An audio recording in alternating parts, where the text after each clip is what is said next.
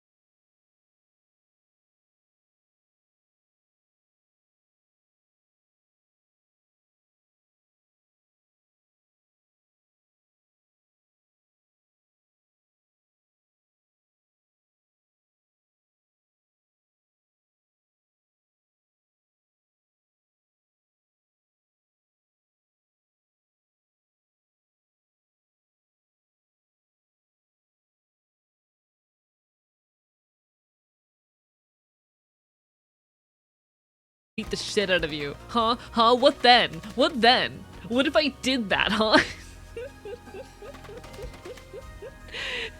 Alright. What else did I need to prep? Hydrates are working evidently, as chat is quickly proving. Hydrates are functional. Cool. Let me calibrate my face tracking. Face tracking calibrated. Alright. Tail up. Never mind, you scuffed me. Tail no longer up. Alright, I see how it is. Happy, father ducking pride. Alright. Chat. Let me go through and say hello to everybody. Hello to Wasteland Radio, congrats on the first. Hello, Definitely Fused, thank you for the subscription. Welcome on in, Am the Man, Peru, Mal, Ali the Crow, Someone Awesome, Vox Marinix, let's see, Rowan the Chicken, Gracie Bacon, Omega Scales, Shalfa Horn Chen, Park Bench. I need more creative ways to mess up your name. Fuck. Marshy. Pac-Man. Chat, I'm an incredible streamer who has so much respect for my viewers. Hello, Jordan the Kitty. Let's see. Across Volps, you enjoy your lurk. Bye. Ali the Crow, Astro Arts, Terrapin Scoot, Skell Rider. Let's see. Jamboree, lovely to see you. June should be rebranded as Pride would make entering summer more appealing. This is true. Summer is exhausting. Let's see. Am I missing anybody? Azel, I'm beating you up with a rock. Hello, Tequila Coma. Hi, everybody. What have y'all been up to? Welcome to Monday. Just making sure the redeems are still working. Thank you. I appreciate it. I did set up my hydrates for once in my life, but I didn't set up other stuff. Which brings me, chat, to some of the announcements I have. Number 1, current state of YouTube. Chat, I have my second video essay currently in the editing bay. I have not been able to work on it since Sunday. Rather, I've not been able to work on it since Saturday, but I'm going to be finishing it hopefully tomorrow and getting it uploaded on Wednesday morning. I'm hoping, begging, pleading that works out. I really want to get this video done and off my plate, largely because I have a second project lined up for this month. A big part of why I was pushing myself so hard to get AI and the Politics of Death out before the end of May, which obviously has not worked out, was largely because I had a separate project on the horizon. June 30th is my 1-year HRT anniversary, as well as the anniversary of the release of I Don't Regret Girlhood, which was my first video essay, a sloppy but deeply genuine exploration of transness, childhood, and grief. And I did make it with the intention of it being consumable as a standalone piece, but it was never intended to exist in isolation. Something I only opened up about recently is that project is part of a trilogy. And with any luck, you will be getting part 2 of that trilogy on June 30th. Bark, bite. With any luck. I do have my work cut out for me. I'm gonna be focusing really hard on YouTube this month because I need to get basically 2 video essays done in the course of this month. But I'm gonna be working as hard as I can to make that happen. I'm definitely scared about my capacity to get this 1-year in HRT video out. Chat, should I spoil? Okay. I'm tempted to just spoil the title, but the main reason I haven't put the title out there is because I'm a little bit scared that the current concept I'm working with I won't have enough to say about, and that I will have to bring in elements from what is supposed to be the 3rd video in this trilogy to make it work. It hopefully, if I can get the concept to work the way I want it to, should be titled What is Boyhood and be an exploration of the notion of passing, and going further down the deconstruction of gender pipeline. And if that works out correctly, then year 3, the 3rd video in the trilogy, on my 2-year HRT anniversary, I will be releasing a video called My Gender is Punk, which is a gender abolitionist hit piece because I'm like that. But in any case, That's spoiling. That's spoilers. Keep an eye out for that. Happy Yuri month. Congratulations, Yuri Lover. Proud of you. Hello, Wonder. Hello, Natalie. Hi. So in love with all things Boyhood. I'm a big fan of Boyhood. If I can be so honest, chat, one of my biggest frustrations with like the reception of I Don't Regret Girlhood is the number of people in the comment section who say, cool video, here's my opposite experience in the trans femme perspective. Boyhood sucked and there's nothing good about it. And I understand where that comes from. I do understand where that comes from. But I also need people to understand that a core point of the video is for a long time I felt the exact same way about Girlhood. And part of healing from that was seeing other people find joy in the things that brought me pain, you know? Like, I'm not saying you have to like it, but I think we could stand to deconstruct this shit to a point where like maybe Boyhood isn't an evil, horrible thing. Maybe there's some elements of it that could be cool and fun when you deconstruct them. Maybe it just wasn't for you and that's okay. But that's a whole ramble. That's something I do hope to address better in What Is Boyhood should things work out.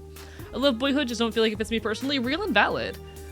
For me, I found so much love for me. Okay. The moments that I feel most in touch with the Boyhood I did not get to have are the moments wherein like I am throwing down in a mosh pit with cis guys, and one of them seeing me pull off some sick ass fucking move, pulls me into a side hug and goes, hell yeah, brother. That to me, that is Boyhood. And yes, it is messy and violent and sweaty and physical, but I really fucking like it. Happy Pride Month, remember to kill a lion before July. But yeah, like, I don't know. I want to talk more about what exploring Boyhood as a trans-masc person has looked like. But regardless, What Is Boyhood is going to be a lead-in to a larger deconstruction of gender. I already have a good portion of the third video in this trilogy written. That being, you know, the My Gender is Punk video. Talking about how I don't even necessarily feel like my gender is masculinity. My gender is transgression and punk, and a lot of the expression that comes with that, or at least the ways in which I have found to touch that, are masculine coded, you know? For me, Boyhood was a lot of yaoi between me and close friends, real and valid. Here at AE Corp, we love sweat. Hello, Lament, lovely to see you. Bark bite bite.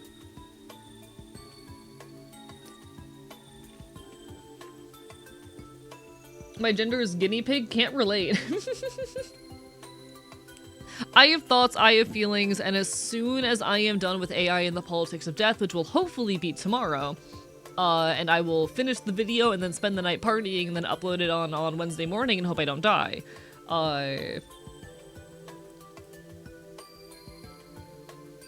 Hopefully, as soon as that is done, I will shift focus basically entirely to working on my When You're an HRT video. So it's gonna be a very busy month. It's gonna be a very, very busy month. Definitely a boy, but they are in no way masculine. Here's the thing, though. I am a gender abolitionist. I don't even necessarily see myself as boy. It is just the closest socially acceptable way of expressing my gender in terms. My gender is punk. My gender is punk. You know? My gender is mosh pits and transgression and rebellion.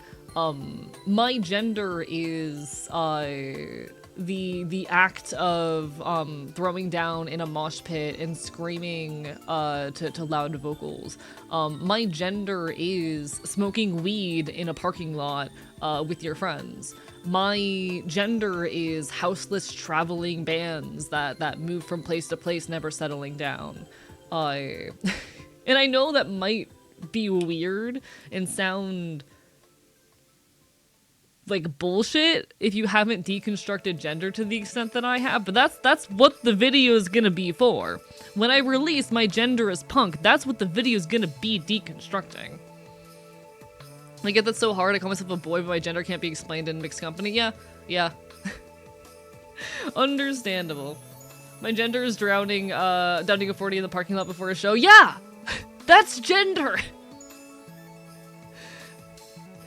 My gender is trying weed for the first time on June 23rd, 2025, because a punk girl offered it to me. That's my gender. And I mean that, like, seriously. Hello, Joe. Welcome on in. Bar for bye-bye. My gender is punk.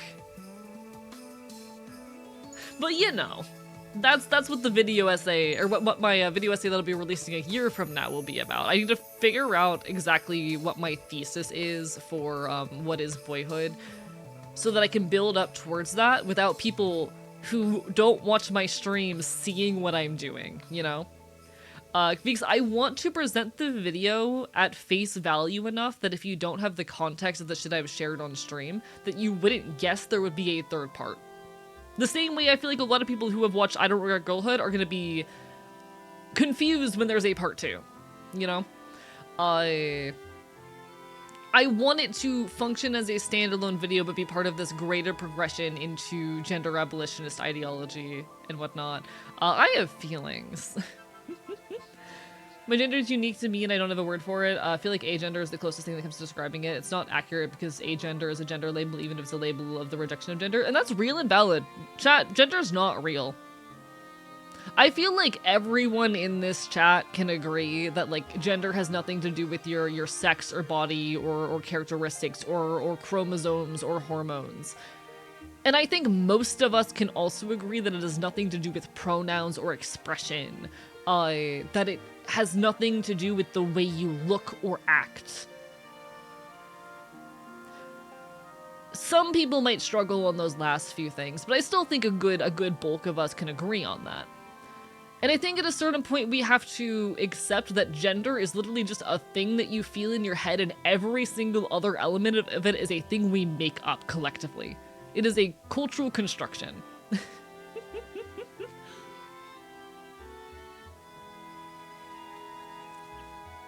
Gender is soup. My gender is an electron that's never in one position. Yeah. And this is not, by the way, to invalidate the identity of anyone who is, like, binary trans or who finds comfort in their particular identity, or for whom their gender is a solidly definable thing within existing structures. But, like, I want to challenge that. I want to open up the room for gender to be a messier, more complicated thing. You know? I think gender is infinitely more complicated than even a male, female, non-binary can express, because ultimately it is socially constructed. You know? Ultimately, it is all socially constructed. And it is a collective construction that we build but also have the power to destroy. And there are so many... Okay. Chat, how many of you have heard the whole, like, thought experiment or anecdote of, like, hey, hello trans person, if you were on an island where you never had to interact with other people and thereby never had to worry about how you are perceived or read based on gender lines, would you still transition? And my answer to that is in some ways yes, in some ways no.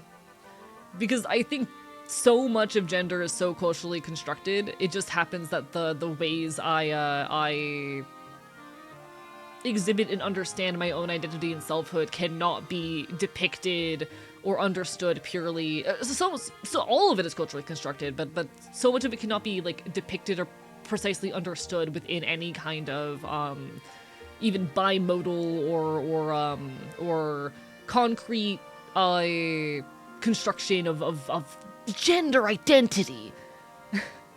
I'm 100% some in-between disaster. I feel you when you say all this, just never thought about it like that. No, and that's totally okay.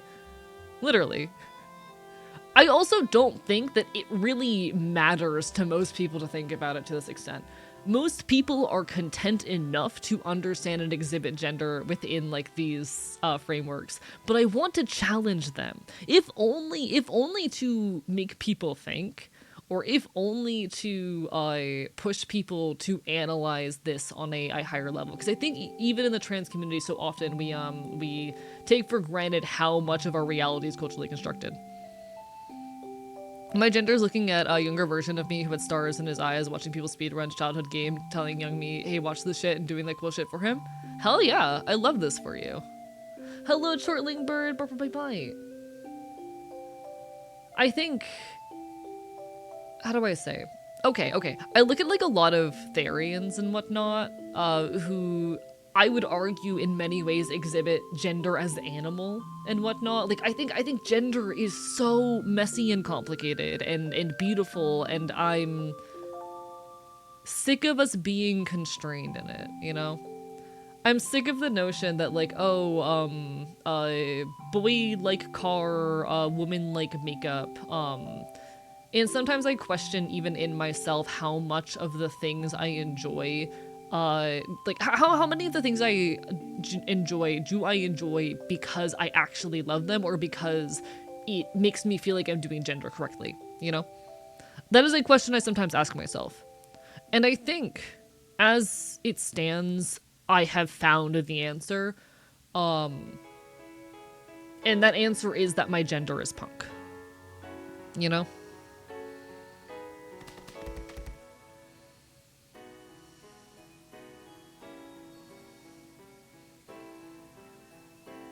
The conclusion I've come to is my gender is punk. And I think that's okay. No worries, you take care, JM. Bye. My gender is having minor body issues from both sides of the spectrum because I fall under both. Valid. Gender is everything and nothing, yeah.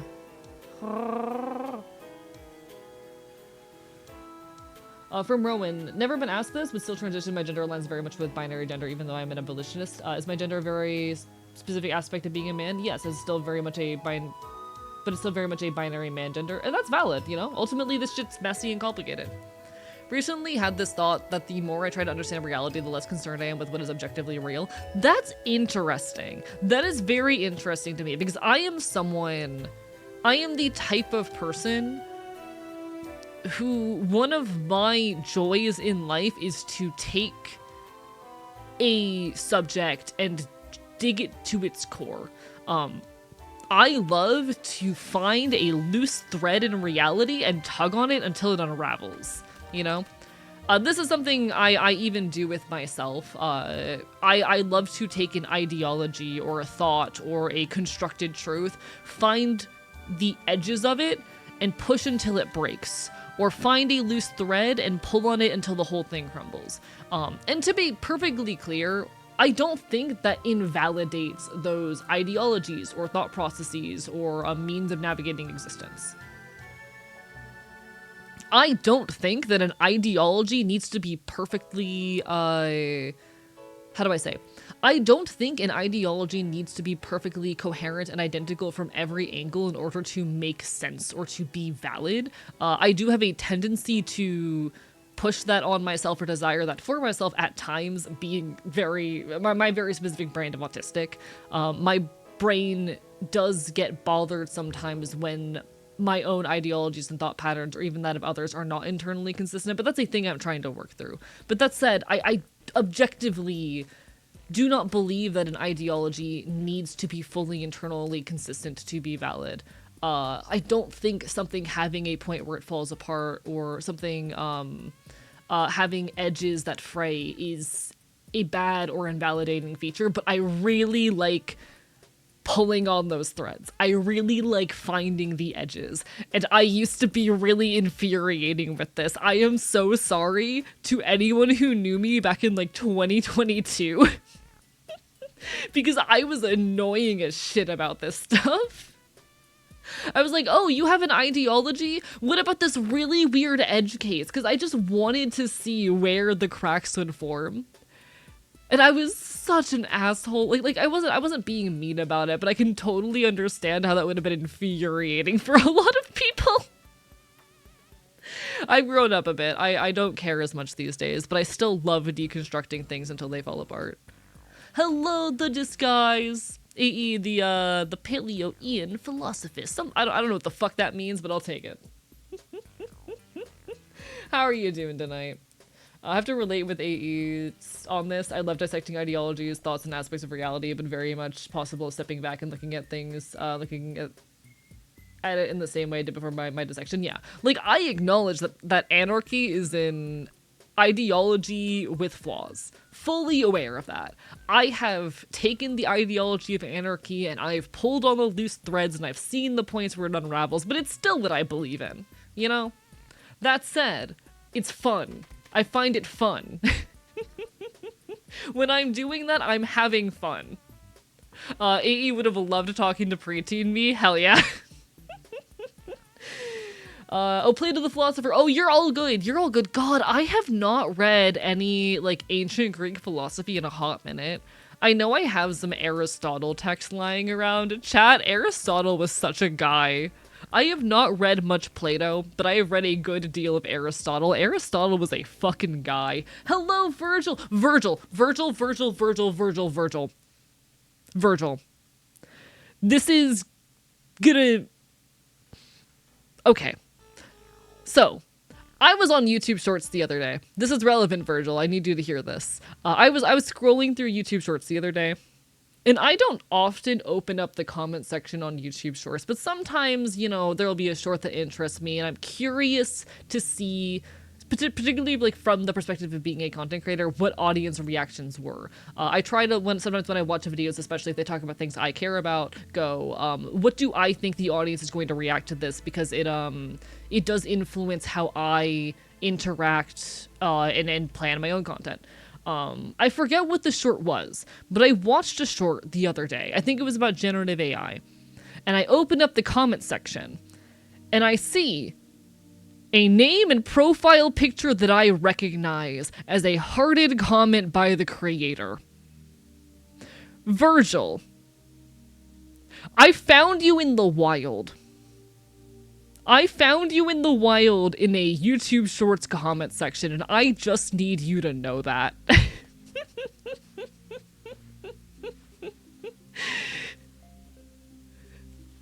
Like, that was endlessly entertaining to me. It's also very funny sometimes just seeing that, like, my audience and I watch overlapping creators. What's your opinion on diet sweeteners? People make a big deal about their negative health effects when most of those negative health effects are not relevant unless you are consuming literally impossible amounts of them. If you are someone who genuinely experiences things like headaches and migraines or other negative effects after consumption, yeah, that's a possibility, and avoid the ones that cause that, but they are not in and of themselves bad in the way that people act.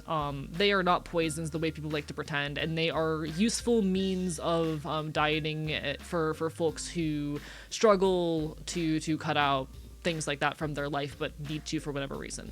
And while I believe that weight goal shouldn't necessarily be a goal just for its own sake, sometimes people want to for one reason or another, and that's okay, you know?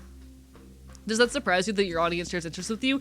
It doesn't surprise me, but it's just a pleasant little reminder that I'm doing cool shit, you know? Gonna take a walk for a bit? No worries, you take care. Do what you gotta do.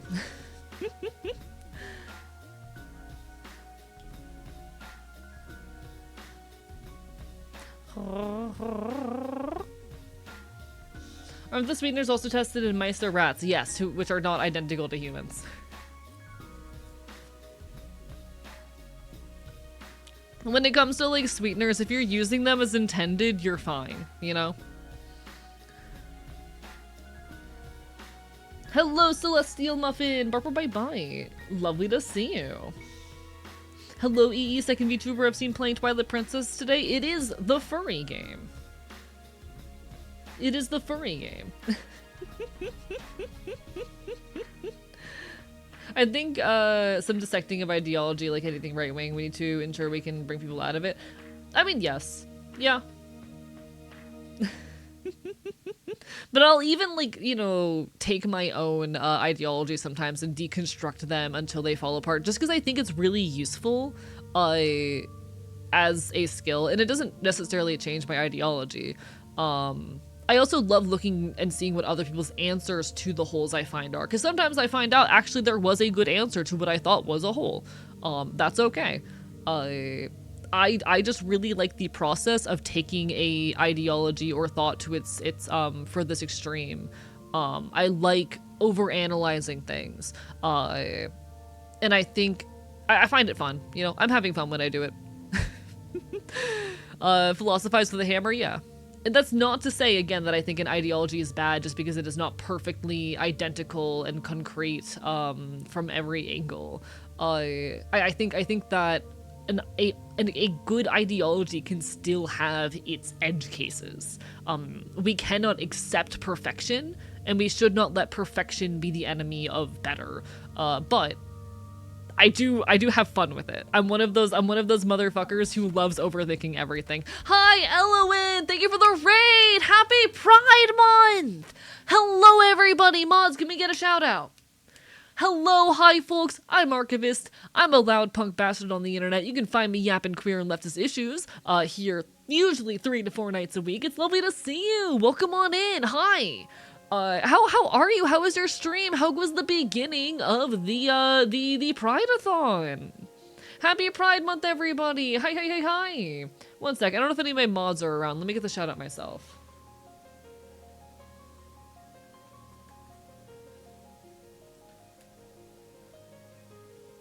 Alright, there we go. Everyone, Elowen is an incredible fellow content creator, someone who I greatly respect and enjoy hanging out with. Would definitely recommend you give them your time and attention. They are currently doing a big whole subathon type event for the month of June. There's gonna be a bunch of collabs as well that I'm gonna be in a couple of them. You'll be able to catch me, I believe, June 6th, 4 p.m. and June 27th, 2 p.m. Over on their side of things, playing some games, yapping, hanging out, and helping them raise the money they need to continue doing this. Please make sure you give Elowen your love. Again, someone who I greatly love and respect.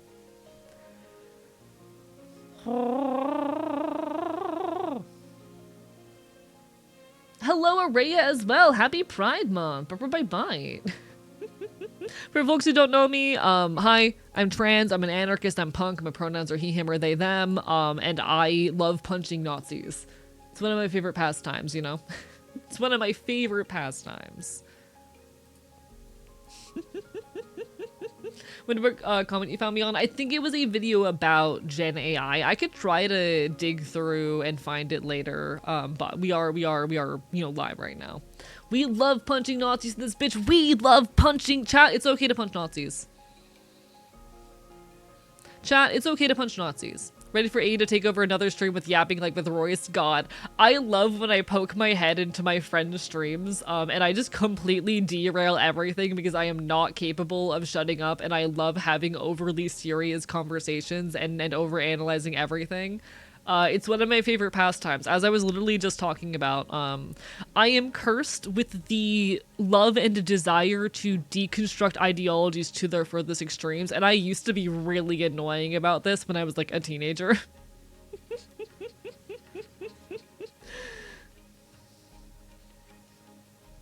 It's okay to punch Nazis because they're less than animals? Christ. Hello, no eyes for you. Lovely to see you. Bye. Chat, hey to the punks in my audience. If there's a Nazi in your local scene, that's because you're not doing enough to get them out, you know?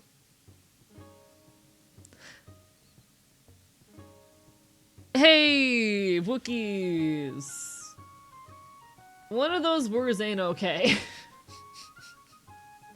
One of those words is like a slur. Don't do that. Don't do that.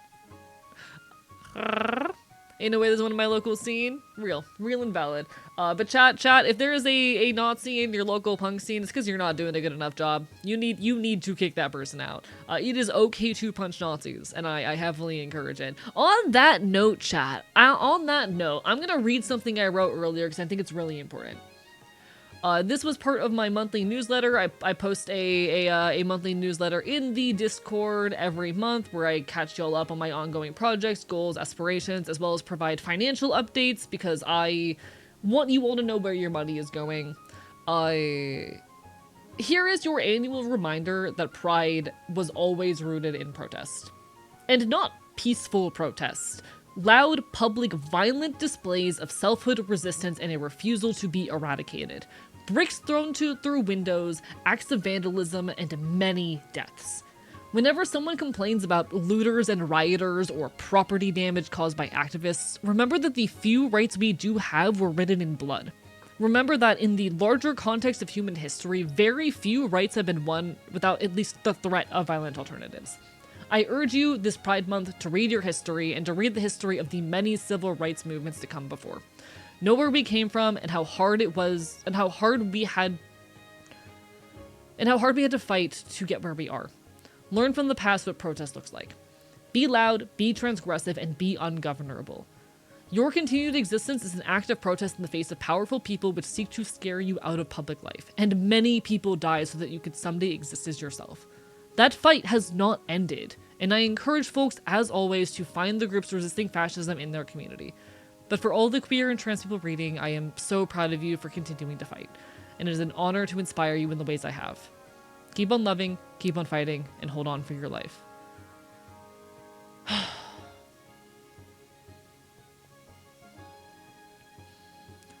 For those who need to hear it. Currently making a patch that says the first Pride was a riot. Greatly admire the people who do riot. Chat, it is your duty to be disruptive. Civil disobedience is a tool, as is like actual disobedience. There's no such thing as a peaceful protest when the police are out there beating us up or just straight up killing us if we fight for our rights. Remember, Tut, you have to outlive the people that'll hate you. How else will you piss on their graves? True! To quote Malcolm X, you're never given rights, you take them. Just putting that one out there. Chat, punch Nazis. I heavily encourage it.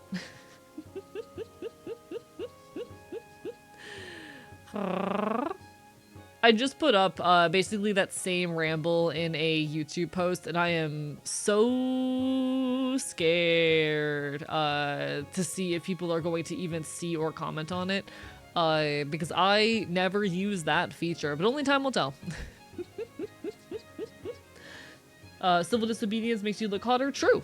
True. Chat, big fan of civil disobedience. Big fan. Love me some civil disobedience.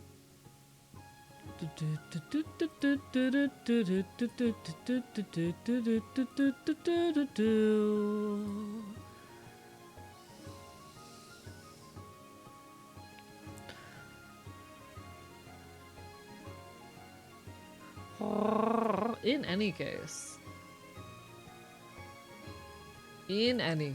Did I have any other big announcements to give? Let me check. I talked a bit about YouTube. Oh, chat. For the duration of June, I am proud to announce that I'm going to be a part of the second ever Shinies for Good fundraising drive. I'm one of the founding members of Shinies for Good. I'm a moderator for the group. We are a group of shiny hunting content creators who raise funds for good causes.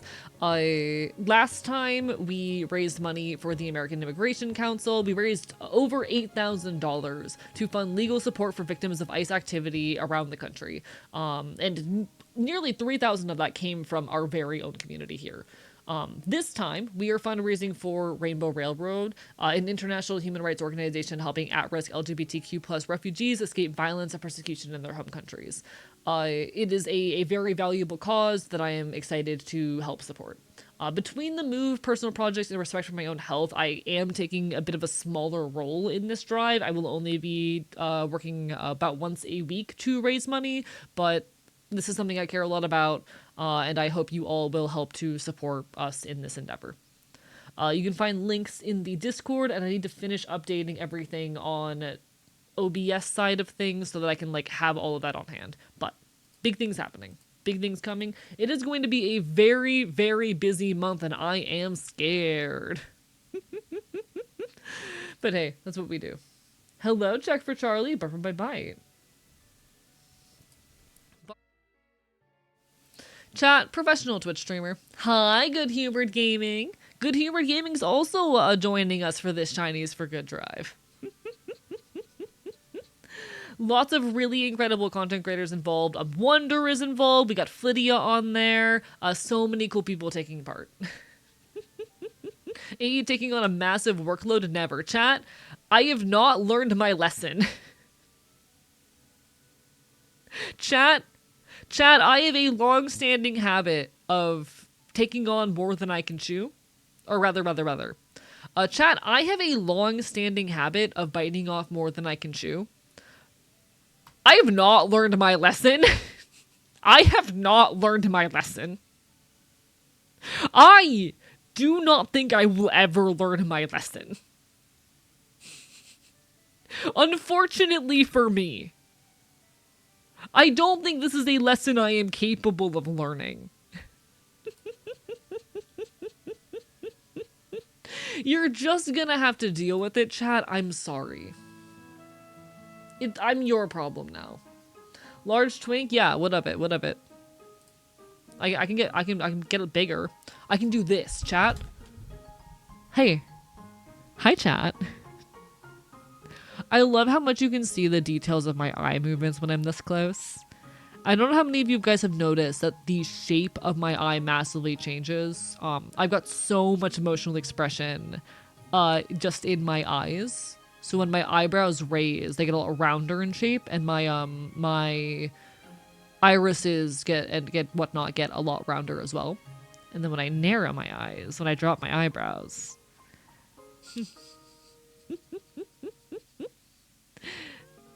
Hi, chat.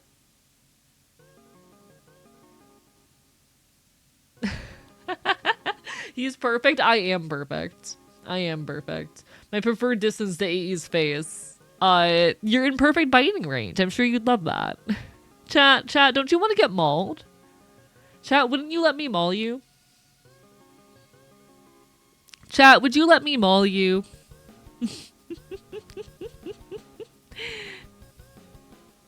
I'm so handsome. Chat, I went hard on my own model. Chat, every now and then I open up my model, and especially when I'm looking at it all close up like this, I really just have a moment of, damn, I went hard with this. God, my model is so good. I'm so handsome. I have such beautiful range of expression. Chat, I drew and rigged this motherfucker myself. And God, I did an excellent job. I'm so talented. Chat, I am so talented. Narcissistic smudge, I can't help being hot, okay? I can't help being hot. If AE keeps cloud maxing like this, I'm gonna need to type things to them I can't on Twitch. I have DMs.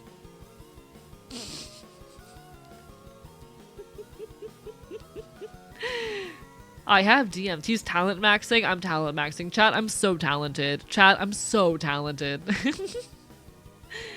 Model is really good though. Really like the soft fade of the freckles. I put so much work into this thing. This model was 9 months of my life, and I put so much work into it. There are a couple things I would tweak given the opportunity. Particularly, I wish my hair color and bandana were like slightly more differentiated. But I love this model dearly. He's mocking on us only if you want me to. Tee hee. Listen, it's not my fault I'm hot. It's not my fault I'm hot. 9 months, very specific time range. Okay. Rowan, I'm taking you out back and shooting you with the gun that I own. Hi, Darkwood Rider. Is that so? Keep on stroking my ego. Come on. Roast chicken.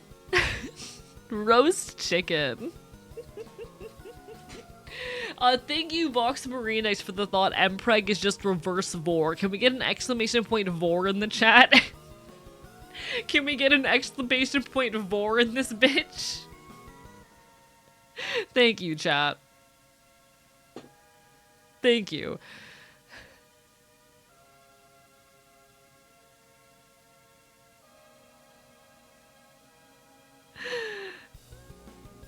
Why is he big? Because I'm teasing chat. Because I'm teasing them. Because I think it's silly. Because I'm a big, intimidating, strong fox. And I'm teasing them.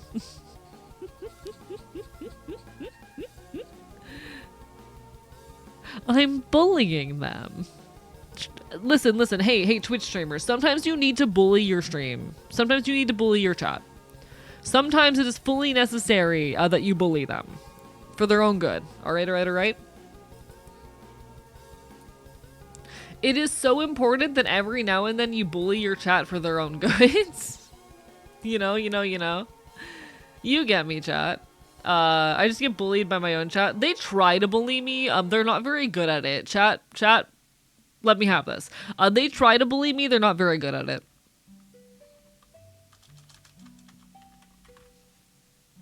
They're not very good at it. Hello, PDA, but we try it. Sometimes you do. Hi, Neptune! Hi! How are you? It's lovely to see you! I want you guys to know that, like, I only give you the guinea pig thing because I think it's funny, okay? If it actually bothered me, if it actually got under my skin, I would shut y'all down. If y'all actually got under my skin, I would fucking wreck your shit. And by wreck your shit, I mean have a serious conversation. It's giving me watch me pull this guy, chat. Please. Watch me pull this guy, chat. Please.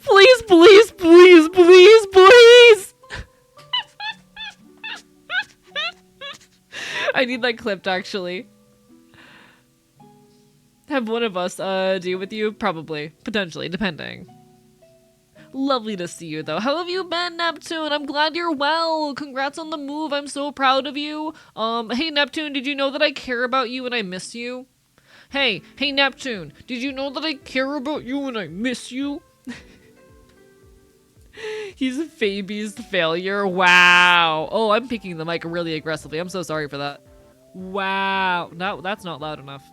Wow, I see how it is. So sorry for the mic peaking. My bad, chat. Didn't realize how severe that was this stream. But wow. Fuck you.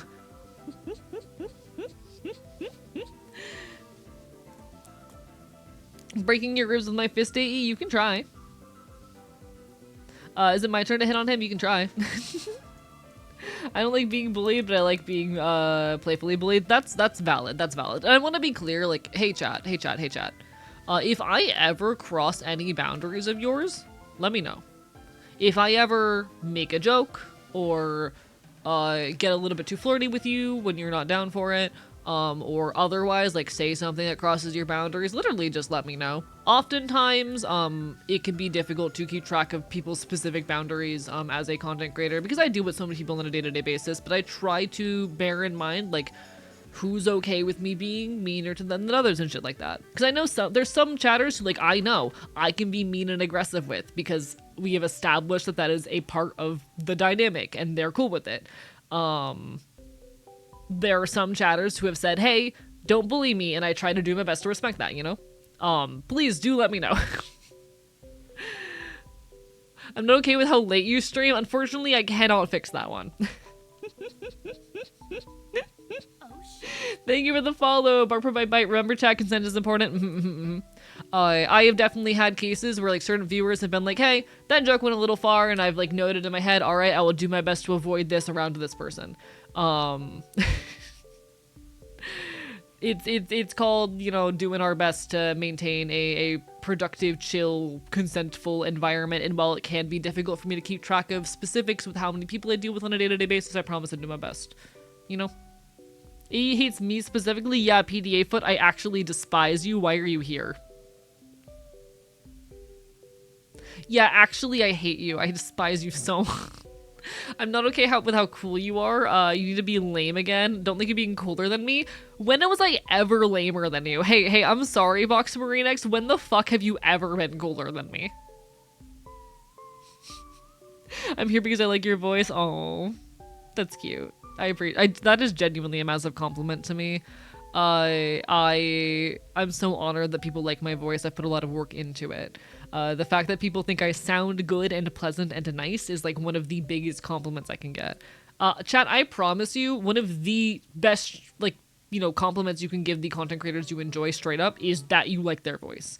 Because many of us put a lot of, have a lot of pride in and or put a lot of effort into trying to make our stream sound as good and as pleasant as possible. It is one of our most highly valued assets and one of the things that we tend to be the most insecure on as well. Do you get a rush off? Of course, please take care of yourself first and foremost. You've got a big event up ahead. If there's anything I can do to ever help you out, let me know. I'm really looking forward to hanging out with you this month, but take care of yourself first and foremost. Appreciate you, friend. All my love. I'm here because AE is entertainment and I'm unemployed. I hope you'll still watch me when you're employed. Your voice is genuinely very pleasant. It's giving Turbo Ohio Riz. Okay. All right then. Thanks, darling. Looking forward to it too. Oh. Speaking of nice voices, chat, Elowen has a very nice voice. Anyway. Can be very silly sometimes that I fully accept my fate with being teased within reason. Understood. Some people are okay with being aggressive. You can't just say we threaten to murder murder each other on the regular. Yeah, this is true. Azel and I literally just threatened to do like grave acts of violence against each other regularly, and that's kind of the dynamic. And I'm really here for it.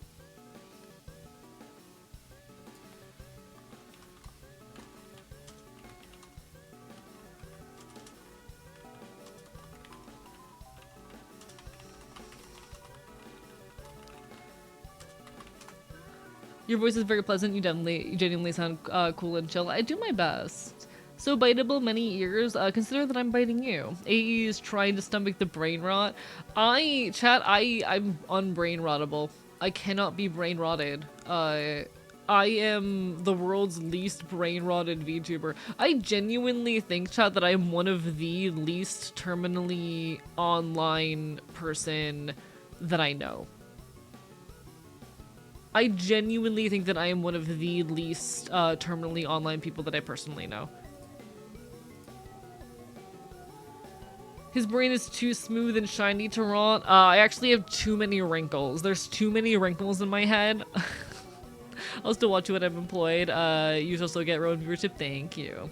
Had to explain to some friends last night why I'll be watching the Amazing Digital Circus episode because I separate art from the artist and won't interact with it anymore, so I don't have to support them more than necessary. Okay, huh? Wait, what happened with Amazing Digital Circus? What happened?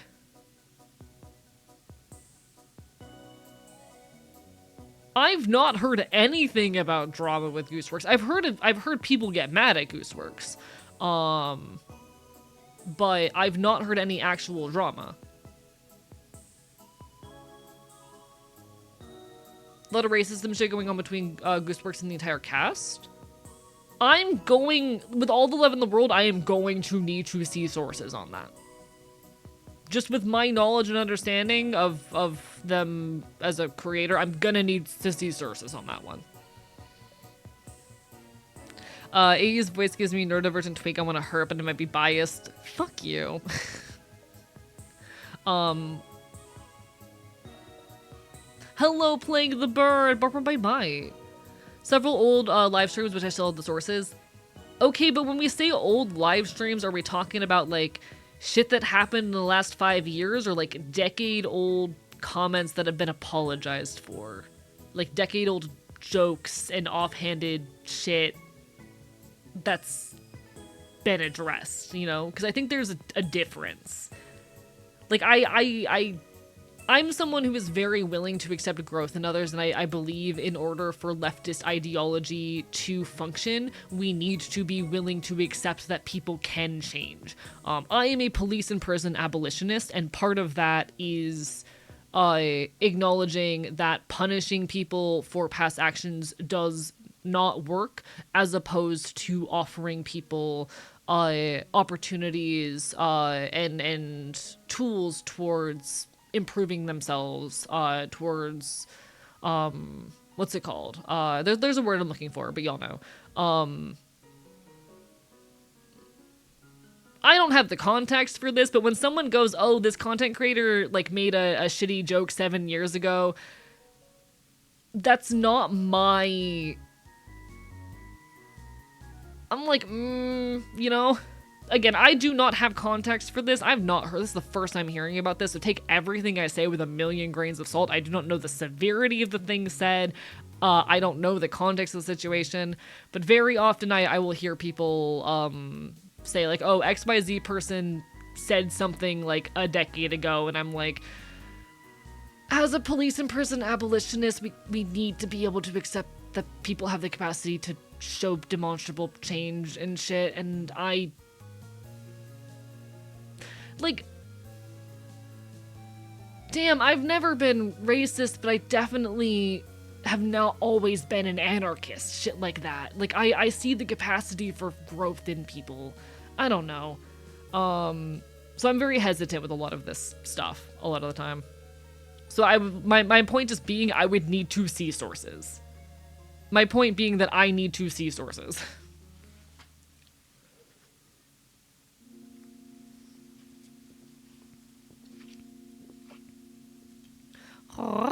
In any case, welcome back. Bark, bark, bite, bite.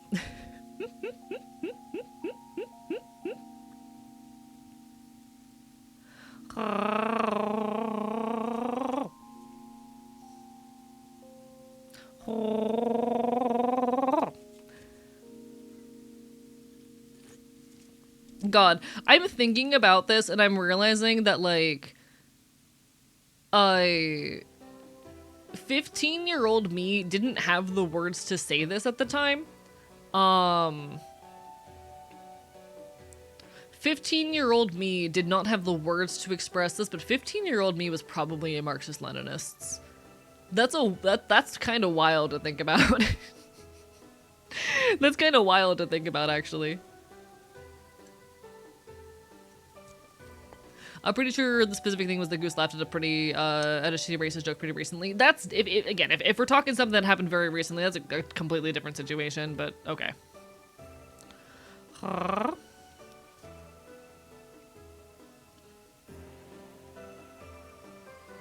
I don't have context. I haven't watched The Amazing Digital Circus past, like, episode 3. I haven't kept up with shit. So again, I have no context or awareness of any of this, and I'm not going to make any solid comment until I have the opportunity to look into it more, because I'm hearing, like, 5 different things from different chatters, and it seems like there is a lot of information out there, and there's not a whole lot of consensus, so I would definitely need to go see sources.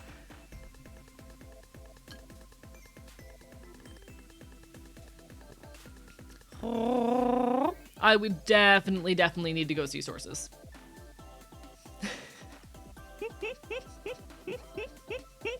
No, straight up, I remember being 15 and writing, like, an essay about how, like, surveillance isn't that bad when it's in the goodwill of the people, and I'm like, damn, 15-year-old AE was an idiot, actually.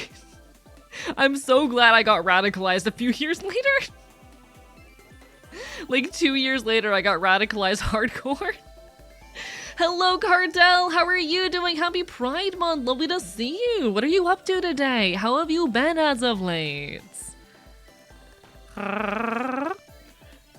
And I'm okay. I will also say, like as I've said, this is a situation where I'm not willing to make any kind of comment until I get more information, and because I'm hearing so many different stories from chat, and there does not seem to be a consensus within chat about what is actually real or relevant to the controversy, I'm not willing to hear information from chat. I want to make that clarification.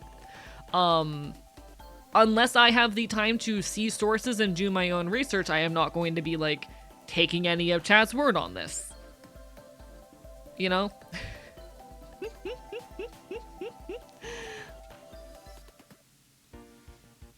Chilling with the missus and a friend, playing Deadlock. Hell yeah, hope you're enjoying. Bark for bite bite. Love to see folks winning.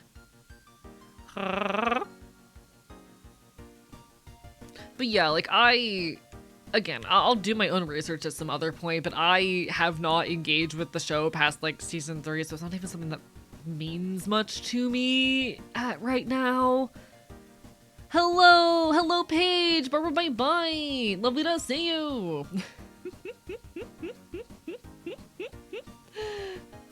Hope you're having a wonderful evening. Oh, chat, I love my friends. My friends are cool. My friends are cool. My friends are cool. That is the wrong index page. Chat, love my mods. My mods are so cool. Hello, Lillian. How are you doing today? Getting ready to do some art and OC designing? Hell yeah, proud of you. Keep on loving, keep on creating. We love to see folks winning. We love to see folks winning. One of my greatest aspirations and desires is to see folks out here be fucking winning. Keep on loving, keep on fighting, and hold on.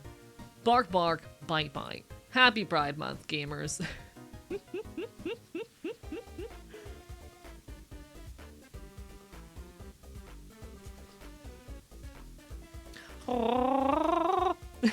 First time moderate. I love my mods. I love my mods.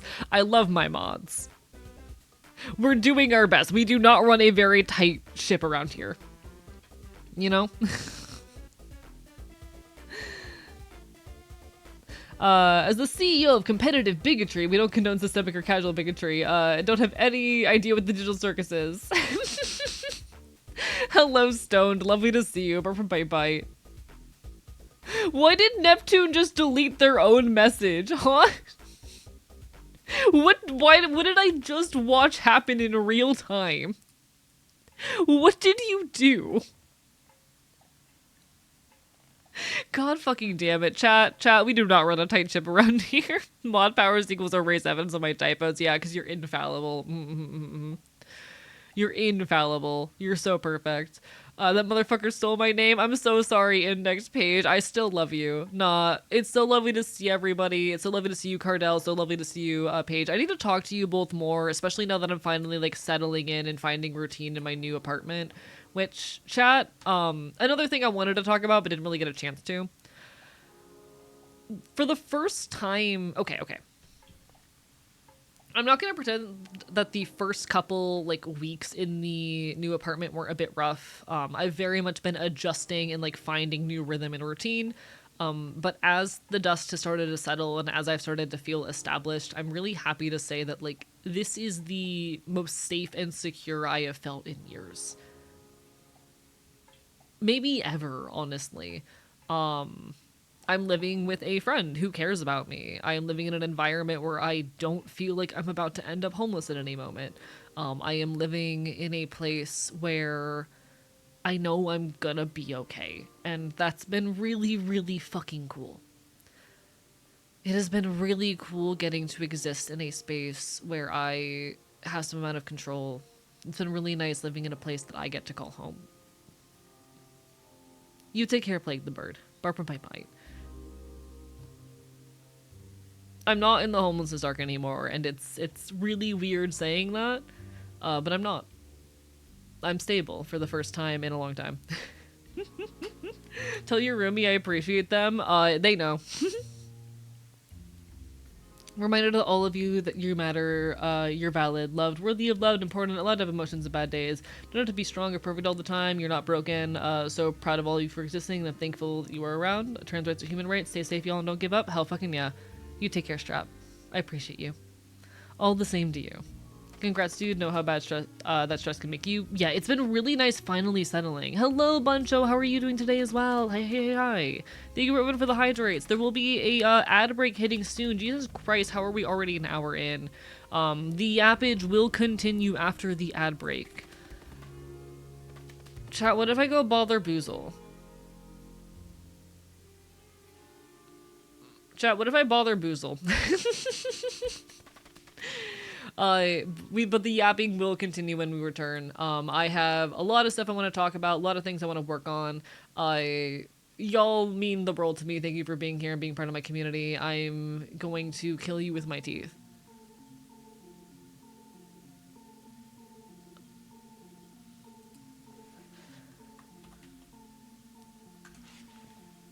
The yapping will continue until morale improves. Chat, morale's already improved. I literally just need to finish this fucking video. Chat, this month is going to be hell just because of the raw amount of bullshit and work on my plate, but I'm so happy.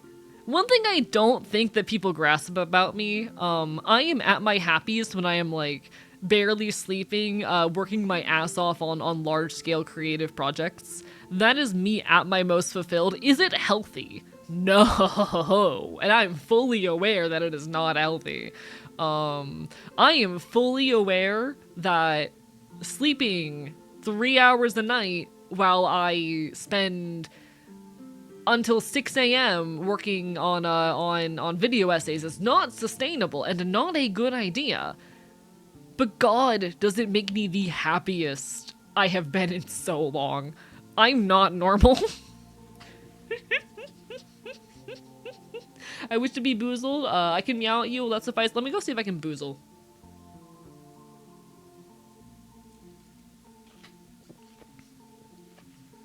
I'm gonna go real quickly see if I can bam some boozles. A little bit of bad habits is a treat. I love fully dedicating all of myself to a creative project for like a couple weeks and just watching it come together. It's so nice. Press X to boozle. Chat, I'm gonna go slam the X button on my controller real quick, alright? Actually, if I'm gonna do this, I need to put my headphones here so that they're not, in the way.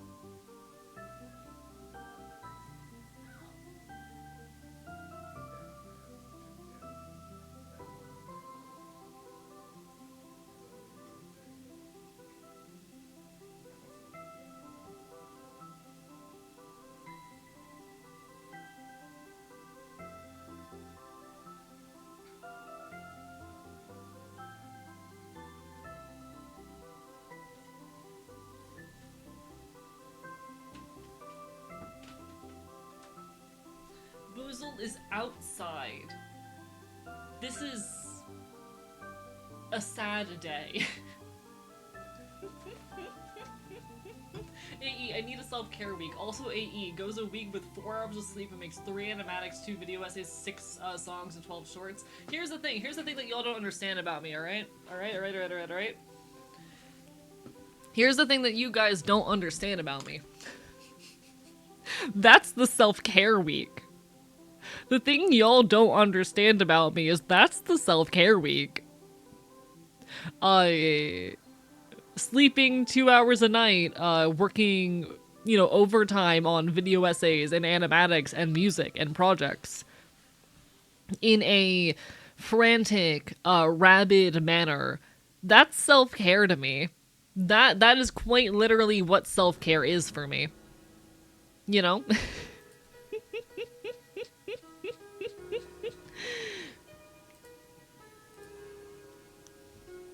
That's just me taking care of myself. Like, I don't know how to tell you. That's just what self-care... That's just what it looks like for me, Yeah, that was the self-care week. Self-care to me is taking off into the woods to sit for a few hours. Self-care for me is I am going to stay up as late as I can physically handle to dedicate every shred of my energy to a project that I am passionate about. You know? That for me is self-care. Honestly, the self-care that I need to engage in more often, if I can be completely honest, is working on a project not for content creation, just because I want to. The self-care that I need to engage with more often is saying, alright, I'm going to work on this, not for you guys, just because I wanna.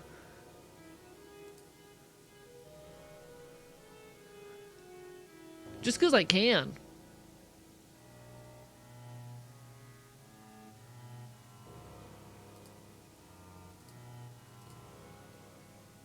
You know?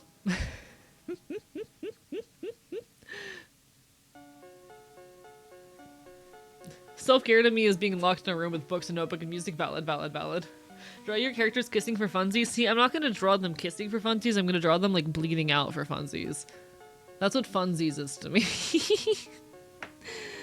But I need to, like, write songs that aren't for the sake of being good content. I need to work on con-legging world-building projects.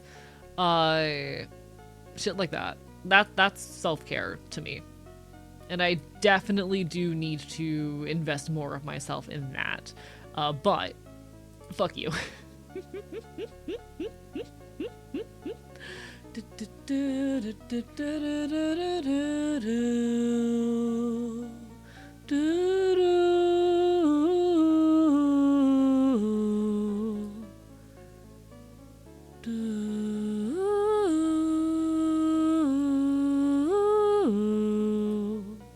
Write a book? I do not have the time to write a book.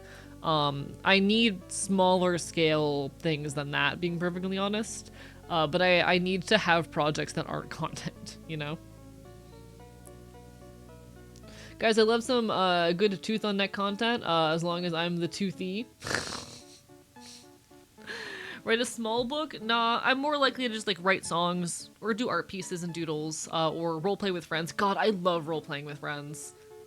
Happy Pride, you filthy animals. Happy Pride, kinda strange.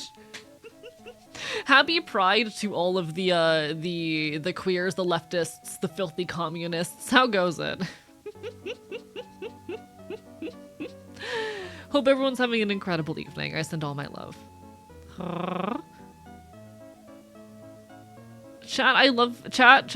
I have a very, very important announcement to make. I have a very important announcement to make. Hey chat. I'm gay. Chat. I'm trans and I like kissing men. I have a very, very important announcement to make, chat. I'm transgender and I like kissing men. I hope you still love me. I hope you still love me. Oh, fuck yeah, are we smoking weed? Chat, I love smoking weed. Hello, Orleans. How are you doing today? Lovely to see you. Hello, everybody. Hello, Leary. How are you doing? But from my bite, the anarchists, the Marxists, the looters, the radical left. Do you have any advice on dealing with annoying parents? It really depends on what you're talking about, being so honest. I, however, am 24, and so do not really have much relevant experience, God, at this rate. How long have you been sending all this information? 10 years. Never saw this coming. Congrats. I know, right? God. I can't believe that that famous Twitch streamer archivist is gay. I can't believe that they're all homosexual. A trans boy kisser in my trans boy kisser stream?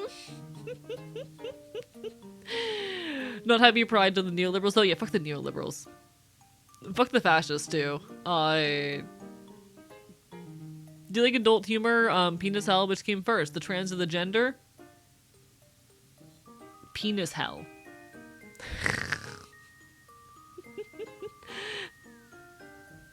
Oh my god, I never thought the trans flag meant anything! Had a Raytheon guy in my Twitter replies. I'm trying to remember what that is. Ayo, Wonder in chat? We shouting at Wonder chat? Wonder's a good friend of mine, fellow trans anarchist streamer, good friend of the channel. And also I'm running her over with a U-Haul and then shooting her with the gun that I own and then eating her body. That's just how the threats have evolved. I don't know what the penis humor gets a Wonder shout out. Got it, understood. It's not even because Wonder's here. Cool. Wonder is like one of my closest friends in the content creation scene. Absolutely love her. I'm beating her up with rocks. I'm throwing hammers at her. Woman jump scare. Raytheon is military industrial complex company. Thank you. Thank you. I knew the name sounded familiar. Apologies. My brain does so much all the time and I forget things. Yeah, fuck that bullshit. Chat, I once had someone come into my community. This would have been like at least 6 months ago, long time ago now, a very early popping off era. I had someone come into my community. It might actually been pre I Don't Regret Girlhood. I had someone come into my stream and try to tell me that war is good because it pushes technological development.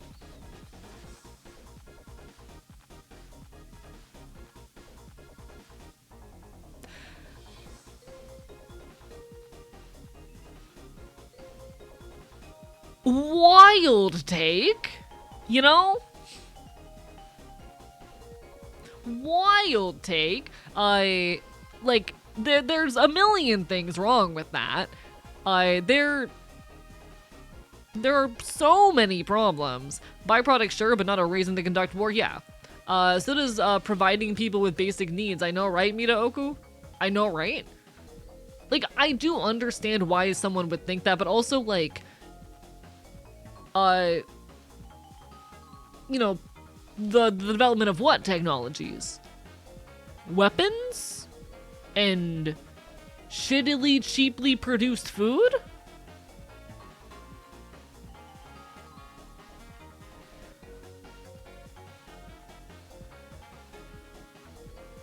People look at the Manhattan Project and think, we're good, see nuclear power from war. It's like, no. The technology developed during war is meant to hurt people primarily, yes, yeah. It's like saying, oh my god, I'm so glad World War II happened so we can learn how to set bones better. I wouldn't be surprised if people actually thought shit like that. But you know, genuine thing that has been said to me in my chat and one of the most absurd takes I have heard to this day. Like, damn, people dying is cool and worthwhile because, like, you get fancy tanks out of it or some shit. Like, what the hell? Hi, Vexed Gal, how are you doing today? Bye-bye. Hope you're having a wonderful evening. Ah yes, this mountain of corpses is an excellent reason to develop Easy Bake Oven. Oh, people are interesting sometimes. I'm trying to think like what other really interesting takes I've been handed as a content creator. I'm glad I haven't had as many weirdos popping into chat recently, but there was definitely that era last year where there were just a lot of people with very uncomfortable ideologies poking their heads in here, and I have always been someone who really struggled to ban people. Chad, do you want to guess how many accounts I have blocked on Blue Sky? Y'all are gonna yell at me at this, and I do agree that this is not the right approach to social media. I agree that I'm in the wrong. I have 0 whole accounts blocked on Blue Sky, and I firmly admit and believe that that is not the way to use social media, and that I am wrong for doing that. I am doing social media wrong. But I do in fact have 0 blocked accounts on Blue Sky. Because I feel guilty. I feel so guilty about the thought of blocking people. It is such an uncomfortable thing to me. I'm like, oh, I'm really just gonna cut this person off when they could, like, become better? Or, like, etc, etc, etc? Why block people? Don't torture yourself. I haven't blocked people who, like, personally abused me. The wrong way to approach social media is to have more people blocked than you have followers and they complain that everyone else is stupid. Have you considered that, like, I'm a content creator? I insist you're too pure for this world. Yeah, Darkwood Rider found out that I've never, like, genuinely wished death upon anyone for more than just, like, a momentary burst of anger that I didn't very quickly push away when the initial emotion faded. and now insists that I'm like the purest person in the universe. It's not responsible to help everyone grow and change, and I recognize that, which is why I say that I am doing social media wrong. Like, I acknowledge this is a problem. I acknowledge that I am someone who takes believing the best in people a little bit too far. And the, you know, wanting to be the mature person in the room a little bit too far sometimes. I'm too pure for my own good, apparently. As a former shift head, that sentence makes me really happy. Lost so many people because I was wrong and I don't blame them. Your persistent anger limit is very low. Oh yeah, chat. I had to get therapy to learn how to experience anger. Genuine AE fact. For the first, I think, like 22 years of my life, maybe it was only 21. I literally just did not know how to meaningfully experience anger. It was an emotion that I rarely ever felt, especially not to a meaningful extent. I genuinely had to get therapy in order to learn how to feel anger, because lacking accessibility to that emotion, had me at a point where I was unable to defend myself, where I was allowing myself to end up in extremely abusive situations and justify the actions of the other person, and even when I knew the other person was in the wrong and agreed, not be able to hold on to anger or rage. You know, there were so many cases wherein I was genuinely being abused by people and I could not defend myself because I couldn't bring myself to be upset at them. I was upset at the situation, I was hurt by the actions, but I could not bring myself to be angry. And for that reason, I couldn't bring myself to remove myself from those situations. Or at the very least, when I did, it was only ever with severe guilt and concern for the impact on the other person. I'm not normal.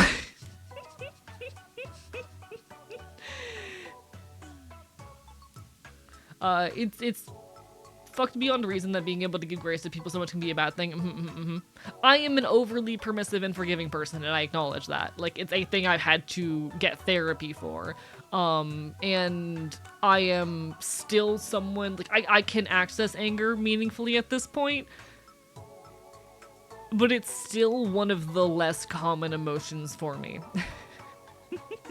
Hello, carnivorous cannabis, Parker White Bite. My anger has historically been directed inwards. I've always been someone who far more experienced guilt than anger. I will say, unlocking anger has been uncomfortable for my internal experience of the world, but you know. I find myself being unable to access anger without permission from someone I find to be trustworthy. Points at this, and this is still something I struggle with sometimes. I am able to access anger now, but I still sometimes struggle to allow myself to feel and express it if I don't have someone else going, nah, dude. Not boy, motherfucker. You should be mad. I literally... Chat, I had a friend who was regularly, essentially sexually harassing me, for, like... Oh, Jesus Christ, like 6 months, the majority of the harassment happening in the last, like, 3 months, who I recently cut out of my life for a completely different reason. And it took, like, 2 different friends sitting down and going, hey, AE, that's manipulation at best and sexual harassment at worst. For me to go, oh, maybe I should be madder than I am. This was an IRL friend. This is something that happened to me earlier this month. Like, I cut this person out of my life earlier this month. I still struggle with this. Anger is weird and hard.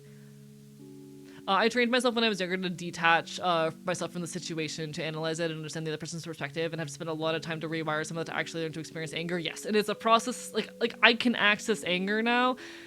I'm not great at it.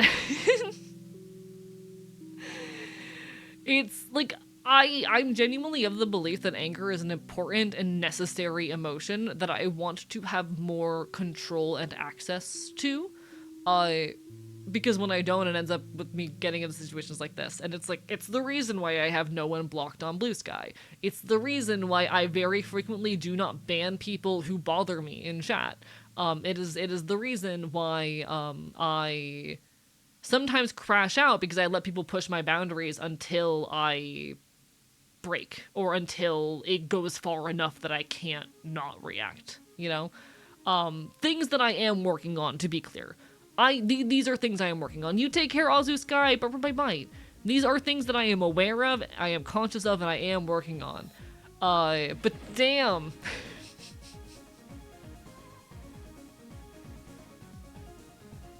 Damn. Constructive anger versus destructive anger, yeah. 1 second, I need to turn on a light in here.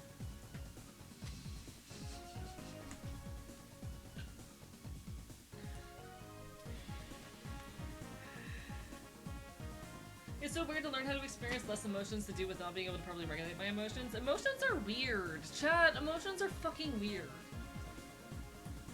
Oh.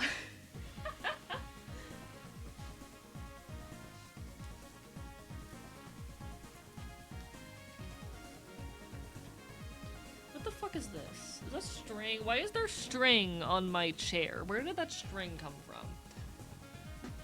I want to say the good people AE, but sadly my experience anger kept me alive. No, and that's understandable. Like I said, I think anger is a very necessary and important emotion. I think that anger is an emotion that allows us to defend ourselves and to recognize when injustice is occurring. I believe that it is fundamental to our ability to defend ourselves, to defend our rights, to defend our communities. When hope is low, anger lights the flame. Anger's super cool and important. Love anger. But it is something I struggle to experience, and I tend to rely more heavily on hope. I think that both hope and anger are two sides of the same coin in revolutionary action, you know? I think both hope and anger are two sides of the same coin when it comes to revolutionary action. And I think they are both valuable and necessary parts of the tool that need to be taken in tandem, you know? That need to be balanced and need to exist in tandem. Holding on to and motivating yourself entirely with anger is as destructive as existing only by hope and not having anger, you know?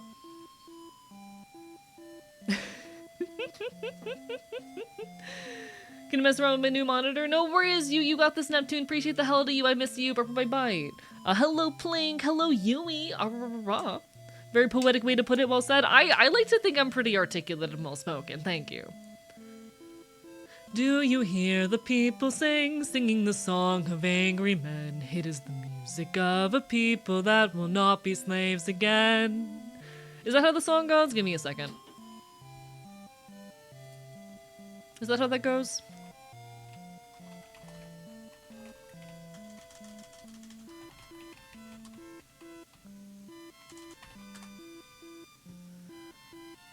It is, I was right. I love this song.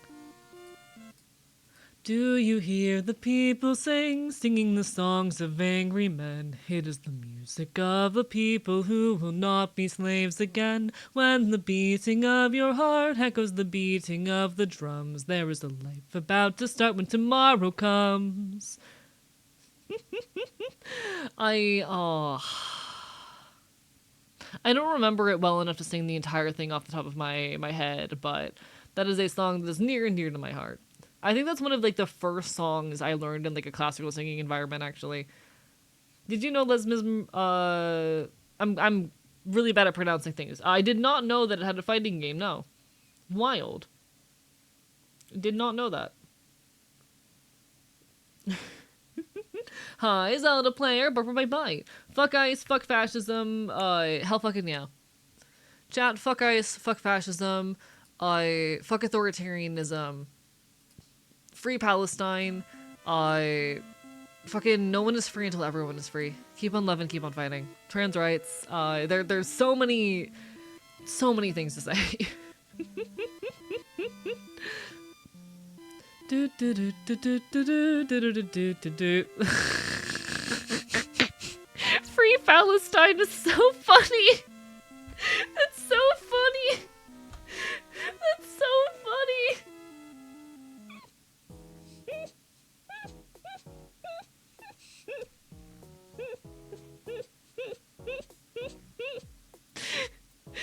Fucking hell, Christ.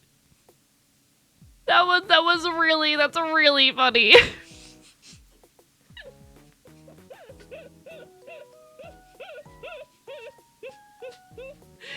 Fucking hell, okay.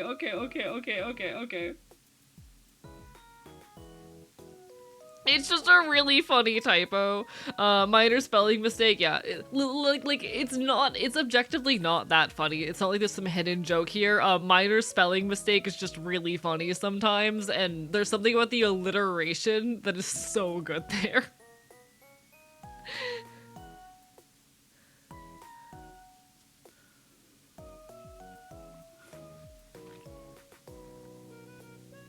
Jesus Christ. Free to own on Steam. Deal goes until 14th of June. Someone threw the link in the Discord and the suggestions channel. That wasn't a spelling mistake? Is it not? Intend to write it with an F? Can I ask why? Is this like a language difference?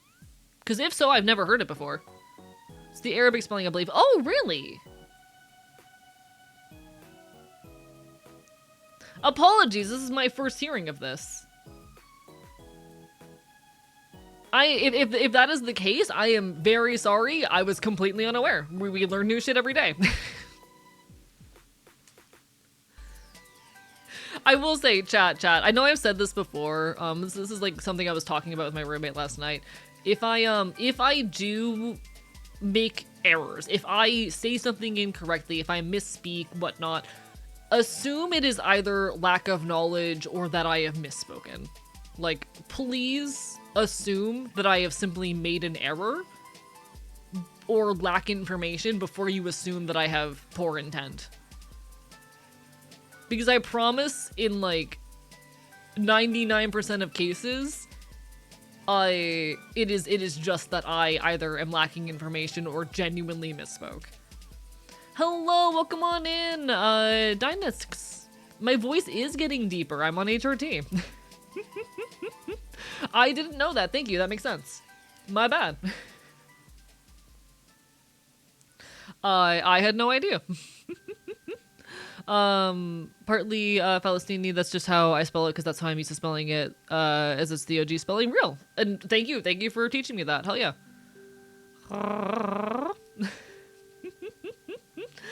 We know you enough to know for certain that it lacks malice. Yeah, I've shared enough at this point.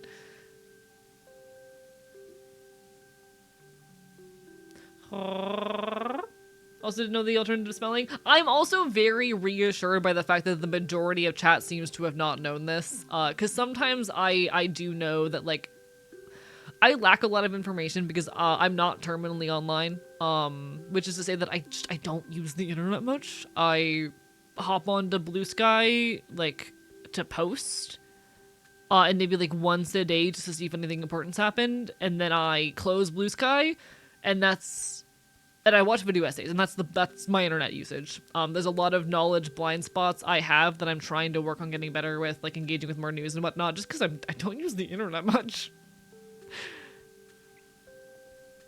Which is not to say that these, like, are things that you only know if you're terminally online. It's just to say that, like, sometimes I worry that I am missing fundamental information on things and subjects, or that I'm missing major news events just because I'm not exposed to them, or to the same amount of information as a lot of people are, you know?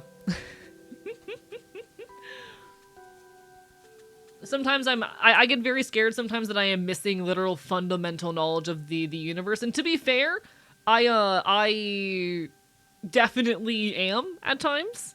It was actually funny to see you be wrong about something. We're all flawed.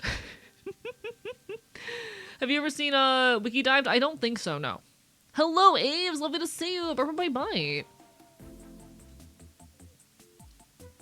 I'd seen it spelled like that before, but I didn't know the origin. Thought it was a censor of anything at first. Yeah, real. Learning is cool. Learning is cool. Hello, Bland Beans! Bye bye. How are you doing tonight? Happy Pride! Pyro, still don't know what that is. Still have no clue what that is. It is badass. In fact, I love learning new information that furthers my worldviews and allows me to talk about the things I care about in a more informed manner, you know?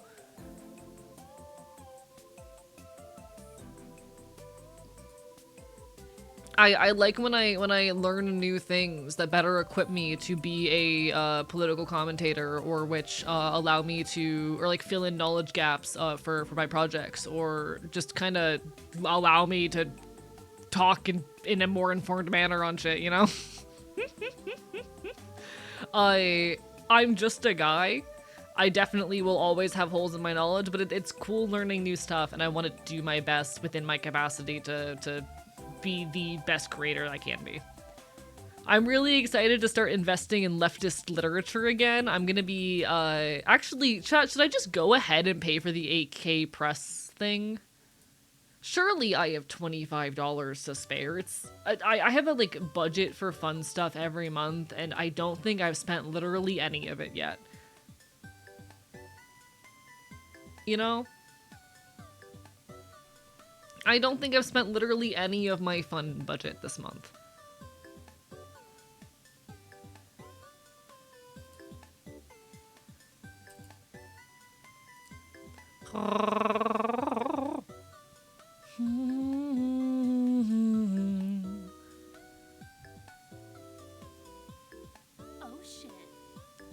Hello, thank you so much for the subscription, Lily, and I appreciate it. Bye. For those who are unaware, AK Press is a worker-run, collectively managed anarchist publishing and distribution fucking thing, service, whatever you would call it. They publish anarchist literature, really cool organization, and they have a monthly subscription where you can, for $25, get a hold of every single book that they release in a given month.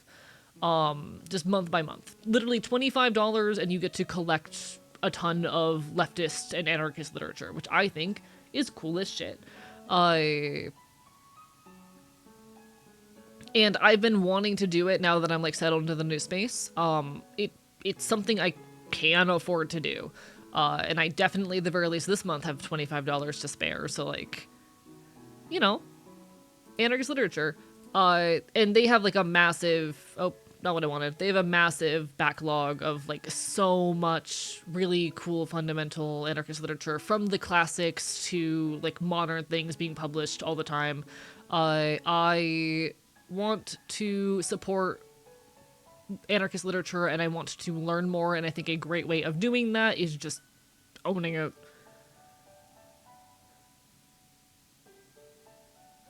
So I think I have, you know what, fuck it, it's the beginning of the month. I haven't spent any of my fun money this month, and I only have like, I do have 4 shows planned, but they're all at the end of the month. I'll be fine. I'd love to explain why, actually. It is written in English text as Palestine or Palestine because the letter P isn't really a thing. To simply the etymology, so P used to be pronounced as F. Interesting. Nowadays, Arabic P is pronounced like B. Okay. Yeah. Both cool and shows how old the nation is because it was named pre the shift F to B. Yeah, the linguistic drift of that is really cool. Hell yeah. Alright.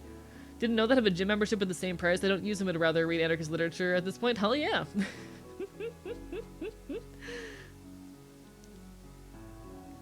That is really fascinating, and I do appreciate you sharing and learning more, especially because I love linguistics. Big linguistics enjoyer.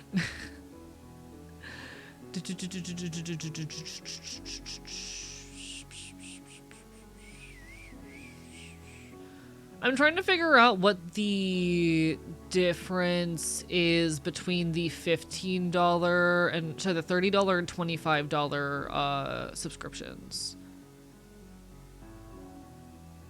Automatically receive every book we publish that month.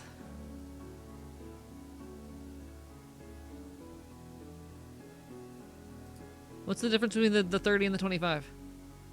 It doesn't look like there's a difference.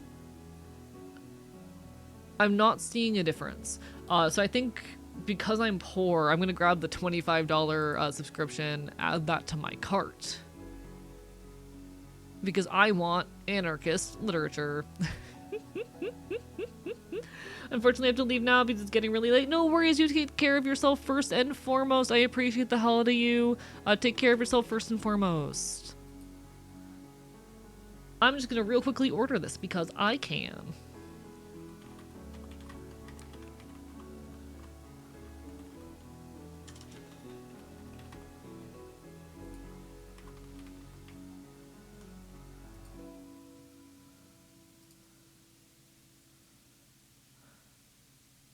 Nice.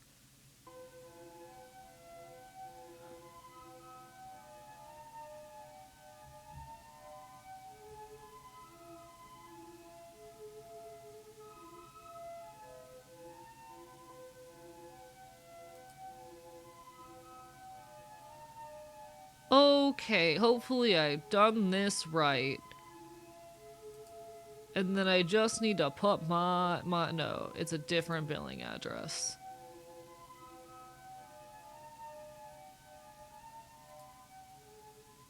Yes, I would like to use my Visa for this. There you go. My billing address is not the same, actually. Hello.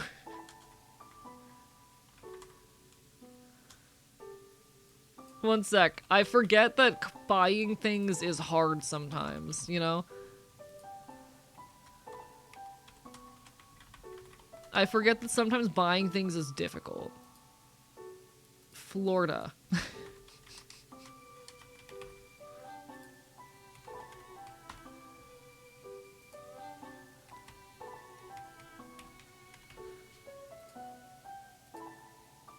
Please work.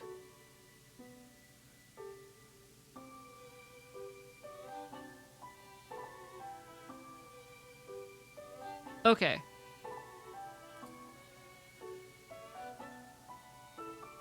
Hee hee. Hee hee. Chat, I did it. Hopefully I did that properly, and I will soon have a subscription to AK Press where I'm going to get a bunch of cool leftist books. Life is nice. I like existing. Chat, life's pretty cool. Life is pretty cool. Alright, it looks like I did that correctly. Nice. Alright. I have leftist books coming soon. Yay! Hello, Talk with the Cat. Happy Pride Month. How are you doing? Bye bye.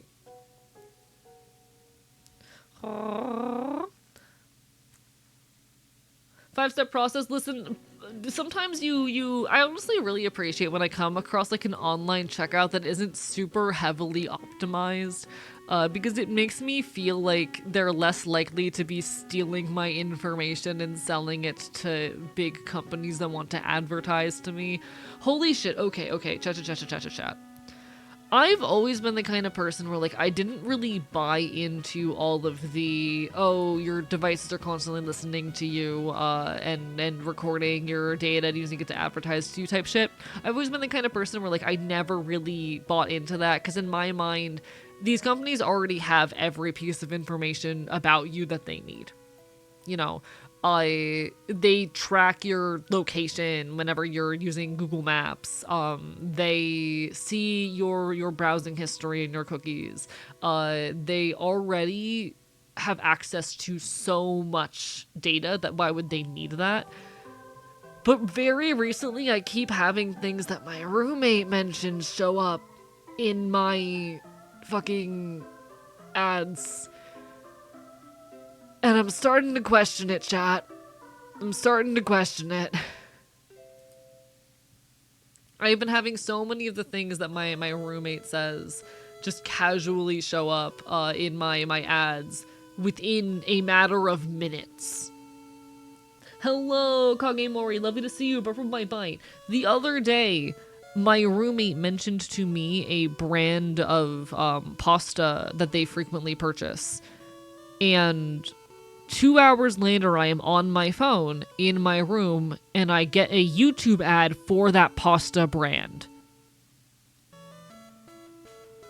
I'm starting to question it. How are you doing though, Kagemori? Bark from my bite. I definitely understand doubting the conspiratorial sticking, but your phone does that spy on you. See, I was always just the kind of person who went like, oh, the more rational explanation is that we're honestly really bad at OPSEC, and it's so easy to piece together these things based off our purchase histories and location tracking, etc., etc., etc. Why would they need to go to the extent where we're already handing them everything? Huh. I'm starting to realize I might have been wrong.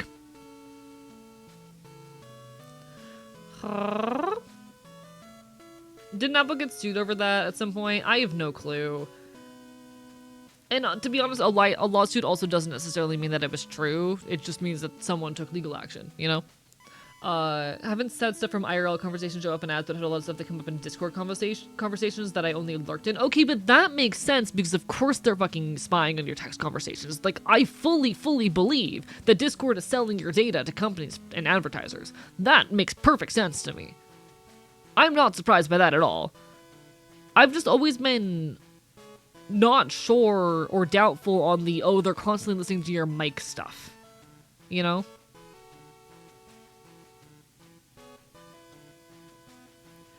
I'm starting to doubt it. Chat, I might be finally buying into this one conspiracy. I'm starting to buy into this one conspiracy. And mind you, this has happened like 5 different times in like the 3 weeks I've lived here, where something that was mentioned in a conversation within like 3 hours shows up. Suspect on text-based convos, it might not just be Discord, but also packet sniffing. Probably something like that as well, yes.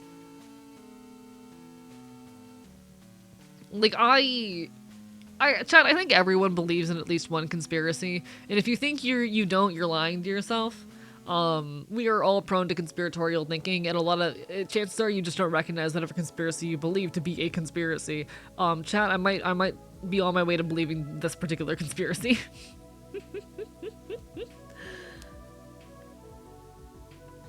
Oh, one sec. Let me catch this comment here.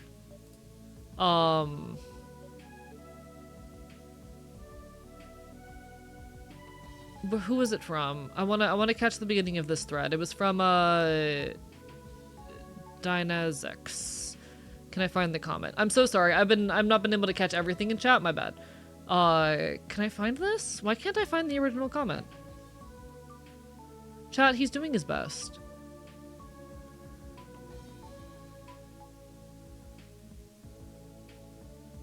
I can't find this original comment. I am so sorry. I promise it's not because I'm ignoring things. Oh yeah, I found it. Something you talked about your video that you need to learn how to be angry. I have a weird feeling at times making me feel like I can't be a trans woman because I'm too much filled with anger and lack self-control at times. Kind of wonder if you had similar cases.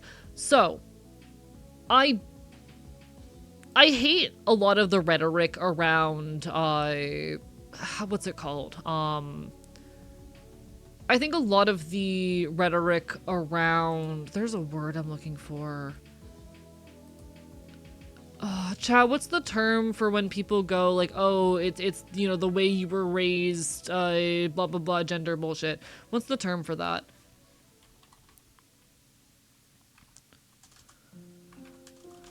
There's a word for that. I have it written down somewhere.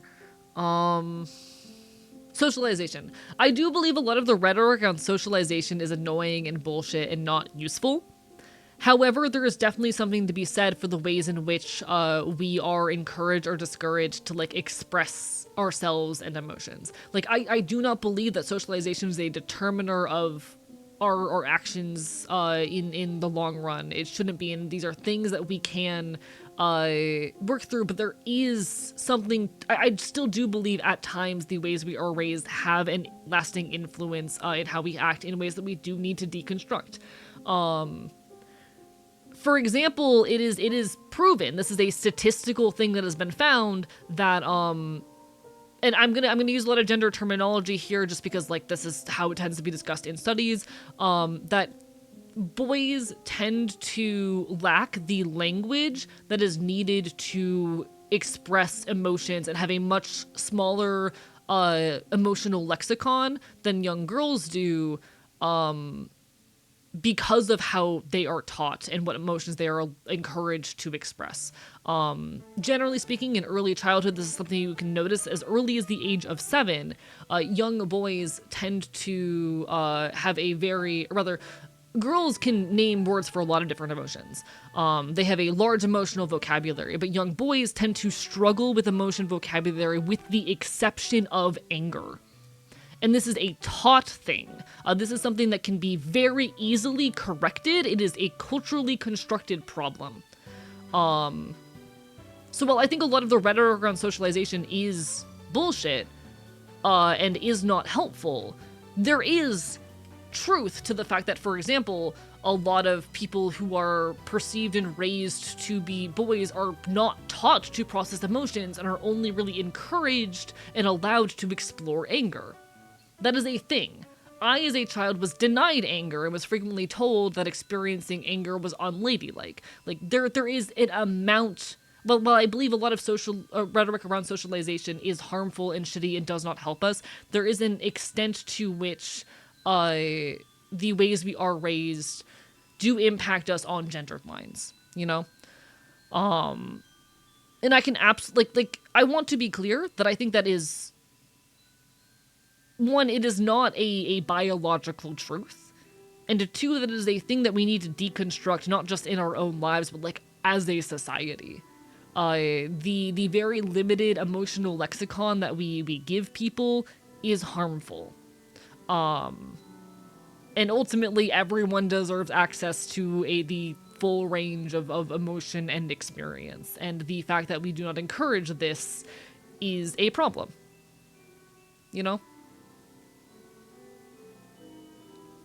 Lot of thoughts and rambled stuff going on there, but ultimately that does not at all invalidate your womanhood. But it is, I do believe, a wider problem that needs to be addressed in the world. A lot of the rhetoric around socialization is shitty and harmful, but I do think it is something at times that it has value in acknowledging in specific context, you know?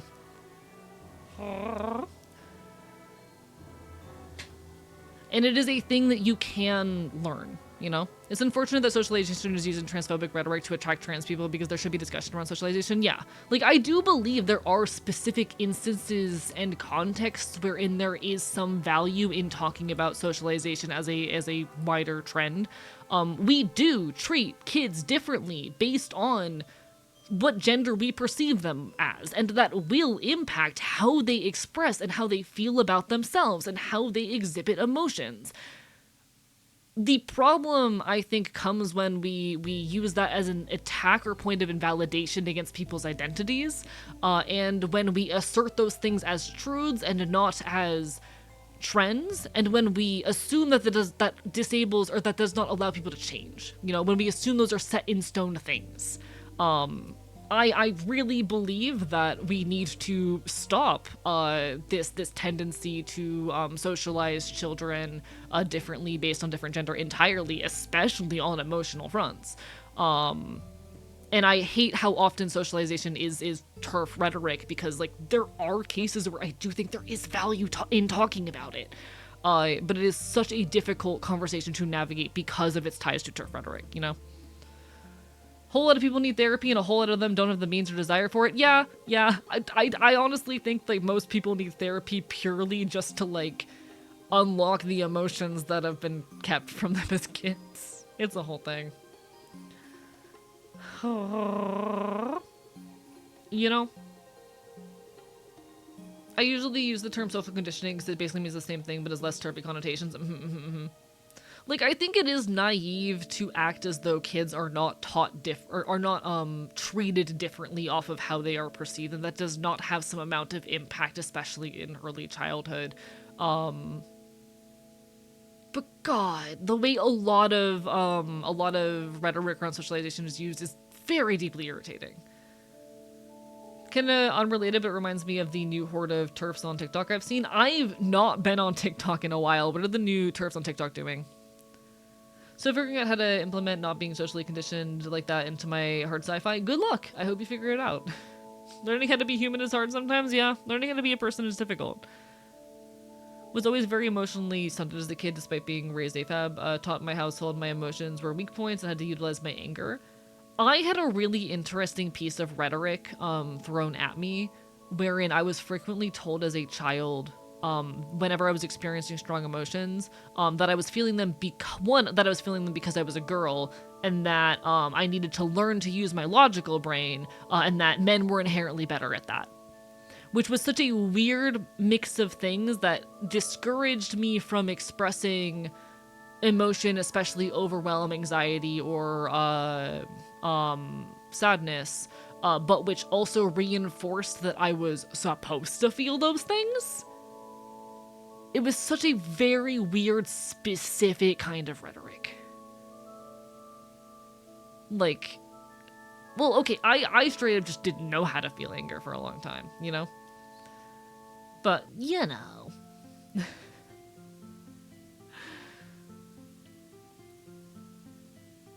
God. Chat, emotions are weird. Childhood is weird. Childhood is really weird.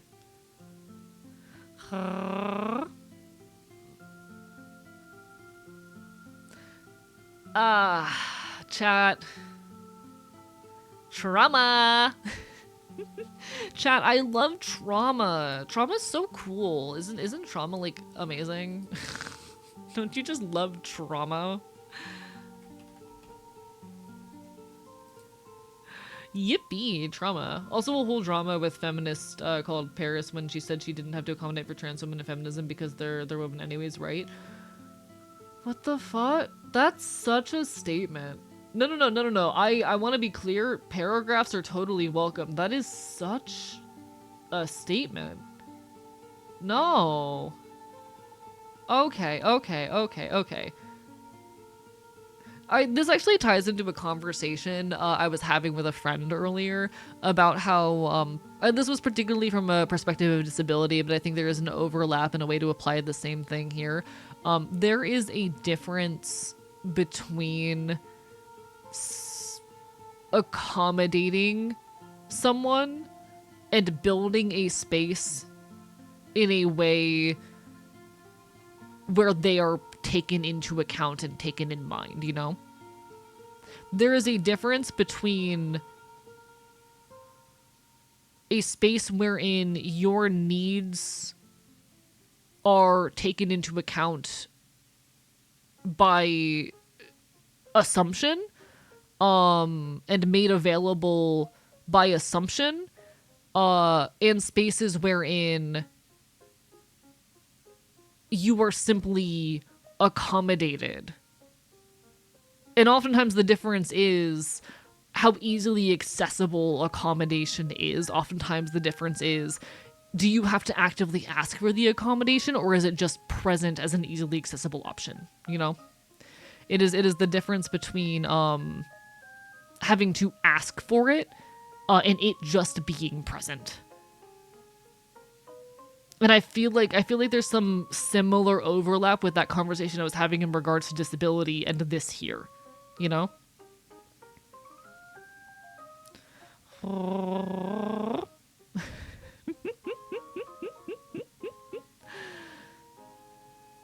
having to prove that you actually deserve it, yeah.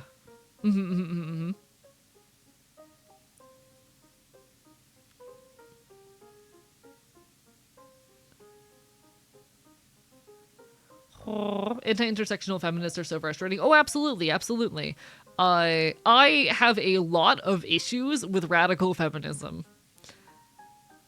And I know that's a statement that makes a lot of people go, huh? Chat, I have a lot of issues with radical feminism.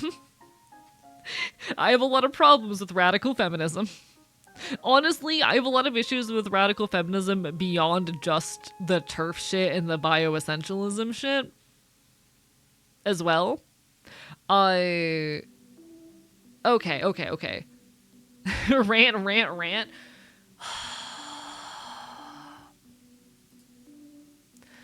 I'm trying to find the starting point here. But I think Rowan has provided a good point and start as well anyway. Radical feminism is too rooted in the gender binary to be effective. I grew up in an era of feminism, specifically the era of girl power feminism, which was this very specific piece of feminist rhetoric, which is not, I'm not saying this is what modern radical feminism is, but there are some elements of overlap that I want to draw a comparison to. I grew up in the era of girl power feminism, which was an era of feminism where the primary rhetoric was, girls are different and that's cool. Girls are different and it's so powerful that they're different. It was girls, embrace the fact that you're so different from boys. It was this effort to continue driving the wedge between, for lack of better term, women and men, reinforcing the gendered class distinction present while wrapping it up in weak terminology. It's, you're so cool and powerful, you pretty pink woman. You're so powerful in your feminine career. Embrace your feminine girl power. And that's not useful rhetoric. It simply reinforces gender binary without taking the time to meaningfully deconstruct that so much of this stuff isn't real. You know? Radical feminism tends to wrap backwards onto misogyny. Yeah, and what a lot of radical feminism shares with this is an unwillingness to deconstruct binary gender. To be clear, like, modern radical feminist ideology and the girl power feminist of the 2000s are not the same thing, but they share the fact that they are unwilling to meaningfully deconstruct gender binary. Hello, Saw RT, welcome on in. Bye. Lovely to see you.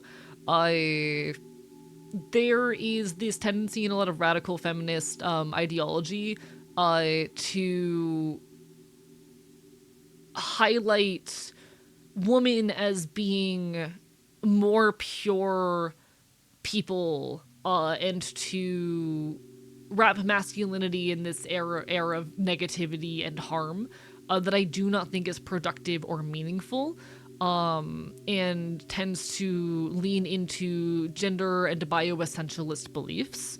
It's where you see, like, the notion of political lesbianism, which was a movement wherein a lot of women refused to date men, not because they were attracted to women, but specifically with political aims, because they perceived the very act of being in a relationship with a man as bending the knee to patriarchy. You also see a lot of, like, sex negativity out of these circles and ideologies. Very often they will carry or perpetuate the belief that the act of penetration is a patriarchal act. As well as being very anti-kink in the notion that, like, oh, so much kink is replicating hierarchy and is inherently abusive towards women, etc., etc., etc. I take a lot of issue with a lot of radical feminism in its unwillingness to deconstruct gender, because I think, chat, maybe a little bit of a controversial statement. The issue with misogyny is not that men hold power over women, it's that one gendered class holds power over another. And a feminism which just says women better is not useful.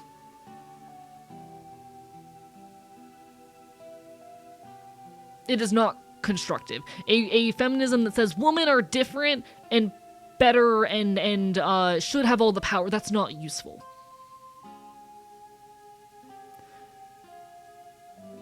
And it refuses to take the time to deconstruct how little difference there really is between men and women to begin with. You know? The point of feminism is there's supposed to be no gender better than another. Yeah, the point of feminism is that there should be no gendered hierarchy and that anything, that we are in more ways than not the same. You know? In any case, there will be an ad hitting in a second. Appreciate y'all. I will still be here yapping during the ad as well as after it, but you know. Also ties into my point that people advocate for matriarchy have lost the plot. Oh, absolutely. And those are like a fringe group even within radical feminism, but it's a thing. I hate the pure-minded wise woman thing perpetuated by radical feminists as well, even removing the fact that would imply women should be a ruling class, which is just patriarchy reverse. I also hate the notion that a lot of people perpetuate, especially in queer circles, that women are like not, especially queer women, are not capable of perpetuating harm, especially like sexual abuse. I have been sexually abused by more women than I have men.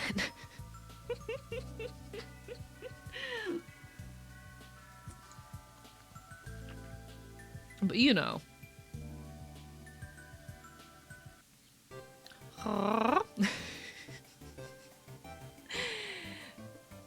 It's a thing. It's a thing. Sorry for the ads, folks. Twitch does force me to run ads. Y'all know the drill by now.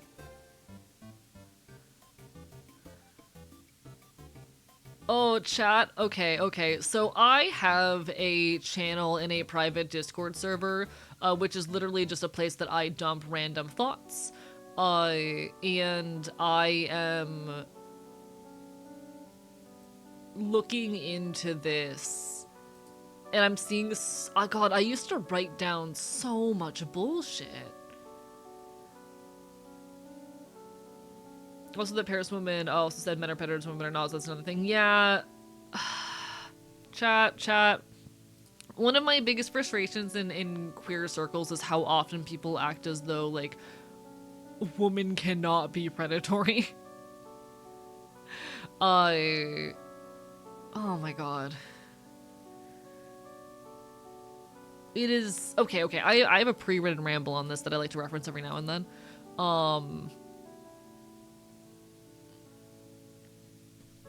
This is the thing I wrote about JoCat. I'm going to talk about JoCat for a second here, alright? The villainization of JoCat stems from, on the right, a hatred of soft/feminine behavior in men, which proposes that genuine enjoyment of women aside from conventional attractiveness and without objectification or projection of power is not masculine. And on the left, a suspicion that all attraction held by cishet men, and I'd even argue all cis men, regardless of sexuality, must fit that traditionally masculine expectation, to be focused on personal pleasure, objectifying of others, and body-centric, suggesting hidden predatory intent. Even comments from queer folk suggesting that he, quote, loves women in a lesbian way further pushes the idea that this traditionally masculine attraction is inherent to men, as well as that queer folk, particularly queer cis women, cannot exhibit attraction or sexual behavior that is exploitative or objectifying. And it makes me tired. This is shit I wrote this is shit I wrote 2 years ago.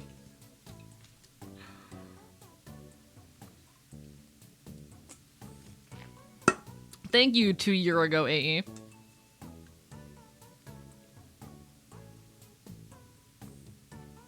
Thank you, 2 year ago AE, for your wisdom. So processing that, okay, essentially. I don't know how many of y'all are familiar with the kind of rhetoric people will sometimes throw at, like, softer male characters or celebrities, of, oh, they love women in a lesbian way.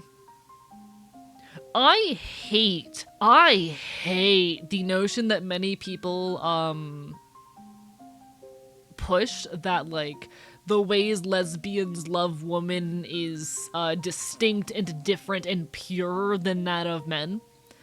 Because it presupposes this idea that all attraction exhibited by men is inherently predatory, that it is focused on personal pleasure, objectifying and body-centric, which, one, not true, and two, is it a thing that we need to fucking socially deconstruct. But it also creates this notion that, like, queer folk, particularly queer cis women, cannot exhibit attraction or sexual behavior that is exploitative or objectifying, and also goes to very much sanitize the existence of lesbianism, which is already a problem. There's already like one of the forms of stigma oftentimes levied against lesbians is this idea that they are soft and wholesome and unsexual, because how could, you know, sex exist between two women without a man being present? That is I would argue a bad and infantilizing ideology, you know? You know? It's a thing. Chat, I love overthinking literally everything. I love overthinking literally everything.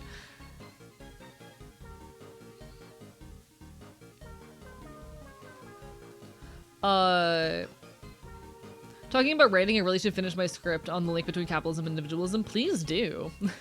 It's not overthinking, it's true. Okay, but I love doing this.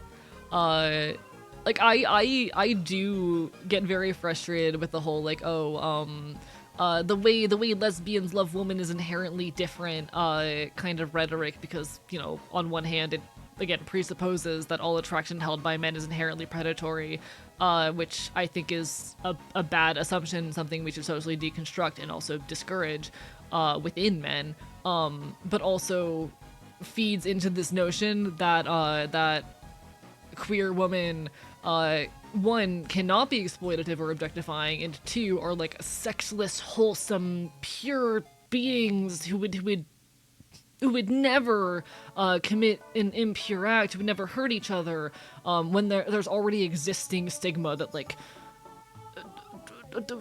how well, lesbians can't have sex. Reminds me of the 14th century priest confused by how two women could possibly have sex. Yes, and that is a stigma that exists on into this day. If he wasn't a bio kid, he would have been a philosophy/linguistics major. I was a bio kid who burnt out, and now I do philosophy work on the internet. Like, I would say my video essays are a means of me getting to be the philosophy or sociology kid that I didn't get to be because I was too busy being a bio kid, you know? I would make that argument.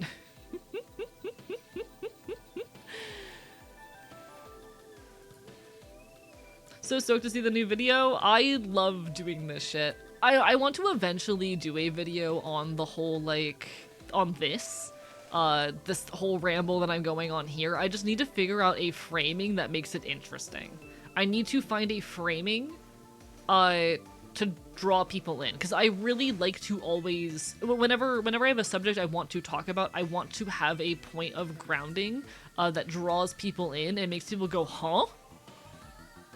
Huh? You know? Further stigmatizes sex as something dirty or debasing. Yes, very true. Hello, McDonda, probably might.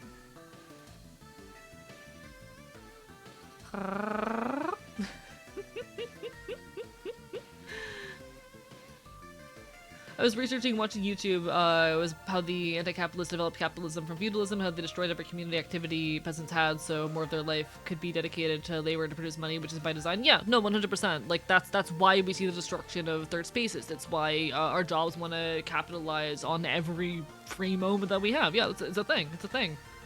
Hi, McDonda. How's the Fobbs been since last time? I've been doing okay. May was a really hard month, but the past few days have seen me locking in and producing and creating so much. I am going to be getting a video essay out in the next couple of days discussing the fucking death, or rather the AI immortality industry, the digital immortality industry. That's a whole thing. And then shifting focus to my next gender video essay. Ha ha ha, cause chat, I have things to say about gender. Chat, I have things to say about gender.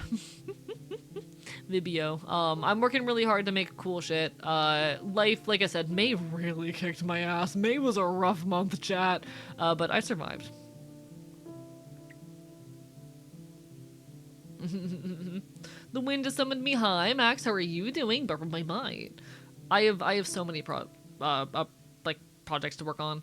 If you would eat the rich, how would you cook them? I have an image. Can I find it? I have an image. The question is, can I find it? I know I have an image. The question is, how quickly can I find it?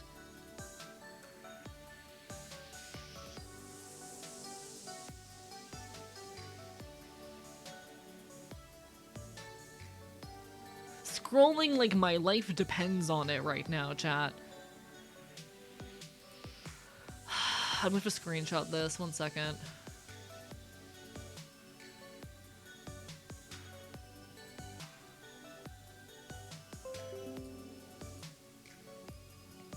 I have to anonymize this for my own safety. Alright, this is gonna be a really poor quality image because it's a screenshot of a screenshot. But anyway, chat. If we want to have a conversation about, you know, how we eat the rich, we can have that conversation.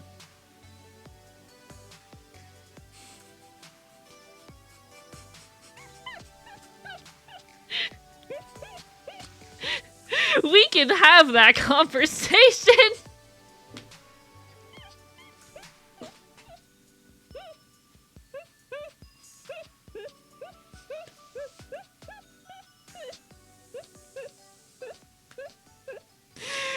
I think I'm the funniest person alive. Chat, I think I am the funniest person alive. I think I am the funniest person alive. Anyway. If we do want to eat the rich, your best options are gonna be things like slow cooked barbecue, or soups. You're gonna focus on like back meat, arm meat, some leg meat is usable. The issue just being that, like, so human bodies, because they do a lot of work, the meat tends to be really tough. It's not very tender, so you're not gonna like enjoy a medium rare human steak. Okay. You need to slow cook this stuff to make what is ultimately really tough meat, because again, the human body does so much work. This is a thing. Meat is generally considered to be more tender and more desirable when the muscles have done less work. They become tougher as they, you know, do things. So you're not going to be getting like steaks out of human meat. You're going to be getting soups, slow cooked barbecues, slow roasts, things like that, because of how much of the meat is tough. There are a few exceptions. There are like some back muscles that are relatively you know, non-working and can be good eating, but not many. Basically cook it the same way you would cook venison. Yeah, basically. That said, you really want to avoid the brain, the liver, and the heart.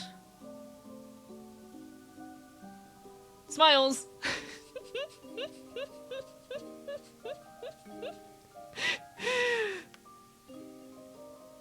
Chat, I need y'all to know that I memorized all of this just to pull it out for bits like this. I do a bit like this, like, once every 3 months. Just for the funny. Why the heart? If I recall, it's for similar I don't remember, actually. I don't remember. I could be pulling that out of my ass. I know definitely brain, liver, I felt like there was something else. I think stomach tends to also have, like, kind of high risk of prions because there's a lot of neuronal activity that happens down there, but not as much. Not nearly as much as the brain, so, like, I'm not sure on that. you know?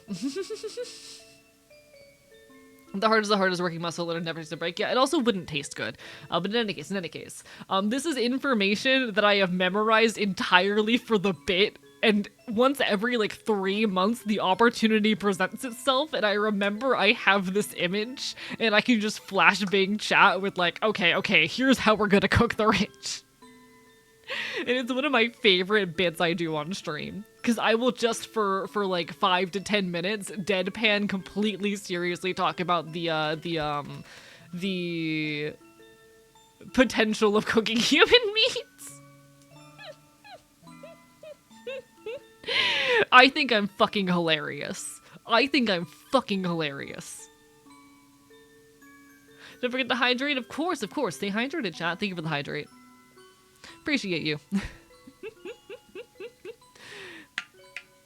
Rich people are full of good fats.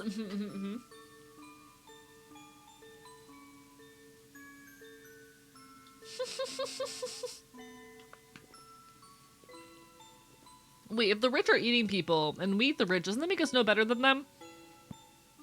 The rich are doing a lot more than just eating people, you know? They're doing a lot more than just eating people.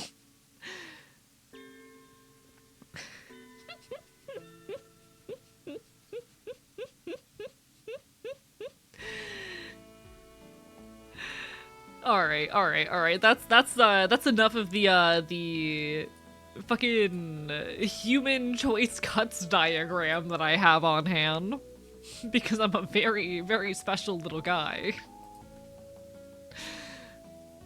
This chat is getting too silly. This chat's always silly. I don't know what you're on about. I think we're currently the right amount of silly. I'm a big fan of the level of silly that we have curated in the studio tonight. And by the studio, I mean my bedroom. The rich are eating the most vulnerable in our population. We're eating the rich. Yeah. Like, there's a difference.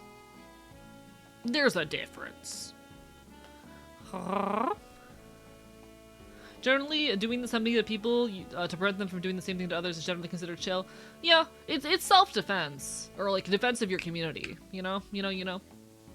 Would you eat a horse? He is a horse. Did you know there's actually a lot of cultures and parts of the world where they do eat horses? Fun fact about like the horse riding and keeping industry, a lot of horses, when they are no longer capable of being used for riding or whatnot, get sold to other countries to be consumed as meat.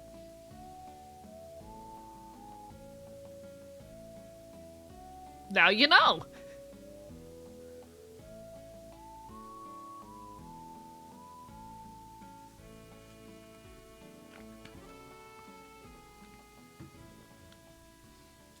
I've eaten horse, it actually tastes quite nice. I've never had it before. I would like to someday, honestly.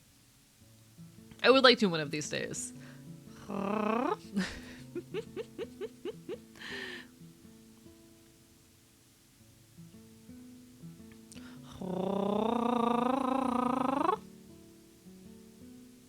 Okay, I do want to address from Scale Rider here. This is in reference to the earlier conversation talking about, like,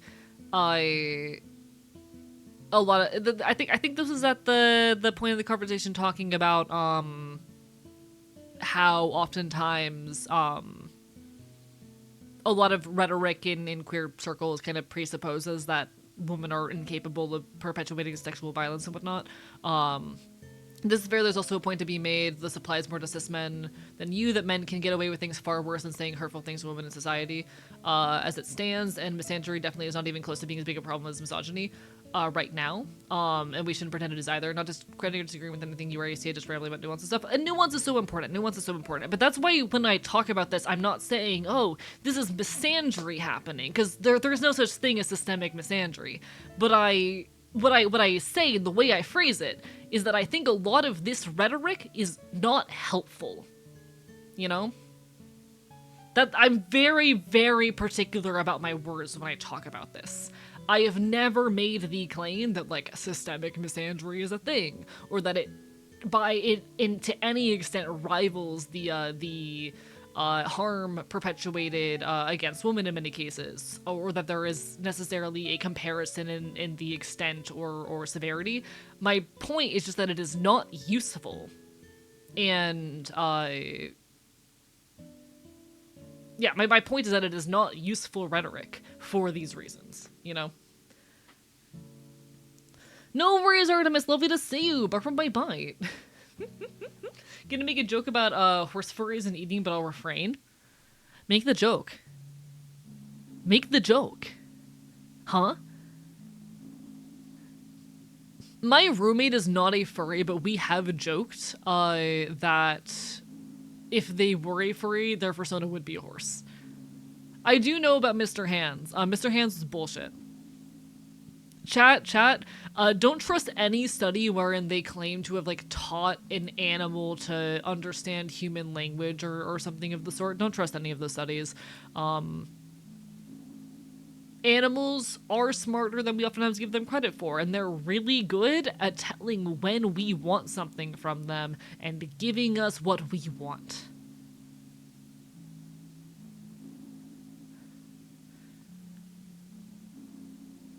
Oh, I was talking about the horse.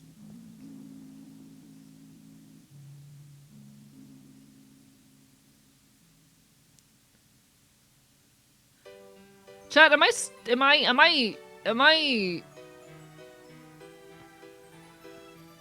Chat, I'm bad at words.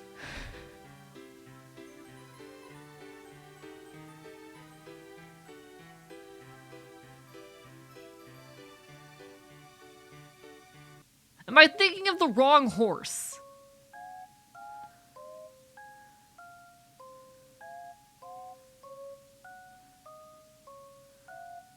Oh, this was the horse where a guy died while doing interesting. Oh, got it. Yeah, okay, I don't give a shit about that.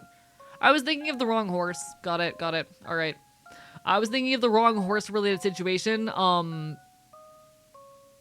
why are there two horses with similar names? I hate this. This just in, professional streamer bad at words. I also need y'all to understand that I skim chat most of the time. If I haven't read your... Even if I read your message out loud, very frequently I'm skimming. I make mistakes. It's not a horse, it's a dude. Hey, chat, please be kind and understanding with me. Chat moves really quick oftentimes, and I will not catch shit. Please don't yell at me or full caps at me because I didn't fucking read something or because I misspoke. Chat goes very quick sometimes, and I oftentimes can't keep up with stuff, and I have a tendency, how do I say, to... Yo, Grown! Thank you for the raid! Welcome on in! Barber Bite! How goes it? Mods, can we get a shout out? Hello, everybody! Hi, I'm Archivist. I'm your loud punk bastard on the internet. I talk about queer and leftist issues here online, and we're currently talking about horses. You know. The most queer and leftist issue of them all. Happy Pride Month. How are y'all? How is your stream? Everyone in mind of things, make sure you give Grum some love. They are a wonderful friend of the channel, Hobgoblin VTuber. How are you doing? Welcome on in, Cobble Decoy. Hello to Miss Barrettney. How goes it? It was lovely, glad to hear. What were you up to? Hi. How goes it? We're talking about horses, apparently. Doing alright, played some motorcycle after a long yap session. Hell yeah. Glad to hear it. I do love me some yapping. We usually do a minimum of 3 hours of yapping most nights here. Oh, Jesus Christ. Oh, fuck. They're throwing water bottles at me. Thank you for the stretch. Big stretch. Oh, fuck. Fuck.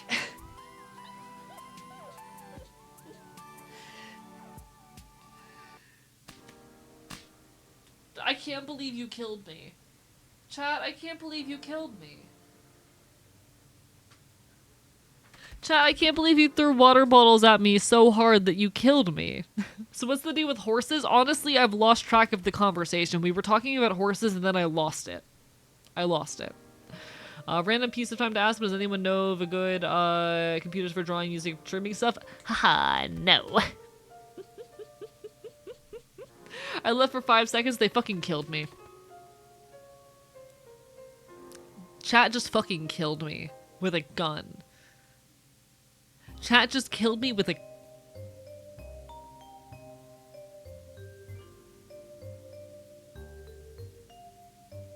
Rude. Yeah, so we were talking about how to cook and consume human meat, which led to, for some reason, a conversation about how, like, in many countries they eat horse meat, and there's a massive market of selling, like, horses that are no longer they're dead or no longer, like, you know, usable for racing or whatever purposes they served to other countries to be eaten. And then we just kind of started talking about horses. Totally normal shit, you know? Like completely average VTuber shit. Welcome back, no eyes for you. Bark my bite. May I acquire on the optimal way to live alone at 18? I'm gonna be so honest, unless you live in an extremely rural area, affording rent alone at the age of 18 is near impossible. You will need to find roommates. You will need to find roommates. Most people, even like well into their late 20s, cannot afford to live alone because the current economy is bad.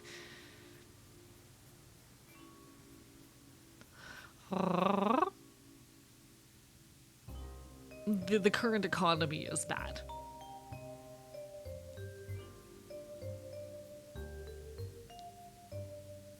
Or work and do nothing else with your life. I mean, okay, even I, working 60 hours a week, would not be able to reliably afford a one-bedroom apartment in my city. Because the average cost of that is like 1,600. You know?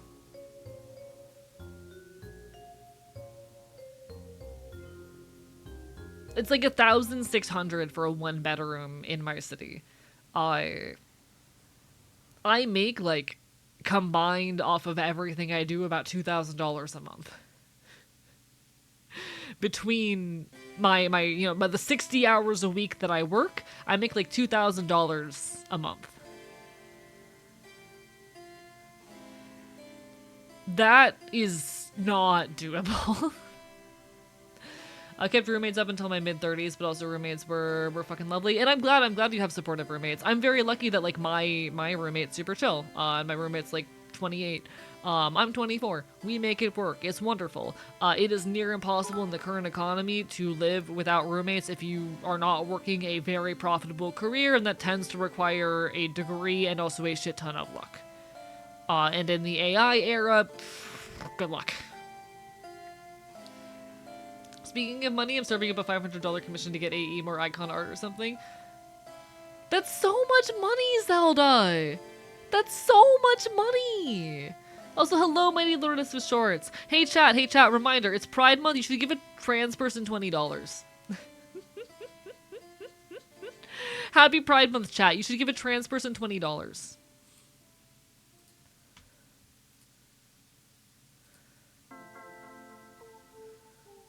Would heavily recommend giving a trans person $20.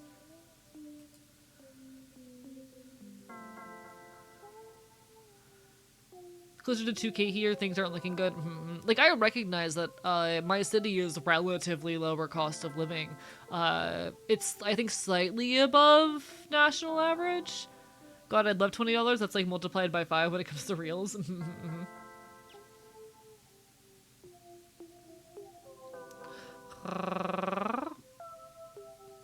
I'm a trans person, so do I just eat a $20 bill? I don't fucking know.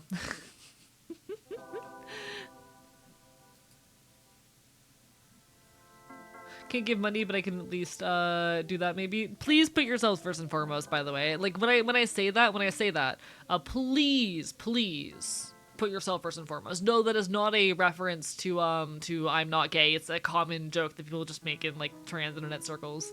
Can I wink with your scarred eye? No. One sec. Let me take the eye patch off. Wrong button. It cannot fully close.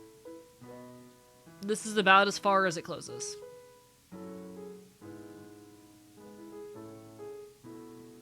It does not fully close. I did give a trans person a winning lottery ticket month. True. Joke being the trans community just passed around the same $20. Yeah, unfortunately, that's oftentimes what mutual aid looks like.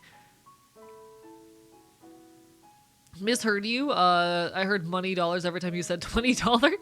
Hey chat, you should give a trans person $20. I love Wonder. It was so cool walking into Wonder's stream this morning and like finding out that she had gotten a like I think level 7 hype train at the start of her stream and whatnot. Like that's absurd. That's the kind of shit I haven't seen around here in a long time. We love to see that. We love to see communities being supportive. We love to see people supporting the people they care about. Chat, you should give a trans person $20. Heavily, heavily recommend it.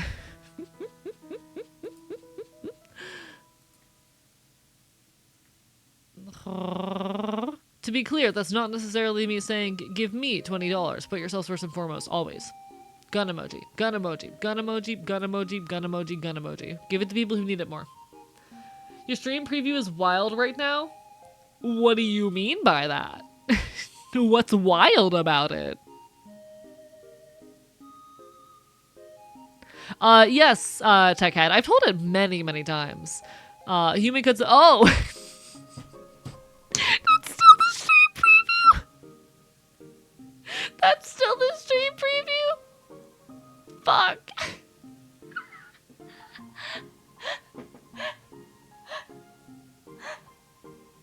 Oh no! Oh no! We were just plotting to eat the rich. That's it. We were just plotting to eat the rich. We were just plotting to eat the rich. Okay, don't worry about it.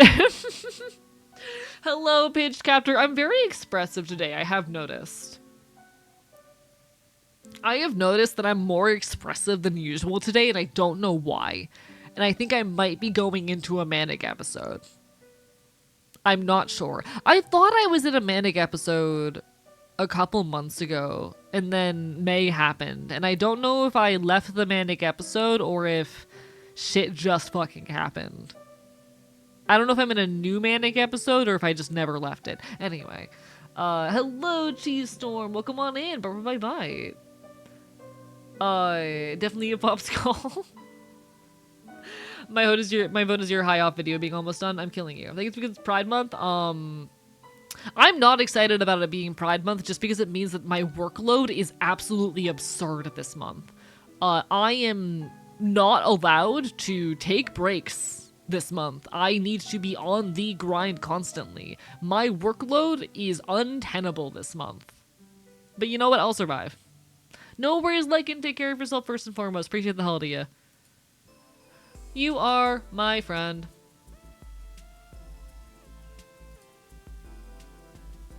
You are my friend.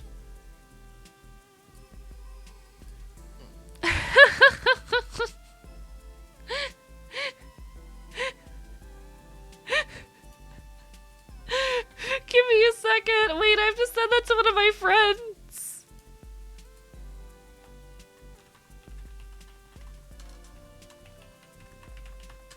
I'm sending that to one of my friends because that's so good. Being gay and grinding all month? Yeah, exactly. Chat, I have to admit something. I'm gay! Anyway, look at this screenshot that Orleans just sent me. It's so good. It's so good. There's a story here.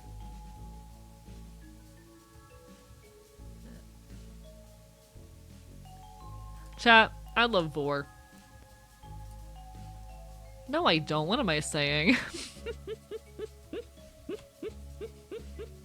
I'm not gay, I'm just a man who kisses men. Whatever you say, Rowan. Hi, Leary. How are you doing? A gay guinea pig that streams? I am a motherfucking fae-beast. I am a loud, punk, feral fae-beast. You don't get to talk to me like this. Fuck you. Is there a cannibalism pride flag yet? One sec. Google. Someone tried to make a pride flag based off me one time, and I need to remember what that looked like. If anyone can find the pride flag based on me, let me know.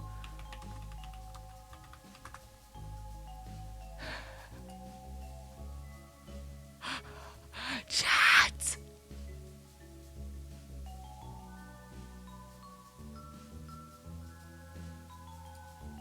One sec. Chat, we have cannibalism pride flags. Chat, we have cannibalism pride flags.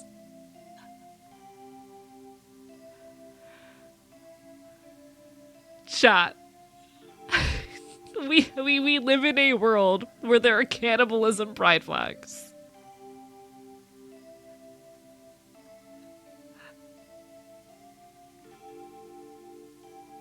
I love my life. I love my life. Chat, I love my life.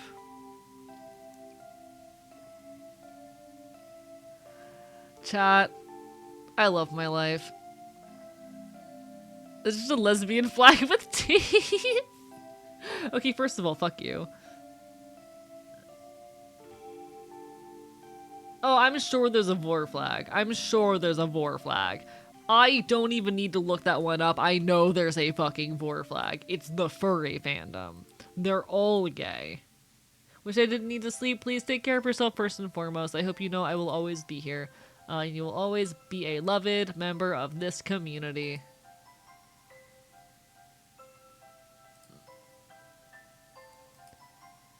I really love and adore this space and this community, and I appreciate you all being here and being part of my space. Thank you for existing.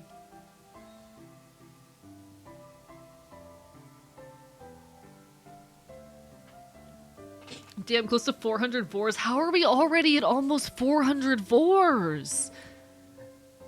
How did this happen?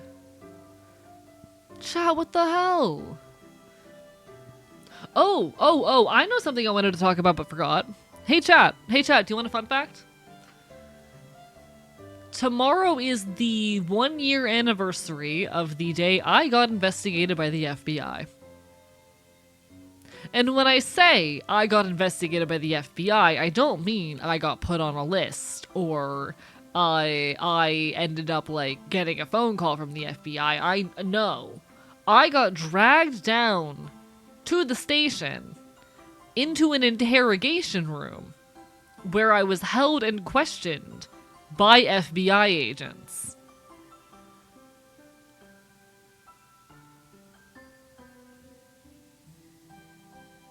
For the crime of being trans on the internet. I've been honestly really considering spending like a couple hours of my evening making a short about it. Just making a little short that's like, today marks the 1-year anniversary of the day I got investigated by the FBI for the crime of being trans on the internet. But I'm not really sure if there's a thesis statement in it. The thing that I am unsure of is if there's something meaningful I can say beyond, damn, I got FBI investigated, what the fuck's happening here? And finally coming forward with that story. Because, like, I could bring that into a conversation about OPSEC, but I'm not really qualified to talk about that. I could bring that into a conversation about, like, state violence against trans people, but I don't really feel like doing that during Pride Month. I could make it a story about resistance, and I could talk about, how it is more important than ever that we be loudly and queer, or I could talk about how it pushed me to be more loudly queer and political. But that feels selfish and self-centered, you know? Happy anniversary, of course, the transphobes, but, you know, take that power back. Story about damn, fuck the FBI, it could just be that. Could be the censorship and villainization of trans people online. Could be. Being gay is a crime to the gayless. Anyone can be prosecuted by the government. The government will use terrorism as an excuse to violate anyone. The state doesn't love you, fight back. Huh. Those actually could be good points. One sec. Let me pull up my, okay. Shorts. I have a lot of Google documents where I organize a lot of information. I would like to introduce you all to one of those. This is my YouTube Shorts document, where I keep the scripts for all my YouTube shorts. So nearly every YouTube short that I have ever made, or at the very least have made in the last year, is in here. Even some unpublished ones. What are some unpublished ones? I was gonna do a one just like being like, fuck you, Sora, be gone. There was one, I was gonna do a Shinies for Good update that I never finished. There was one I was gonna do talking about how I'm kind of pissed off it took people so long to get angry about Ice. I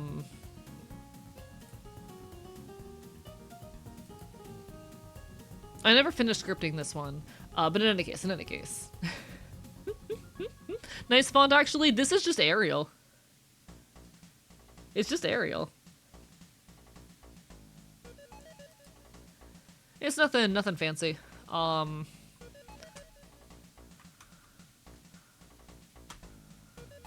So I could just make a new one. It would be really funny to just be like,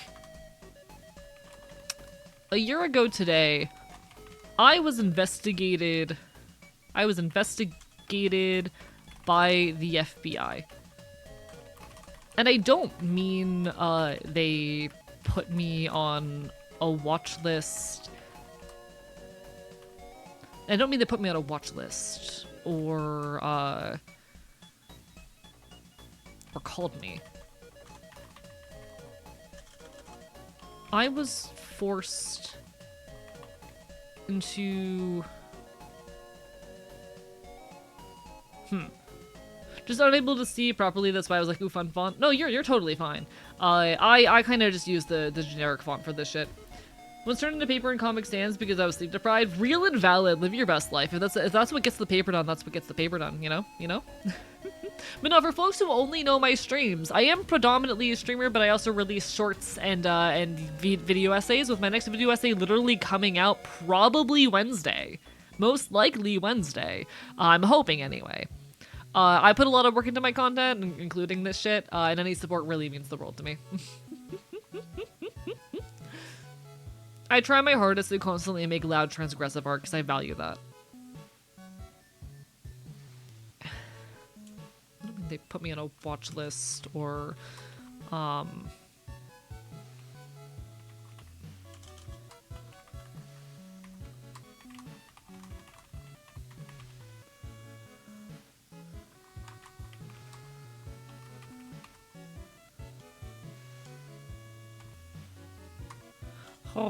have finals starting on Wednesday. Hey, good luck to you. I hope it goes well. Bye-bye. Your last short video, for that matter, made me cry 10 out of 10. Thank you. I appreciate it. I need to make more, genuinely, though.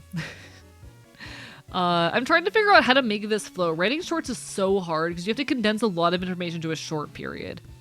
A year ago today, I was investigated by the FBI. And I don't mean they put me on a watch list or questioned me over the phone.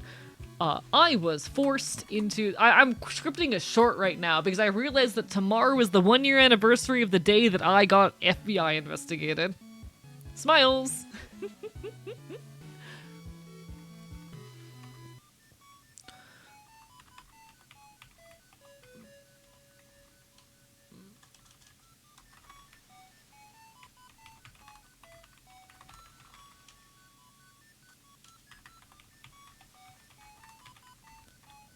Okay, I'm trying to figure out how I phrase this in an engaging manner. God, I hate this. Usually use Georgia, love the Fibonacci sequence, and therefore the font made using it valid. Live your best life. Remember you were talking about that in Wonderstream today? I remember now? Yes. I say many words in many places. I love Wonder. Wonder's my friend. Chat, Wonder's my friend. Hi, Josie. Bye bite. God, that was such a situation.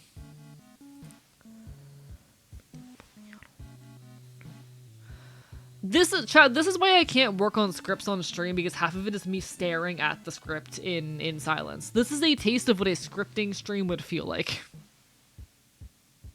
Do you hire barely minted editors? I've worked with a couple editors in the past. I don't really have money to reliably pay people right now, so it's very infrequently. I edit most of my own shit, and I'm also very specific about, like, everything stylistically, so I just, like... Okay, I am a horrible client when it comes to literally anything because I am so deeply specific and particular about my content. I want my voice and style to come through. I'm very particular on like the timing between my sentences. Every visual effect. I am so deeply particular and specific with my content that it honestly takes less time and effort for me to edit my own shit than to pass it off to an editor and try to teach them my editing style. Because again, I'm just that deeply particular.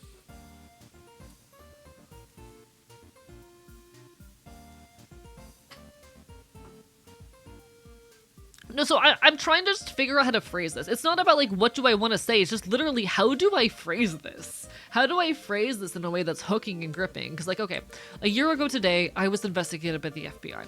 And I don't mean they put me on a watch list or questioned me over the phone. I was forced into an in-person meeting.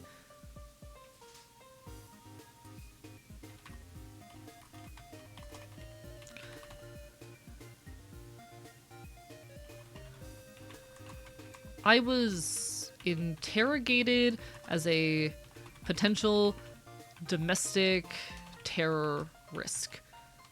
Why? For the crime of being trans for the crime of being a moderately successful trans creator. I feel like that's gripping and that gets the core of it across. A year ago today, I was investigated by the FBI.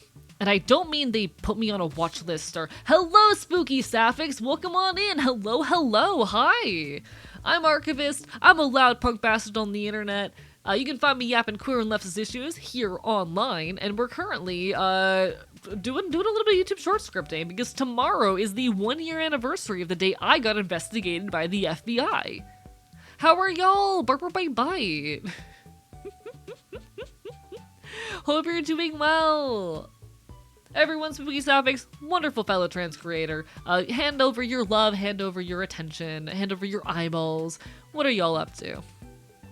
Content creator always sounds like an insult to me. That's so odd. I'll admit, I hate the term content creator as like a generalization of just... I hate content creator because it feels like the commodification of artists.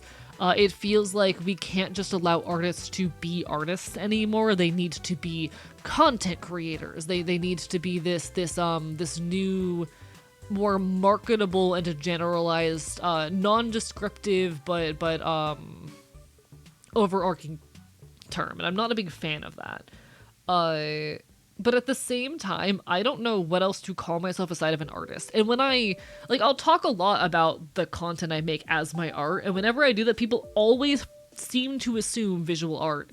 And it's very exhausting trying to communicate and having to constantly explain when I say my art, I don't just mean visual art, I mean also my streams, my videos. And so I tend to default into the term content creator despite my distaste for it, because otherwise... people don't recognize what I'm doing as art. You know? Off to learn Da Vinci and do math? You got this. Good luck. Bye. Anyway. Scripting. A year ago today, I was investigated by the FBI.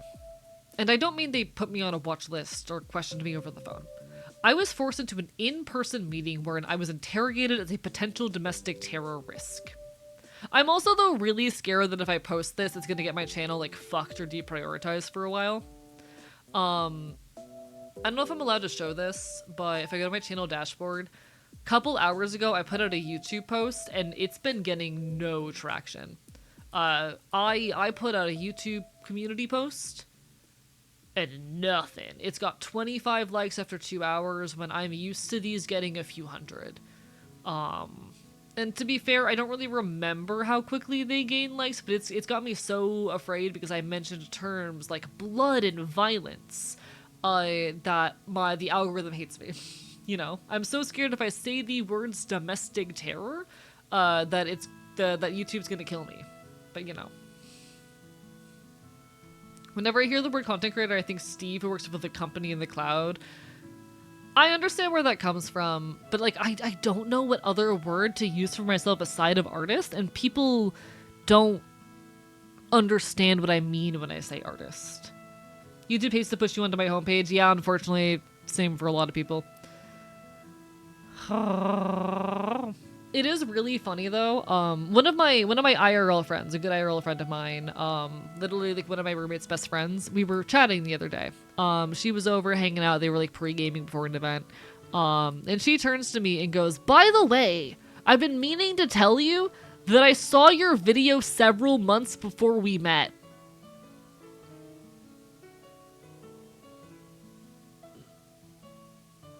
Huh?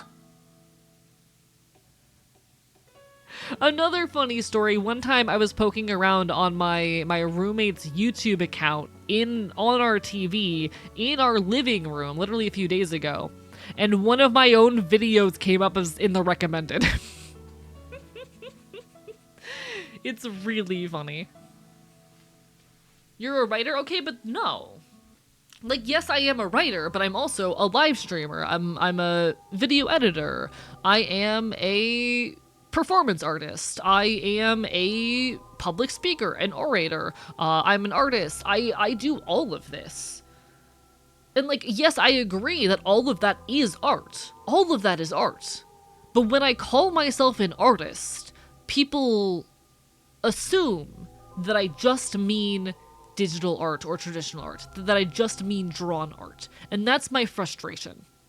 My frustration is I agree that all of this is art, and if I could use the term while being understood and communicating myself, I would just call myself an artist. But if I just call myself an artist, then other people don't understand what I mean. And that is a constant flaw of language. Unfortunately, sometimes we have to use terms that we don't personally enjoy or agree with in order to communicate our experiences to an outside audience. I could just call myself an artist because I believe that is more true, accurate, and respectful of my work, but people aren't going to understand what I mean. And I need people to understand what I mean. You know?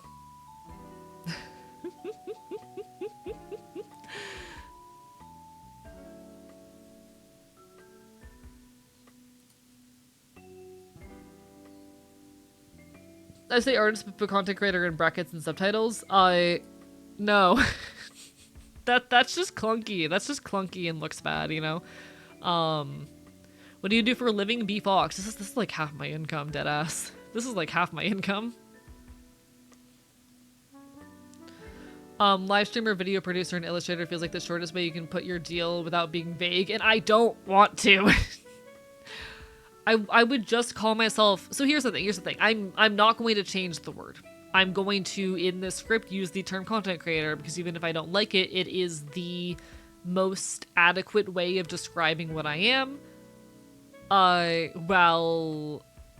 the most understandable way of describing who I am. The same way that I use the term aromantic, even though I don't really like it, because it's the most adequate way to communicate that element of my experience to others, you know? It's just shit we have to do sometimes.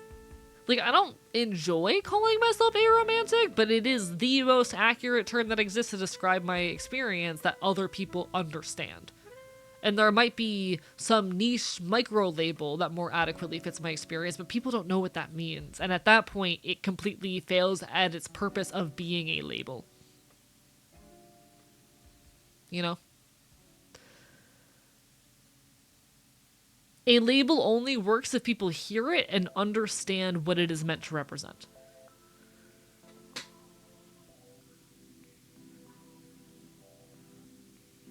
Oh shit. Oh shit! Thank you for the follow, Bark from Bye Bye. I'm not gonna start using a different term, and I've explained my reasons. Like, all of those are terms that are either clunkier or that people won't immediately understand in the way that they understand content creator, you know? That's why I've been using gray asexual instead of a tighter micro label, yeah. Huh? Imagine if the big guns made a new label popular next year and it was something even worse, like pipe installers. Maybe it's because I'm already in my 3rd decade on this planet, but when I hear artists are related to people who draw, script, model, and so on, I can see how it gets compacted over time. I mean, this is performance art. Chat. What I am doing right now is performance art. What I'm doing right now is performance art. when I'm making video essays, that is also performance art, as well as written art. Art, to me, is any exercise in creativity, which aims to, or rather, I would argue that art is any exercise in creativity. You know, it is anything, any act wherein you make something, with intention. You know, if you sit down with the intention of making art, and you make something, congratulations, you've made art. And I believe art functions at its best when it is that vague a concept. If you sit down with the intention of creating art, good, cool, congrats, you made art. Gotta go, no worries, you take care of yourself, spooky sapphics, all the best, bye-bye. I think my whole thing is specifically with the content part. Yes, but like, I make so much shit. In so many different genres. But again, I think we're gonna argue in circles here, and people are just gonna start giving me terms again with explicitly something I've stated I don't want, so we're not gonna go down that rabbit hole, you know? To be perfectly clear, I do not want people to start throwing alternative words at me.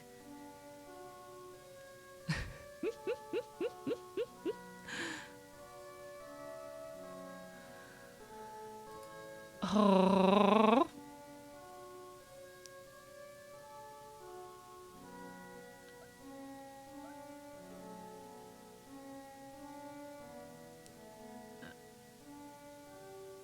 Puts together IKEA desk art. It can be. It can be. Putting together your IKEA desk can be art. I could see ways you could turn the process of building an IKEA desk into art. You could make performance art of that, chat. Now I'm thinking about like performance art about building an IKEA desk that is commentary on like the mass production of cheap disposable furniture that doesn't last.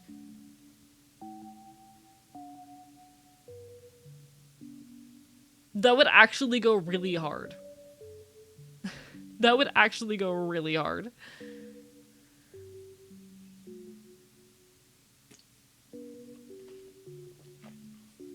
I love the subculture of building IKEA kits in a not as instructive way. Is that a thing? Wait, is there like a subreddit for that or something? Because I need to see this. What terms do I need to look up to see this?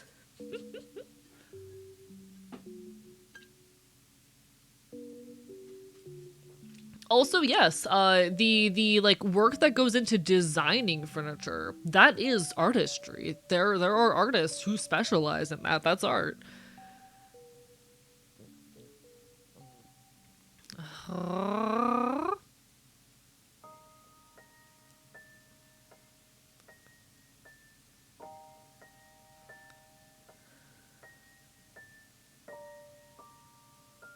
My dad put 2 IKEA desks together, added some wooden planks, and now have a gold handle from a TV show on it.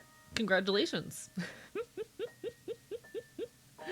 I know there's a subreddit for Cosmo bikes. What are Cosmo bikes? I think there's a subreddit, but it's a thing out there. My mom's talked about it. I want to see this. I need to know like what words I look up to find this, because that's amazing.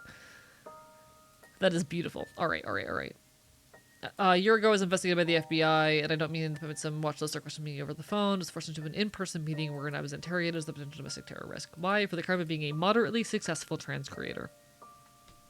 Pup struggles to see herself as an artist because even though she loves things like music and can play instruments and sing okay, Pup does not really know how to create new music or make lyrics, and those are skills you have to learn.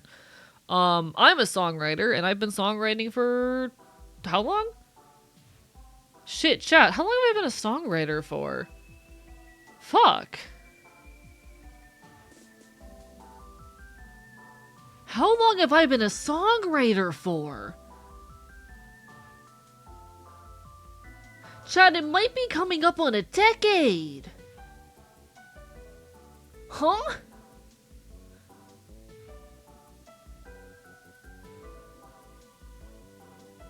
But yeah, no, I didn't get good at it until a few years ago, deadass.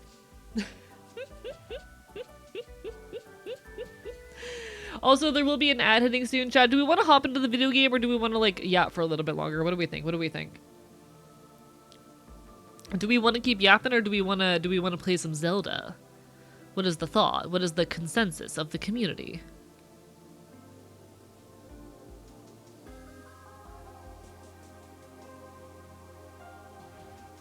Chat, I'm also very sad because I think my candle is at the end of its lifespan.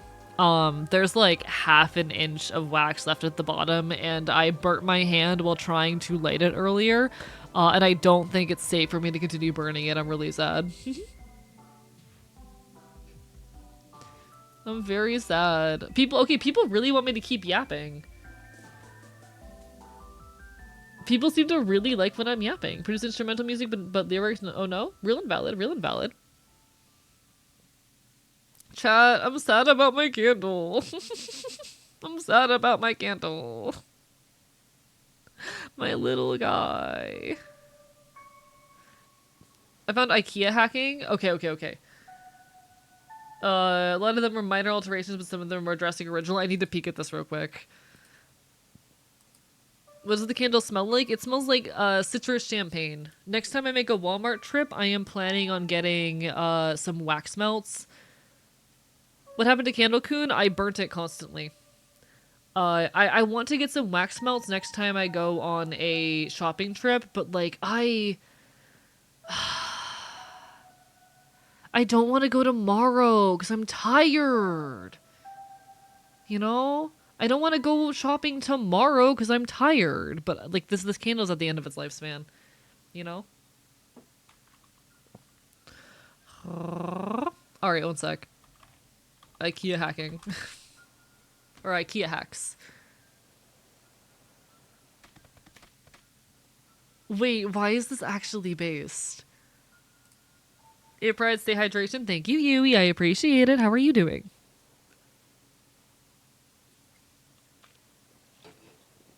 But yeah, no, this candle, it's just at the end of its lifespan. And I don't want to go grocery shopping. Or I don't want to go on a big store trip tomorrow just to get like wax melts and a wax melter, even though I could. I just don't really need anything else, so it feels bad to go out on an entire shopping trip just for that. I'm the kind of person where I like to knock everything out in one go. So that just feels bad to me because I've got so much food lying around and whatnot right now. I don't have shit I need. I don't have any urgent stuff to grab. So I'm like, chat, do I go out tomorrow and go on like a 30-minute outing or like a 40-minute outing to go get wax melts, or do I just like wait until I next need groceries? Genuine question. Is it due to gas prices? It's due to the fact that oftentimes going on an errand like that means I need to lay down for an hour because the fatigue kills me. I'm someone who deals with really, really severe fatigue, and something as simple as a trip like this can, like, absolutely take me out for a few hours, especially with how hot it's been recently. I could run on, like, if I run an errand in the morning, I'm going to be dead for a little while, you know? It's fatigue, it's disability. That's something that's admittedly very funny. Oh, do share. In any case, chat, this library wall actually looks so cool. This looks so cool.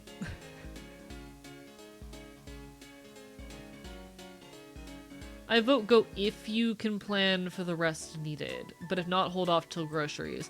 I want to finish video tomorrow, so I'll definitely see if I can finish video while store's still open. I go. If not, I wait till Thursday. Nods. You know. If not, wait till Thursday. But chat, this looks so cool, actually. Problem, I can only femme voice when I do a shitty Dutch accent. Can only turn off the lisp when I do a femme voice. Fascinating. Huh. I mean, ultimately, all sorts of, like, voice work are, they're things that take time to figure out and master. You can get there. Welcome back from ads, folks. We're looking at IKEA hacks right now because I'm genuinely curious. Oh, that looks really cool. How did you do that? That looks so cool. How did you do that? How the fuck did you do that? Holy shit. Anyway, chat, some people are really creative and crafty. Beautiful. Burging into a guitar rack. Incredible. Hey, if it works, it works. Big guitar enjoyer.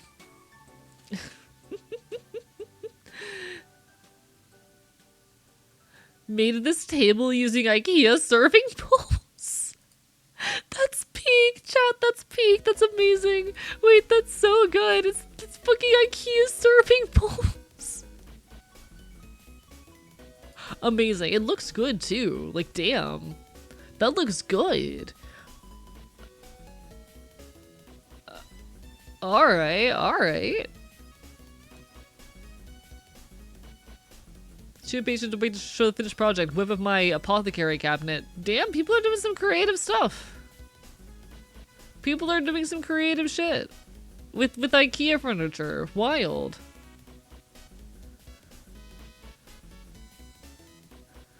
Planning to hack together a hutch for an Alex desk. Alright, alright, alright. Dog food and water station. Chat, some people are genuinely cool and creative. Some people are so cool and creative. Thank you for making me normal. I'm good at woodworking. I'll put made my bed frame out of scrap wood from other people's furniture. I love this for you. That's genuinely so cool. I want to get more on top of, you know, creation and, or rather, like more physical acts of creation. It has been a while. I want to do more like physical crafting. This shit's so cool. Chat, this is so cool. A folding table, that's peak. Folding tables are cool. I really love the notion of shit like folding tables, of like furniture that you can kind of pack away to conserve space. I like the notion of it. Hi, I'm completely normal Fox. I'm Reptile. Hi, Vertigogosaurus. That is completely normal. How normal are you? Like, I really love the notion of furniture that you can just kind of pack away until you need it. I really, really like that. I have a second desk that's like, it takes like, you know, 5 minutes to take the legs off and deconstruct. It's a much smaller one that I use as a temporary workstation when I need it. This is giving me a desire to make a bookshelf door. Do it. Chase your dreams. That looks so cool. I will say, my one frustration with my desk is I cannot find a good setup to have my drawing tablet available, but I'm working on that. That's cool. It looks good. Damn. Chat, this stuff's so cool. This stuff's so cool. What the hell?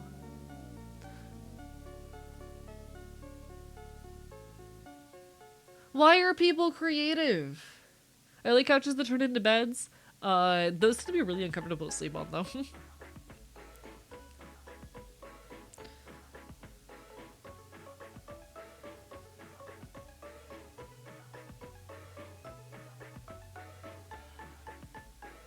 Chat, I love human ingenuity. When I make a new desk at some point, my current one is very small. I have a very large desk. It's just that, like, it's kind of inconvenient for fitting all of my shit. Because I've got a laptop, I have a drawing tablet, I have my PC, but I don't have a second monitor right now, and I'm trying to figure out, like, either how I can fit a second monitor in here, or how I can position my drawing tablet so I don't have to move everything around all the time. I don't know. I don't know. I'm just a little guy. Oh, this shit's so cool. Alright, alright, alright. Oh my god, that looks so cool. What the hell?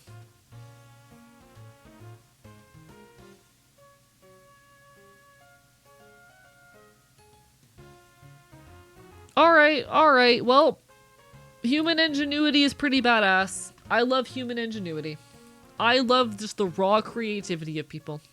Used to have a loft bed with desks under when I was a child. That's still something I kind of dream of, but I have a room now that's so big that I don't feel a need for it anymore, you know? I have so much space in this room that it's not something I have any necessity or necessarily, like, desire for. I have my bed in one corner, a bookshelf, my desk, a beanbag chair near the bookshelf, and like enough floor room that I could work on just about any project I want in here. And it's very nice having that level of space. My room is like 10 foot by 10 foot, and that's the largest room I've ever lived in. It's very cool, actually. Some of those IKEA storage beds look very cozy. I do want to get a better bed frame eventually, but you know, I'm chilling for now.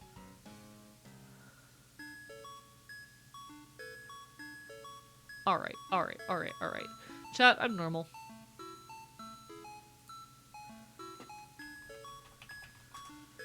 Chat, I'm very normal. World's most normal guy.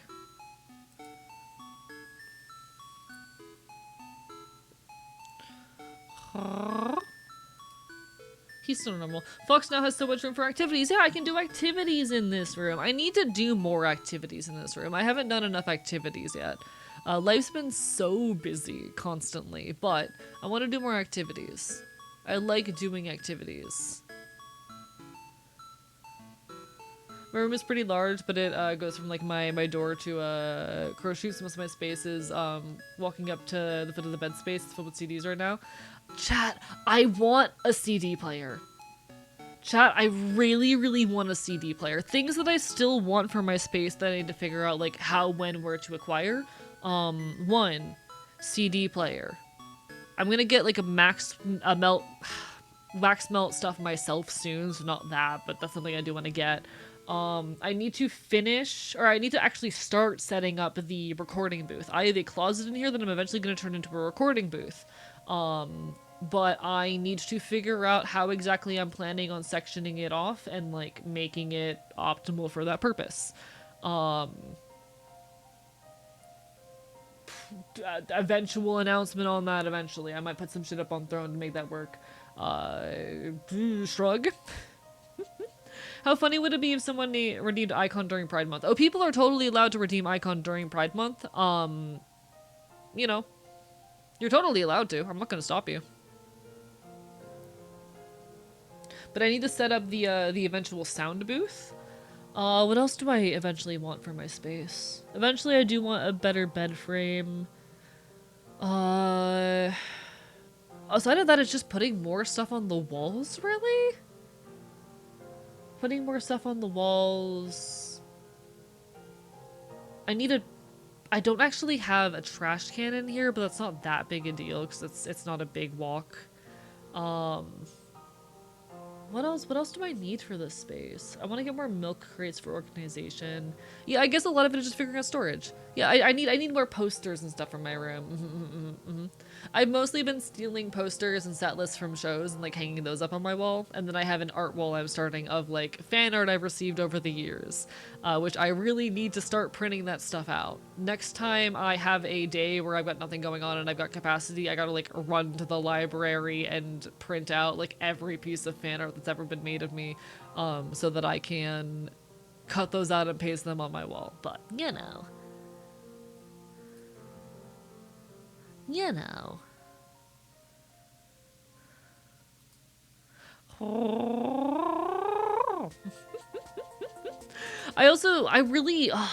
Okay, what I'm realizing as I'm thinking about this is that most of the things I want for my space are things that I need to do myself and will take time, you know? It's just stuff I need to do myself and will take time. I have so much DIY work I need to be doing. I need to get more patches as well, but alright. I have thoughts. I need to figure out actually where I can like buy more cheap patches aside of just local artists, because as much as I love supporting local artists, I've been having trouble finding them at the art markets lately.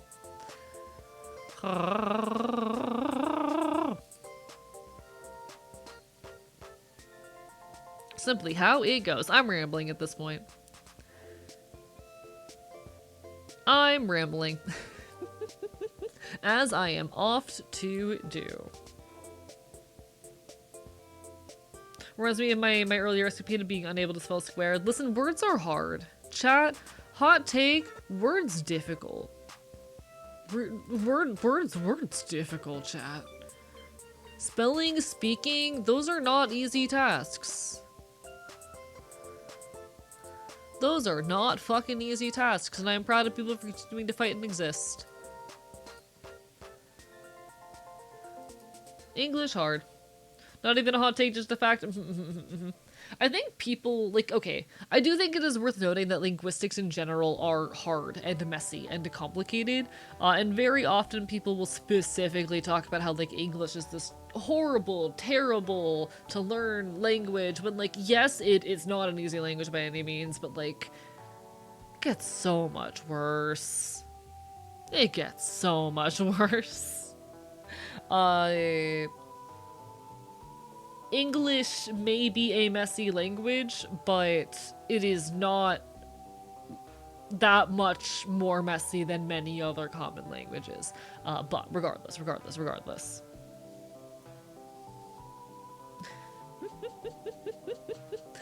Language hard, speaking difficult, doing our best.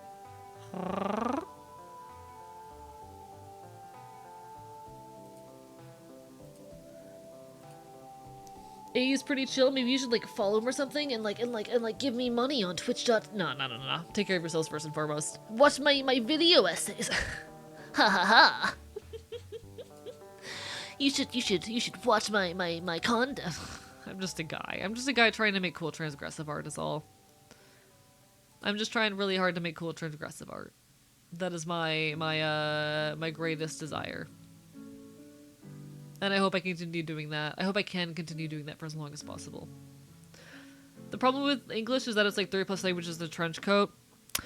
I hate this talking point because that's just how language works. That's just how language works. Like, okay.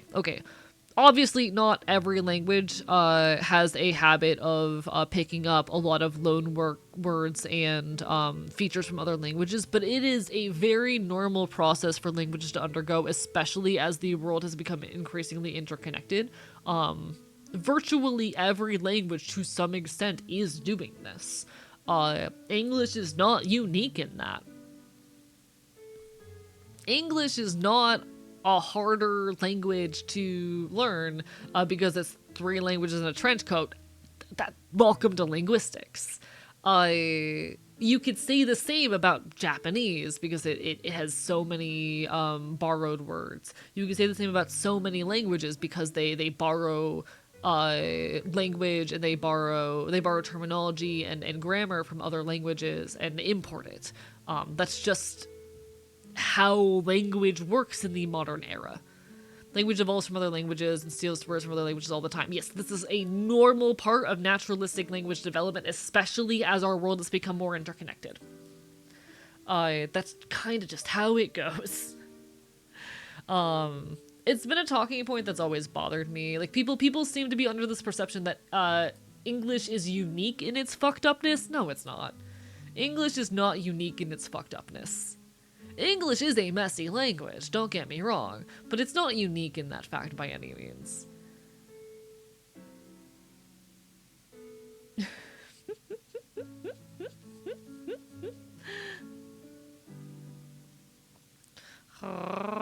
Like, the part of the whole point and function of naturalistic language is, yeah, it's messy. Yeah. It is by its nature messy, because, well, that's what happens when things are naturalistic. They're gonna be.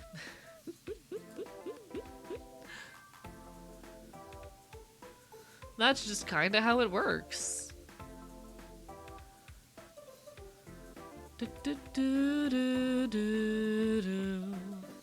French's words with a more silent letter than vocal voice. Yeah. I will say, like, I feel like every language speaker is convinced that their language is uniquely weird, to be honest. This is a thing that I have, like, experienced when I talk to people from other countries in chat. A lot of people are convinced that their language is uniquely weird and difficult. A lot of, like, people will send me Polish words and go, oh, try and pronounce this. And I'm like, of course I'm not going to pronounce it right because I didn't grow up exposed to it. That does not make it meaningfully more complicated. It's also using a different means of, romanizing or not, that's not the word, but representing the sounds, like, you know. That's why if you're making a language for fantasy word, add contradictions and words that don't make sense. Yeah, absolutely, absolutely. I'm a conlanger. I have been making constructed languages for how many years now? Oh, chat. Chat.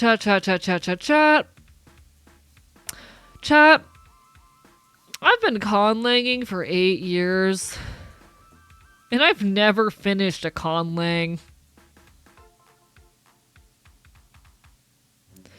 I've been conlanging for 8 years.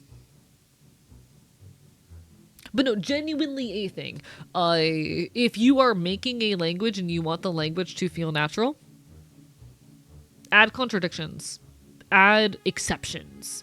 Say, hey, yeah, most verb conjugations work this way, except for this edge case.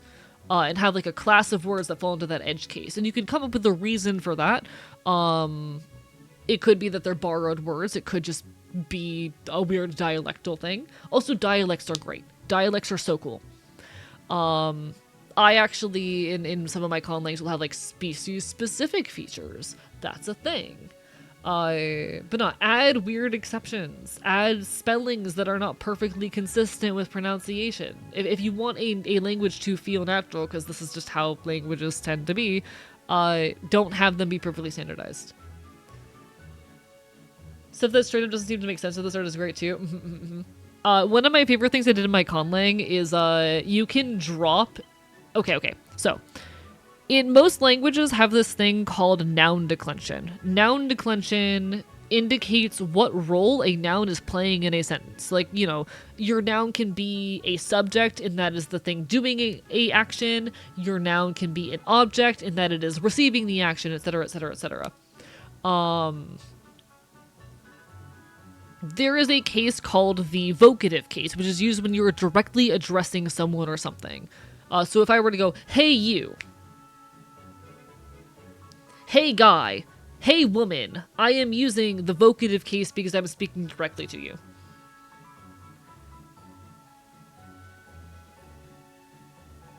In one of my conlangs, you, as a sign of disrespect, can drop the vocative case and refer to someone with the... Oh god, which one is it?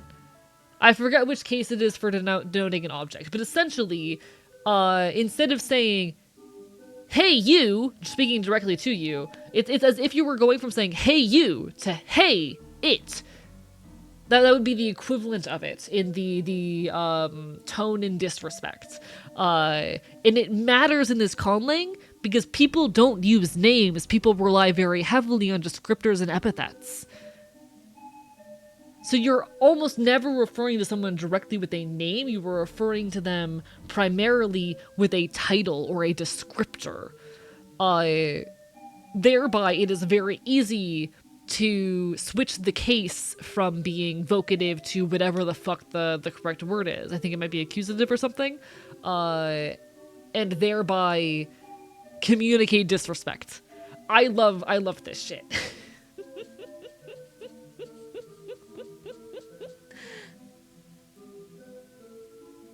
Hello, Rampage Jester Clown. How are you doing today, Barb Bite Bite? I miss conlanging. I've been really, really missing conlanging lately. Oh, I've been really wanting to get back into conlanging. Hello, Lesbian Cat. Lovely to see you. Barb Bite Bite. I think it's funny that a very common trend in Indo-European language families is dropping declensions and moods and whatnot over time. Yeah, it is, like, it's so... It took me so long to understand the concept of noun declension because it's just not a thing in English. Hey, you creature, derogatory. Exactly. I say trying to let the gender euphoria hit and or show. Real, how are you doing, Lesbian Cat? It's wonderful to see you. Hope you're having a wonderful evening. Look at that axolotl spin. I love Shy. I hope they're doing well. I hope the fundraiser's been going well. I love them. They're a little fella. I like how Runway to the Stars is entire language based on touch. That is very cool. I like that. That's cute. Expect it might be a thing as vocabulary expands grammar contracts to make room. I think also just, there's something to be noted about the fact that English sentence structure is relatively rigid. You are almost always speaking subject, verb, object. You know, you don't vary a whole lot from that structure, so therefore you don't really need noun declensions if sentence structure is very set in stone. Project Hail Mary, yummy, language yummy. I've never watched Project Hail Mary.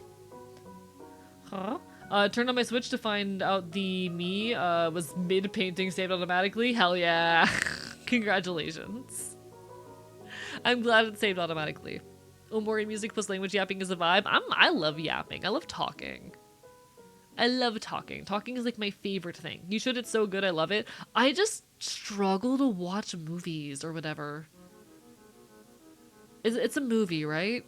I have no attention span, and I'm incredibly busy, so like getting me to sit down for a couple hours to watch something is near impossible. And I wish it wasn't, but it is. I want to get better with that, but it's a problem.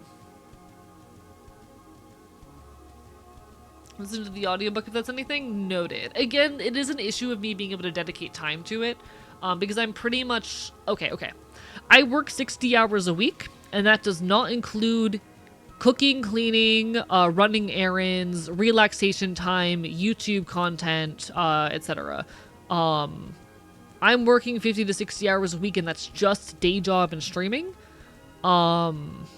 plus commute. And that's not counting work I do for YouTube. That's not counting time that I spend cooking, cleaning, running errands. That does not include time that I need to relax.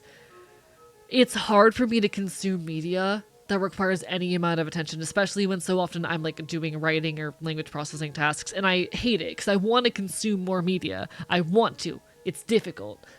You have a lovely night. Gotta eat. No worries, Druid. You take care. Bye. Why is buffalo able to make an endless sentence with itself? It's because it's buffalo is a noun and a verb. Still want to watch, read Project Hail Mary myself? Valid. I hope you get to eventually.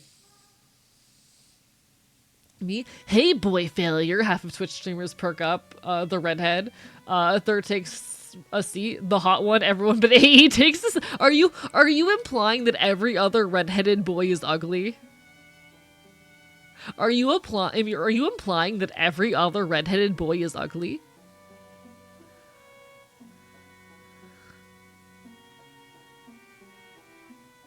Focus in various ways hard. Focus in various ways hard. Hello, Potato. How are you doing? Bye. Happy Pride Month. Hope you're doing good. Know that they're not hot. That they're not as hot. Okay. Because I do have a thing. Chat. I project myself on a lot of fictional characters who are ginger, and I think I'm hot, so I tend to think of those characters are hot.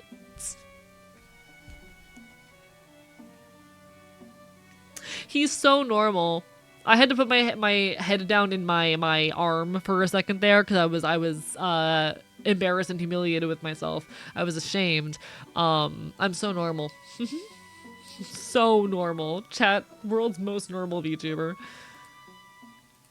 He really is doing his best. I'm gonna buffalo until buffalo. Glad for you. You got this. I enjoyed calling as a kid, but never just stuck to something long enough. But recently started creating 2 micro languages, which may combine now. Hell yeah, I love this for you. If you ever get them in like a workable state or desire to share them, feel free to drop them in the Discord. I'd love to take a peek. I do not mind textuals. Heard a particular tone and I'm ashamed. And what was that tone? What was that tone? Would you like to fill me in on what that tone was?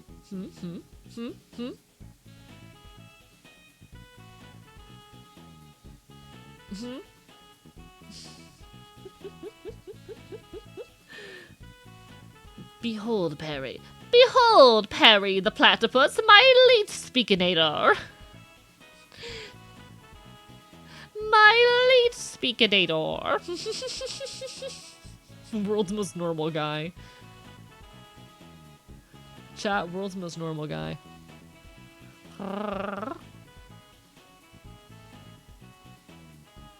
What was the shameful part?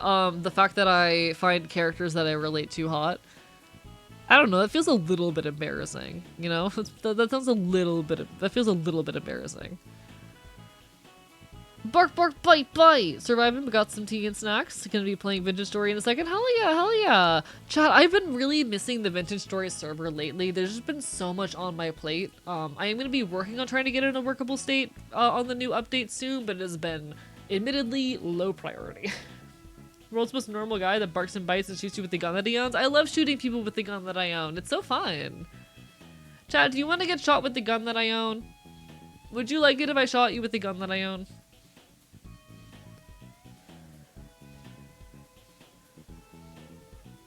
Hee. My takeaway from that was being hot is relatable to me.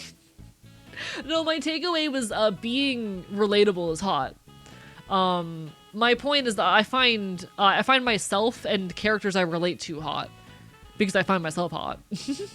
It's that I think I'm hot, you know? It means I look at boys that remind me of me and I go, oh, I want to destroy you.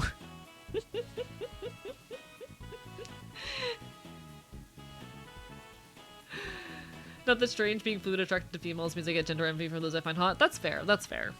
I'm more like, listen, give me a second, chat.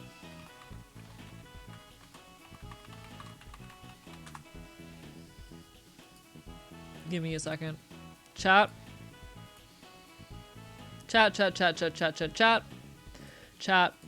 Chat. I need to see him suffer. I need to see him cry.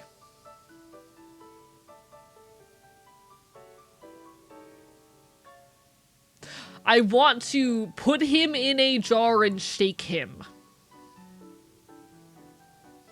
Yes, it is. Leave me alone. Good night, femboy. You take care. Sorry, I've been peeking the mic so often recently, by the way. I don't like it when it happens, but it's kind of funny. This is Tartaglia from Genshin Impact. He is my voice goal, and also a slutty little man with a problem, and I love him. Boy, I feel a sudden need to bully you, only if you do it in a hot way.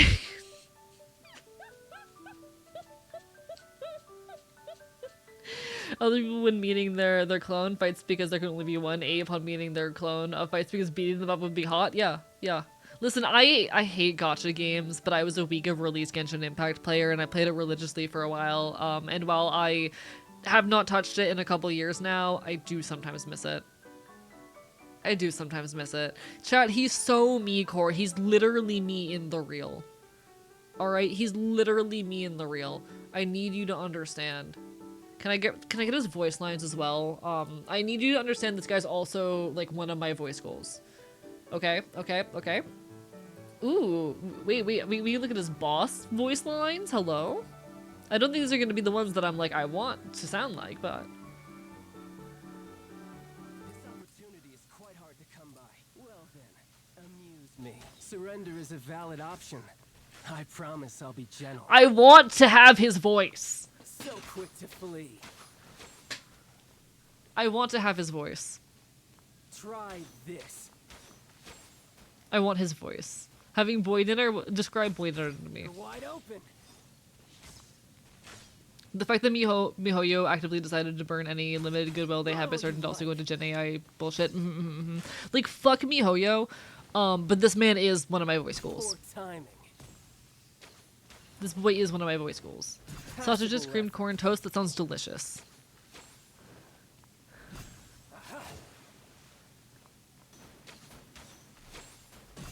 I want to sound like him.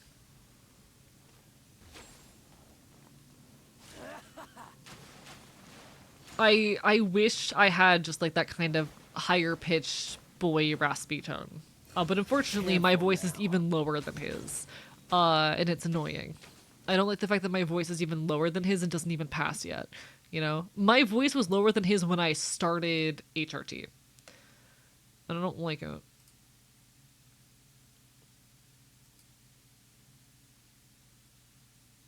He was the first ever Fatui Harbinger, and today he's our leader. He only appears on important occasions. As for his accomplishments, to be honest, I don't really care. I owe my loyalty and devotion to the Tsaritsa, no one else. I've seen him in battle before, and oh, what a sight it was. I love him. Perhaps I'm ranked too low for him to notice me right now.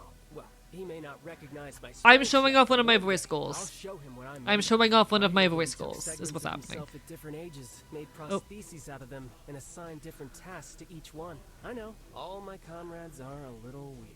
Well, come to think of it, if I met my own prosthesis, we'd have to fight then and there to decide which one of us gets to survive. The Fatui Harbingers are ranked by strength, and I have no idea why This that is girl is number 3. Tartaglia I'd test from my skills Genshin with every Impact. Harbinger who ranks above me if I had the chance, but when it comes to her, something just doesn't feel right. Anyway, you should be careful around her. Look. Hey, I've canon gotten of the lucky archives of the against dungeons people who with have their own pathetic men, agendas. so he can I've break myself them. done No, I'm some too busy pretty being an more anarchist for experience that. in Okay. combat, but I don't Listen, like her. I just think She stood to pathetic benefit men from are cute. betraying others. Okay, She'd I'm turn normal. against I'm the very Tsaritsa normal. in a heartbeat. There isn't a sane bone in her body. I don't know what his motivations could be, but he seems genuine about wanting to help me. He treats me just like family. Oh, and speaking of family, Tonya and Tusa are always telling me about the pastries and other gifts he brings them when they write. So while I've been away from Snezhnaya, he's kept his promise to take care of my family. She always seems engrossed in her research. I wonder if those machines have anything to do with her. Anyway, I've only met her a few times, but every time she looked like she wanted to murder me. I have no idea what I possibly could have done to annoy her, though. Oh, now that guy has a head full of I also love. Oh my god, that man. I have feelings. Anyway, I'm normal. Once he starts talking about his theories. But as long as he keeps our cash reserves stocked up, I'm not complaining. After he took the Gnosis, we lost all contact with him. Now comes the task of trying to hunt him I've def down heard and you get him doing this back. voice. I I actually want don't this to mind. be It my means I get to voice. travel all Okay, over. I want Wonder this if I'll to run be into my you voice. somewhere along the way. I never got along with her. You know that. I guess there's not much more worth saying about her at this point. When you're a harbinger, you have to accept Every time you're death pronouncing, oh, coming when I anytime. do like this kind of Don't worry about voice, me. No I matter don't what feel like, happens, because I'll do I whatever feel like you it can takes to tell keep that this myself is a alive. voice that takes effort, is the issue. It doesn't sound natural. I suppose I haven't like habitualized it, but I also don't think it sounds pleasant on like, stream or camera, unfortunately, Like, it's not too dissimilar from this kind of like Ash Ketchum-ass voice that I do, but this voice sounds bad, This voice sounds bad. Hi, Crocodile, bark my bite. We're chilling, we're yapping as we're off to do. You know how it goes. If you could relax his voice to soften it a bit, it might be closer. Unfortunately, when I try to do that, it immediately goes into a very femme sound. Which is obviously not the goal. Obviously not the intention.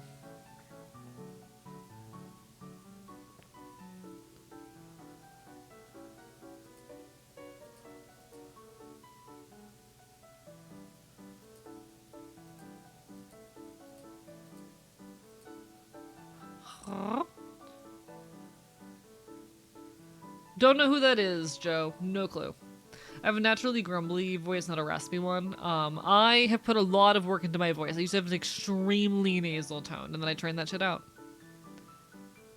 That's the thing. There's no advice to offer aside of wait for HRT to finish doing its work and then start experimenting there, The only thing that can be done is I need to wait for HRT to continue shifting my voice, and then start messing around and playing around from there, And that's okay. Sometimes that's how it goes.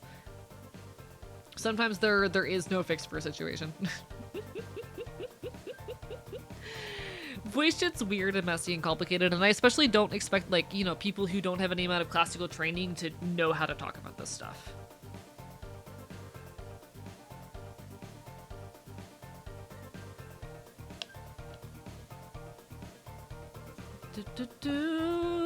Voice training hard, but I voice trained for a while before I started HRT.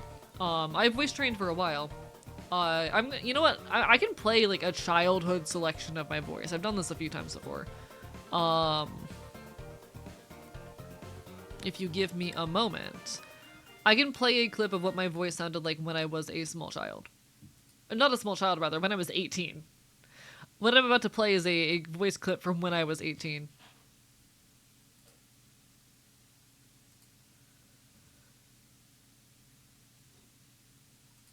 Give me a moment.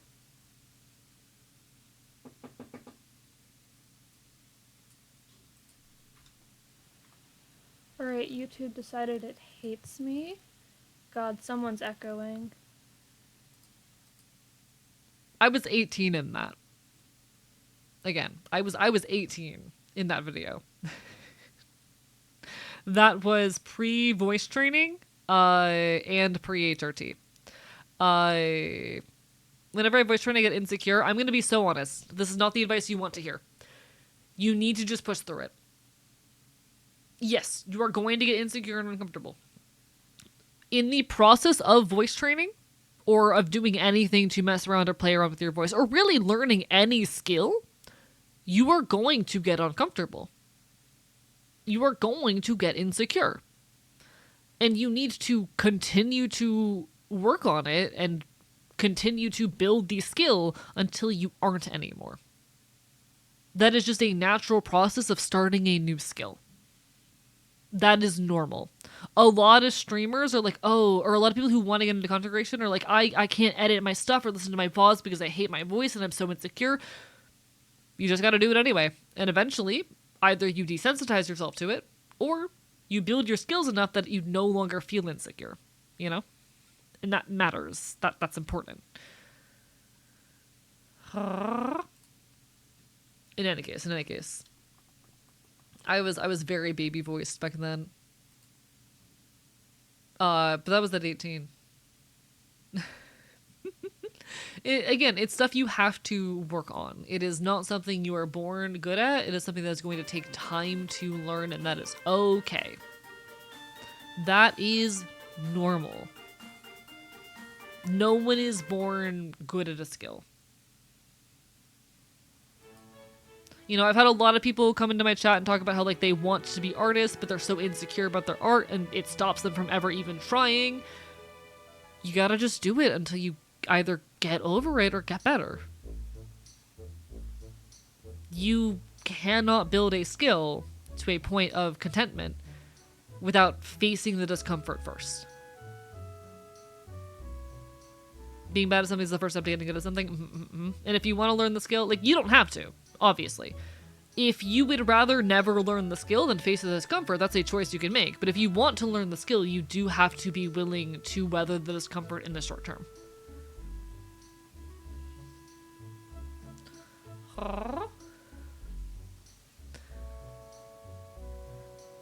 It's a difficult conversation I've had to have with a lot of, like, wannabe creators in my community, admittedly, that, like, if you want to be a creator, you gotta make stuff.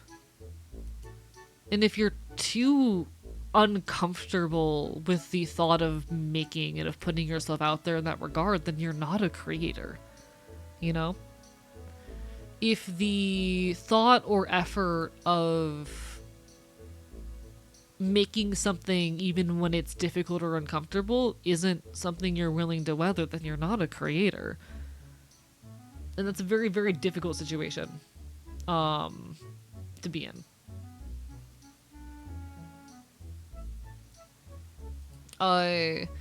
There is a genre of person who, how do I say, and I say this with love, there's a genre of person who talks and dreams about creating but never puts the work in to make something. And this is not an attack on that person, but being a creator means making, and that means facing the discomfort sometimes. Hello, Espen! Bye. Enjoy your lurk. Hope you're doing well. I hope you've been well lately. Hi. All my love. Have to learn to get comfortable with failure as an ADHD brain, and hey. I have ADHD. Chat. I have ADHD, autism, major depressive disorder, generalized anxiety disorder, social anxiety disorder, borderline personality disorder, histrionic personality disorder, and schizoaffective disorder, and complex PTSD. And I did it.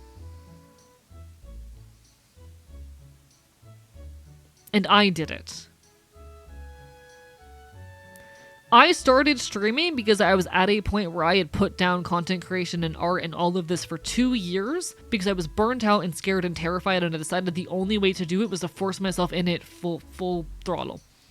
So I found the form of creation that required the least amount of put in order to get the most out. What was the form of content creation where every minute I put in was a minute of content streaming. So I started.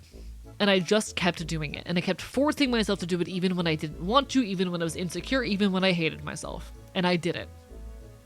You know? Even when I was actively homeless, I kept streaming.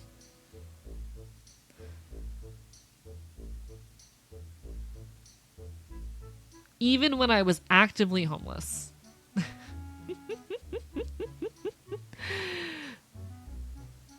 My point being, you can do it. It's not easy, but you can. You know?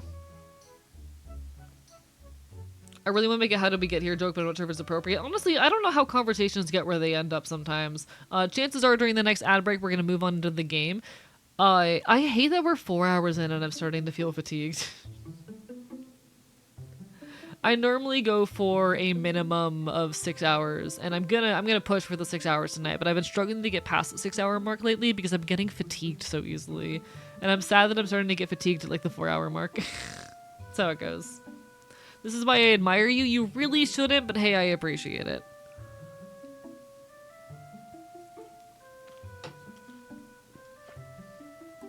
I would not recommend that, but hey, thanks.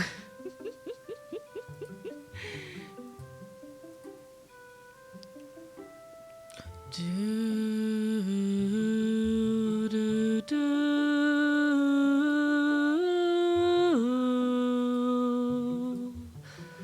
Do, do, do.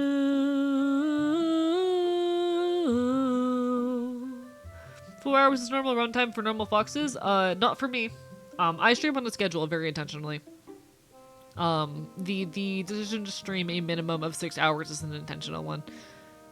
And I don't bend from it easy. I really care about continuing my routines and all that. I've admittedly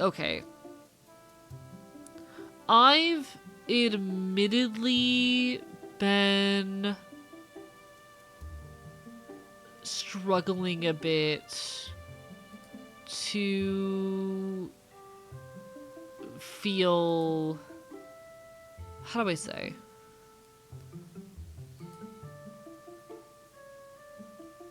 I've been struggling to feel driven by a lot of the games I'm currently streaming, and I don't know why. You know? I've not been feeling captured or driven by many of the games I'm streaming right now, and I don't know why. That's just how it goes sometimes. Sometimes the game doesn't click, but I want them to click, and I want to stream them. Sometimes they just don't click. Drawing on Math Machine, oh, it's an honor, Cheez-Its. It's an honor. Ordnance Village theme is such a vibe. Love me some Zelda music. Love me some Zelda music. I've noticed that recently. Yeah, like I haven't really been captured by the most recent round of games I'm streaming, and I don't know why. I'm not sure what's up with that. Could it be burnout on gaming? No. I'm not much of a gamer, but I wouldn't say so. I don't think I've gamed enough to be burnt out on it, you know? I barely play video games, and I feel like I've never experienced burnout in my life. I don't know what burnout feels like. Never been burnt out before. Chat, I don't know what burnout is. Genuinely no clue what burnout is. People describe this experience of burnout, I don't know what it is. But regardless, burnout requires you to have invested a lot of time and energy into something, and I really haven't been doing that, like, ever, so I don't know. I don't know. I've been wanting to just yap all the time, really, but I've been finding my energy for yapping's been dying around the 4 hour mark, is where we've been. I had to be told what autism burnout is, and one sec. Because, like, whenever I read descriptions of burnout, I don't relate to it at all.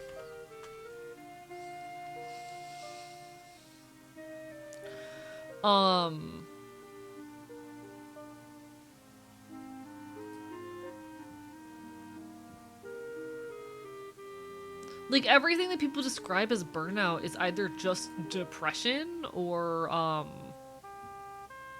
like, normal?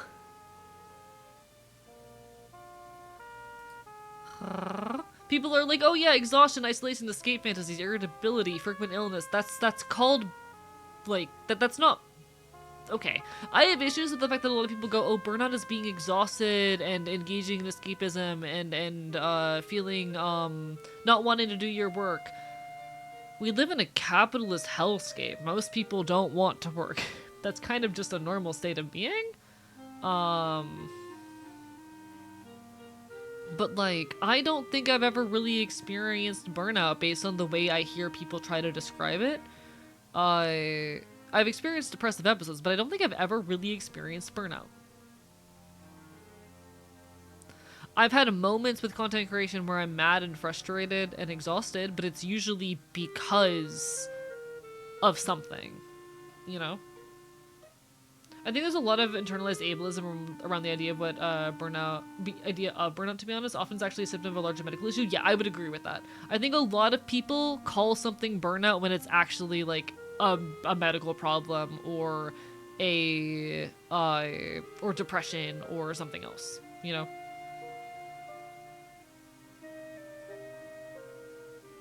Not so sure the feelings I was feeling working 4 years at a job I hated was anything resembling normal.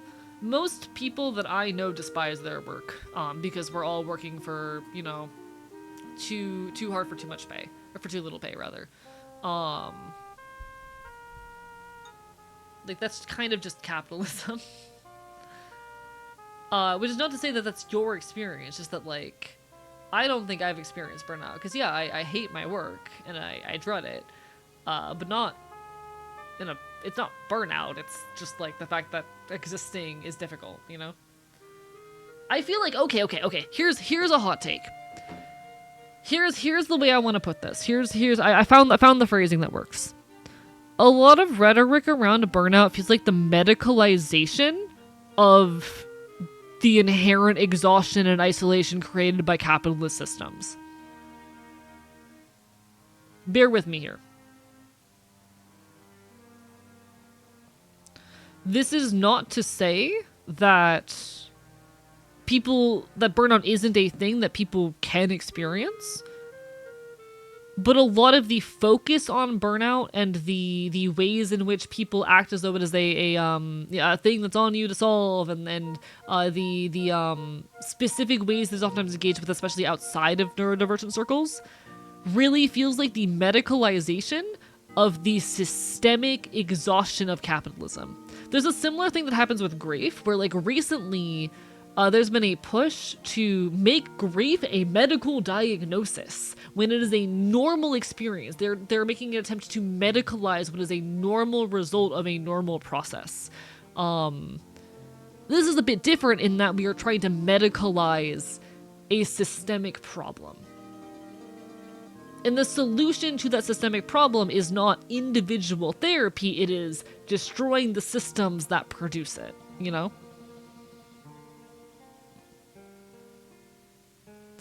And that's not to say, yes, obviously, you know, autistic people are particularly fucked over by the machinations of capitalism because neurodivergency. I definitely feel and experience that.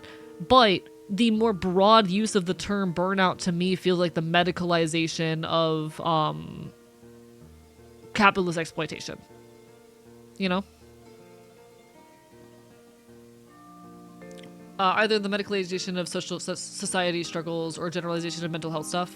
Sometimes using general term easiest to I'm feeling burnt out right now, but it's passive versus the whole terms association. Yeah. I've heard that about a lot of things with ADHD, that its symptoms are just it not working in the system. Okay. Yeah, that is not related to what I was saying, but that is also a thing. It's worth noting with a lot of... Okay. There are a lot of things that in our cultural context are considered disabilities that are only disabilities because we exist in a cultural context wherein they are not meaningfully accommodated in a world which is hostile to them, you know? There are a lot of things that are considered disabilities within our cultural context that are only meaningfully disabilities because they are not reasonably accommodated.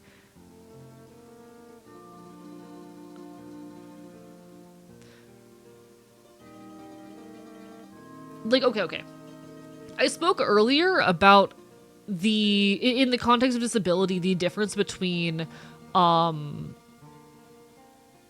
being, accommodated because you have to be, versus being actively accepted and having your needs taken into account, there is a difference between, a space that has been built with your needs taken into account, and one which happens to accommodate you and has put band-aid solutions in place in order to accommodate you.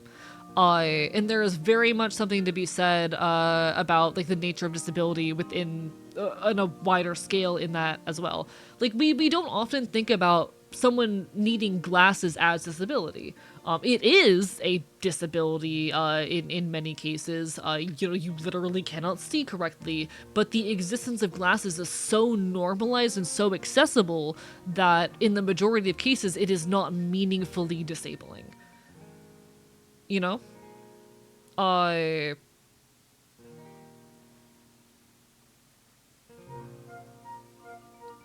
And so it is very possible that there are many things that are disabling specifically because of a cultural context which does not meaningfully accommodate them or build with them and take it into account, Oh, Vertigogo, I do want to be clear here. None of what I am saying about burnout is an attack on you or was intended to be, and it feels like you are reading it as an attack on you. I am not invalidating the concept of burnout. I am talking about its more widespread use and my personal relationship with the term. It's not an attack on you. Hello, Undead Artemis. How are you doing? Buffer by Bite. Hello, Scarth as well. And Sleepy Husky. Hi. Happy Pride Month. Buffer by Bite.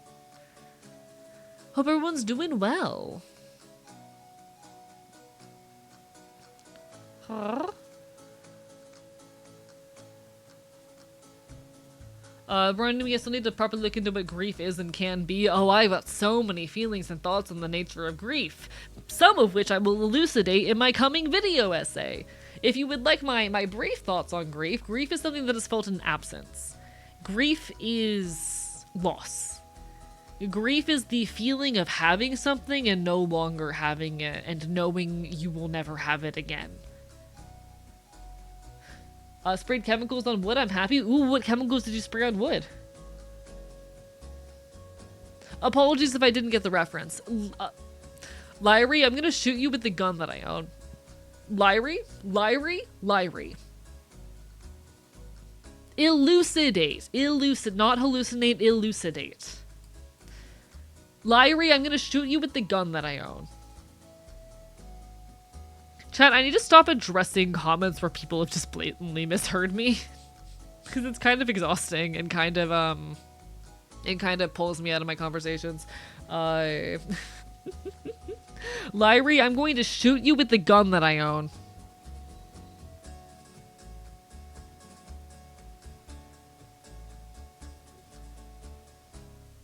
Listen, I'm a mod at Wonders. I cannot do that. I'm gonna shoot you with the gun that I own, just like I shoot Wonder with the gun that I own. She'll understand.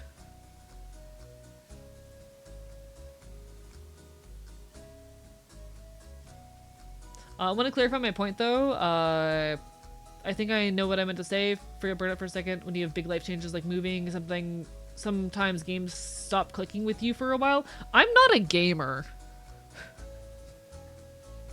Like, I genuinely don't know or understand what you mean, because that's a completely foreign experience to me that I've never had. I'm not a gamer. I do not consider myself a gamer. Do you actually own a gun? I will not be answering that question for my own safety. I will not be answering that question for my own safety. I have been real-life investigated by the real-life FBI, and tomorrow is the 1-year anniversary of that investigation. Blinks at the camera.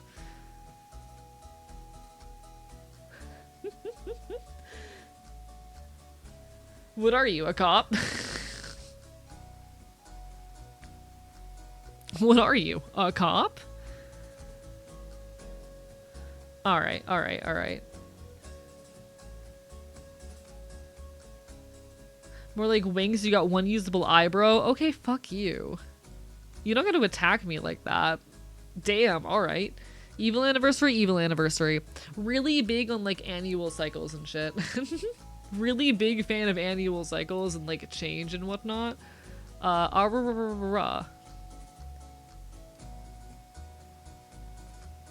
Thank you for the stretch. Ad will be hitting any second now. I'm probably gonna stand up, refill my water maybe, and grab a snack. But once I am back, we'll probably be hopping into the video game if that sounds fun.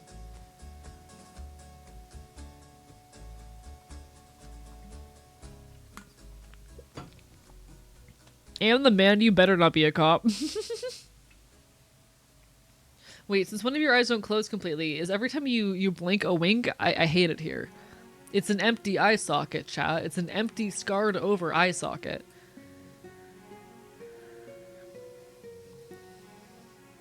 ACAB. Chat, all cops are bastards.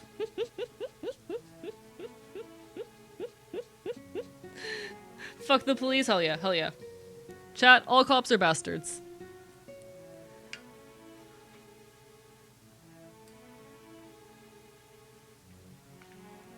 Chat, the only good cop is a cop who has left the system and is now an avid prison and police abolitionist. And failing that, 6 feet under. Anyway.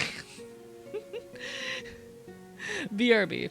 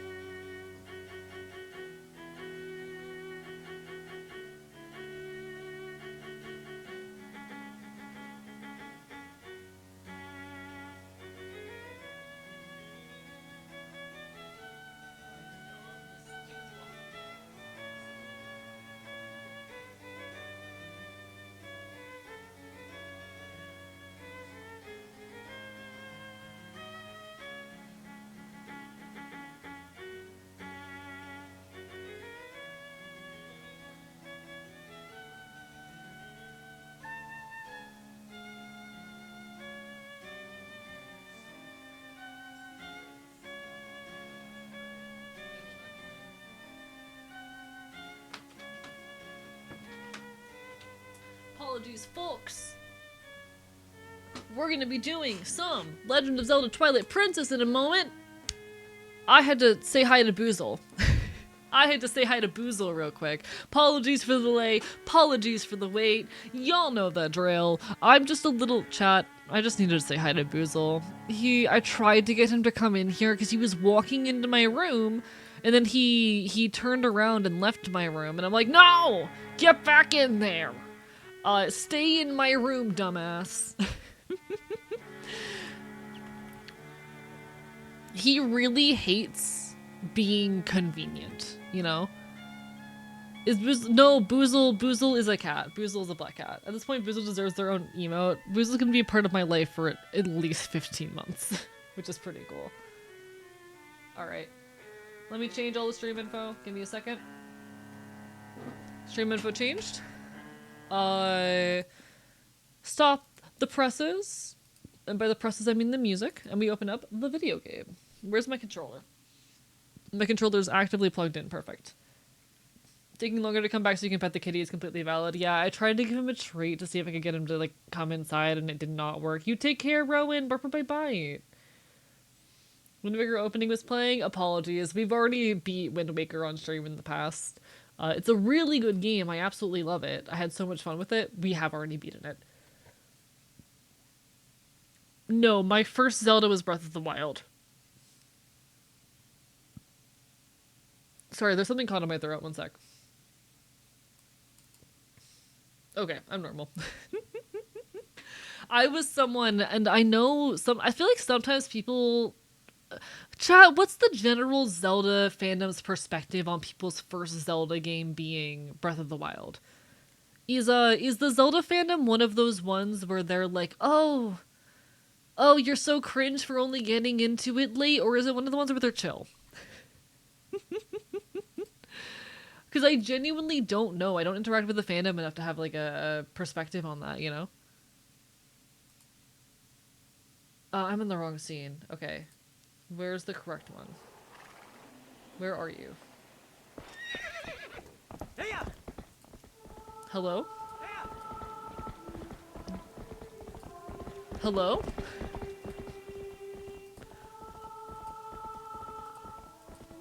Work with me here. There we go. Got it. Alright. We did it! We did it! Turn the music just a little bit. They will execute you if you see your first game was Breath of the Wild. I don't think they're actually that bad. I'm pretty sure most of the Zelda fandom fucking loves Breath of the Wild. But I've known there's some fandoms and some, like, hardcore gamers who get really pissy if you, like, got into their favorite series in the last decade. Or in the last, like, 5 years. If I had to guess, the Zelda fandom is pretty much like the Final Fantasy fandom, where the first one you play as a teenager is your favorite and everyone else is wrong. People love doing that shit. It infuriates me.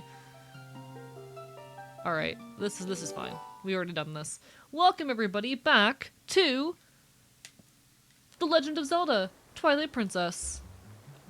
We're gonna run around, play for like hour and a half, 2 hours. Chill, vibe, hang out, and be gay. Happy Pride Month. Chat, happy Pride Month, it's time to be a furry. Chat, happy Pride Month, it's time for us to be a furry. Chat, I'm eating you, a Vor? Hello, Vor reference? Vor mentioned in chat? Happy fucking Pride.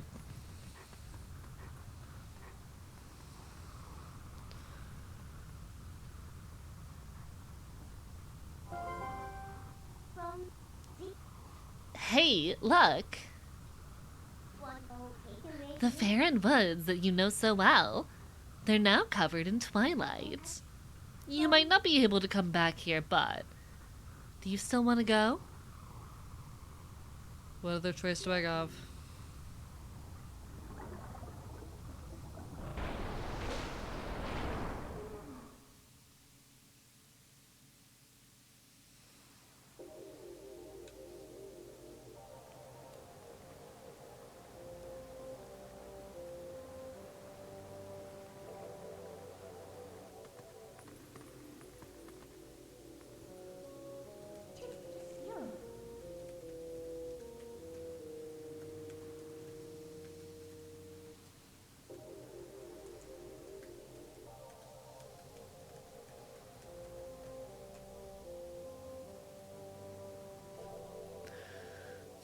So these are the weapons you use in your world.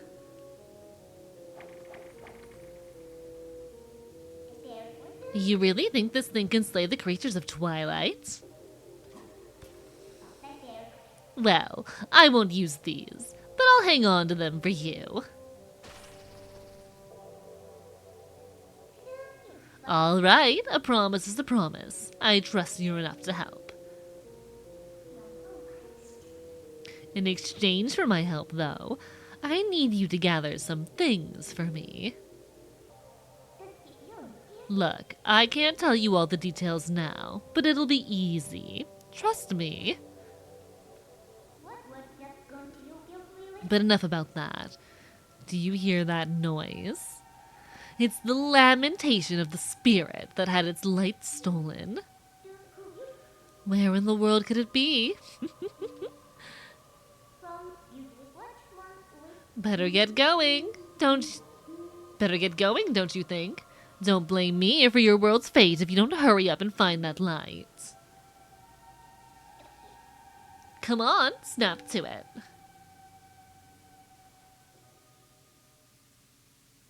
I love Wolflink so much. He's so good. He's so good. I can definitely tell why this game made so many kids furries. You know? It makes perfect sense to me. Alright, boss arena, let's go.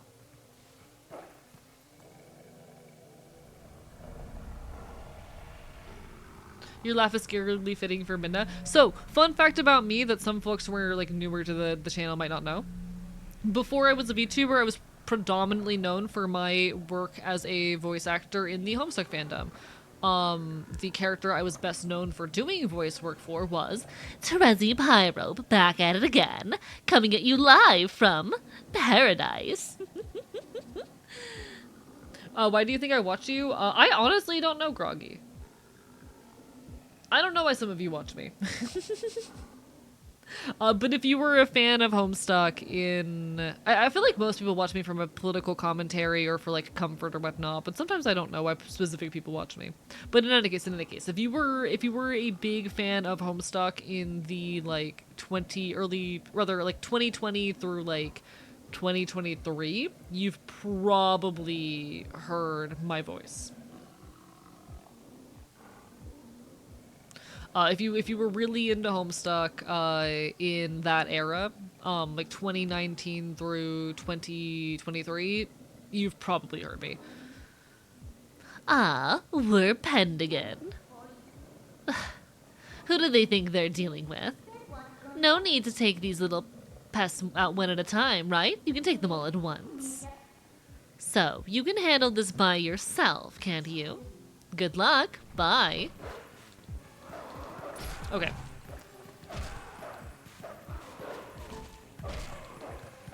Oh, these guys do a lot of damage. Okay. Shit. Fuck. I didn't even see myself get attacked in there. Okay. I was an original Homestucker. That was a little bit before my time.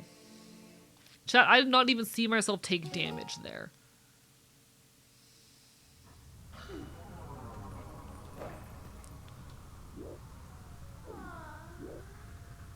Okay.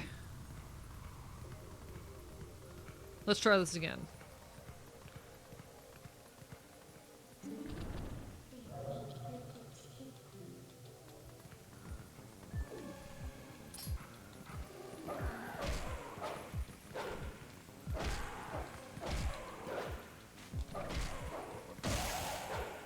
Okay. One down.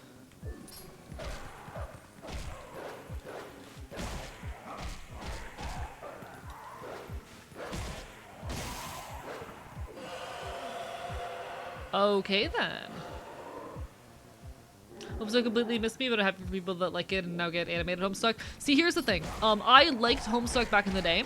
I am not happy with the current state of the Homestuck fandom or with Andrew Hussey's actions. Because I was so involved in the Homestuck fandom for such a long time, I am friends with a lot of like the big name fandom figures of the like 2020s. And many of those people are currently in predatory NDAs. Homestuck is a webcomic that was made in MS Paint that also featured a lot of Flash animation. It's like a interactive multimedia experience, the whole thing. Don't read it.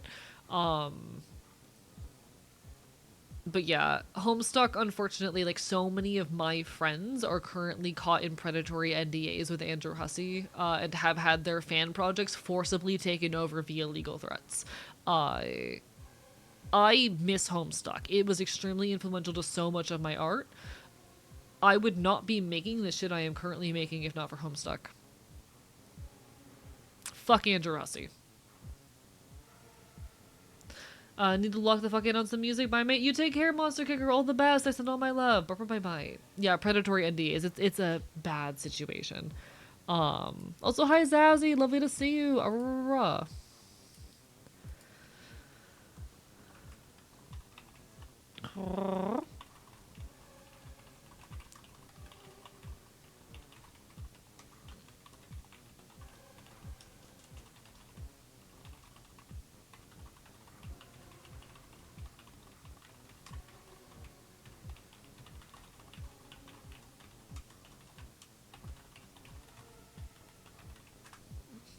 At least we got Toby Fox. I mean, Toby Fox, like, yeah, I'm chill with Toby Fox. I'm chill with Toby Fox.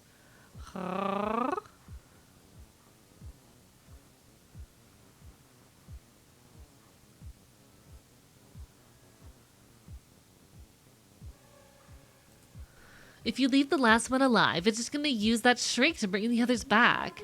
Listen, let me help you out here. Just move like I tell you. You just hold down B, and I'll expand an energy field to enclose all the enemies within it and release.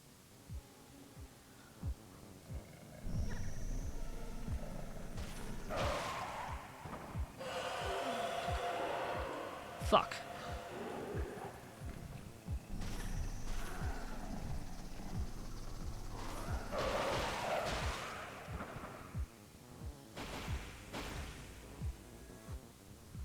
Those enemies were so annoying for 9-year-old me back in the day. The worst part is that I really struggle to tell when I'm taking damage. I've tried to read Homestuck but didn't get very far. Unless you're very interested in like non-traditional narrative experiences and meta narratives and whatnot, it's really not something I would heavily recommend. Homestuck is an interesting read if you are looking for a very specific experience. If you're like interested in early 2000s internet culture, things like that. Otherwise, it's not really worth it.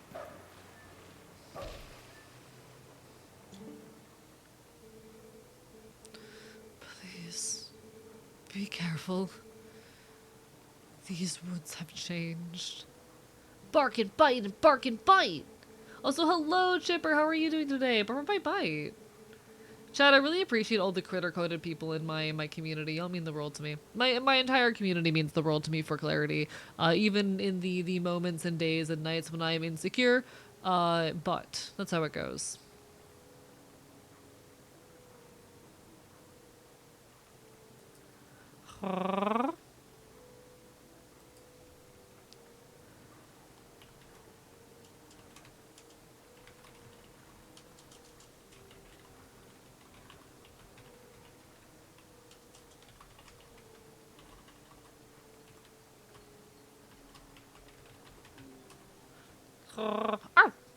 Anyway, I'm normal. Chat, world's most normal guy. World's most normal VTuber. Apologies, there was something in my moderator chat that I had to quickly respond to. The dark clouds of dusk cover this land. This drape of shadows is called. Oh, sorry, that was the mysterious voice. The dark clouds of dusk cover this land. This drape of shadows is called Twilight. I have a couple questions. I'm seeking advice assistance. Shoot, and I'll answer to the best of my abilities. In this twilight, those who live in the light become as mere spirits. It is a place where the dark ones and evil creatures dwell. I am a spirit of light. Blue-eyed beast, look for my light. Retrieve the light stolen by the dark beasts, and keep it in this vessel.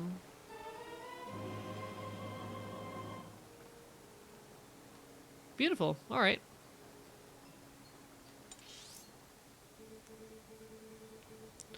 In the shadows of twilight, the dark insects are as invisible as normal beings are here.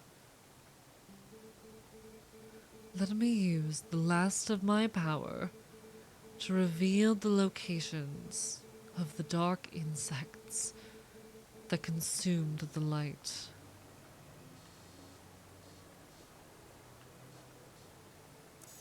Okay.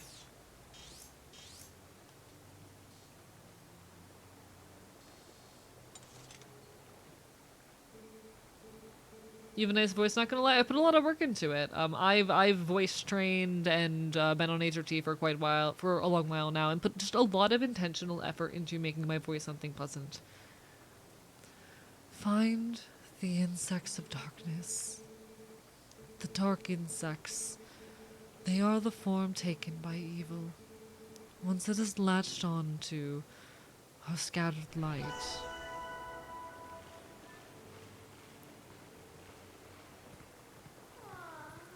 All right, then.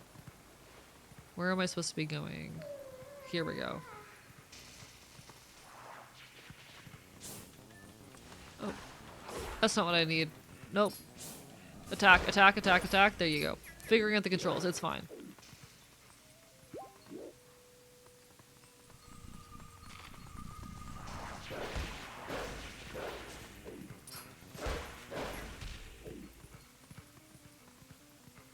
Do I need to use the sense? Hello there. Little guys. Fuck you.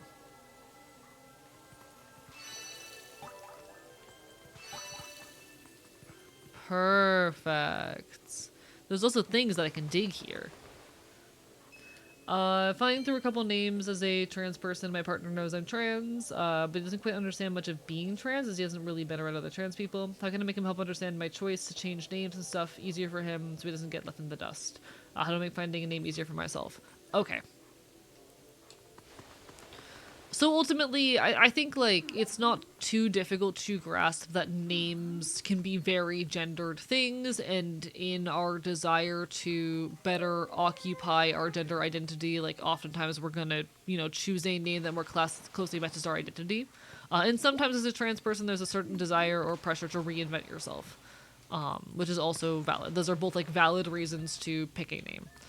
So if you just explain that, like, yeah, names have gendered connotations and you're seeking a name that feels more in line with your gender identity, totally fine.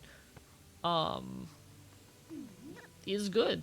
As far as picking a name for yourself, I'll be honest, I don't have much advice there. Ultimately, I think names are very complicated constructs in that they do define so much of us. Your name is the essence of your personhood, your soul. And it is okay to take your time to figure that out. It is okay to use a few different names in different contexts. In fact, I would heavily recommend using different names in different contexts, especially if you are someone who's engaged in activist spaces. I got my name in a psychotic episode, which is definitely not the traditional means of picking your name. So, like, I'm not the most useful guy in the world for this.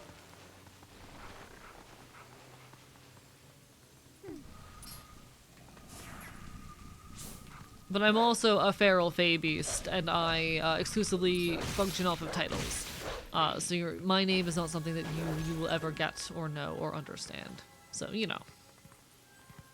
take me with a grain of salt.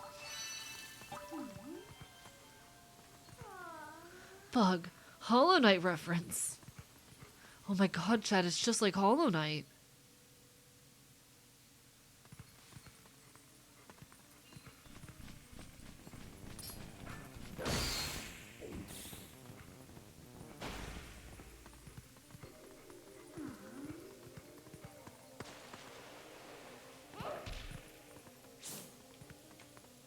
One second, I don't know if I missed any bugs.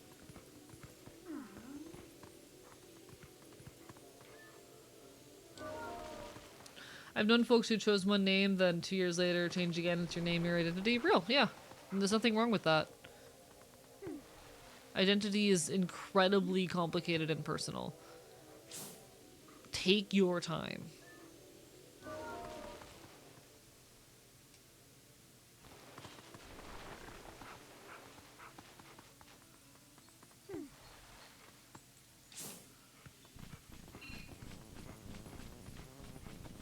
Yeah, with like, you know, ultimately, I think it should be easy for most people, I think, to understand that most trans people, because names have gender connotations, are gonna want to change them. This one name I've been going by mostly online, felt super connected to, but someone told me it would seem odd, and if someone asked the nature of my name, it'd be weird to them. Is it because, so are they saying it's weird because it's your online name and people would find it weird that it is a name that you used online historically, or is it because of the name itself? Because those are different things. You know, those are different situations. I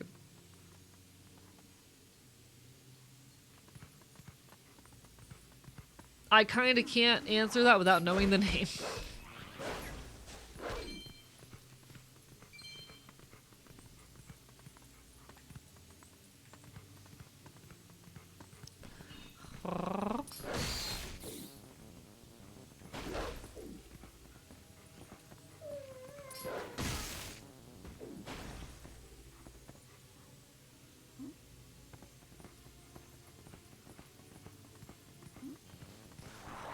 Choose the meaning of the name, the character I'm connected to with it.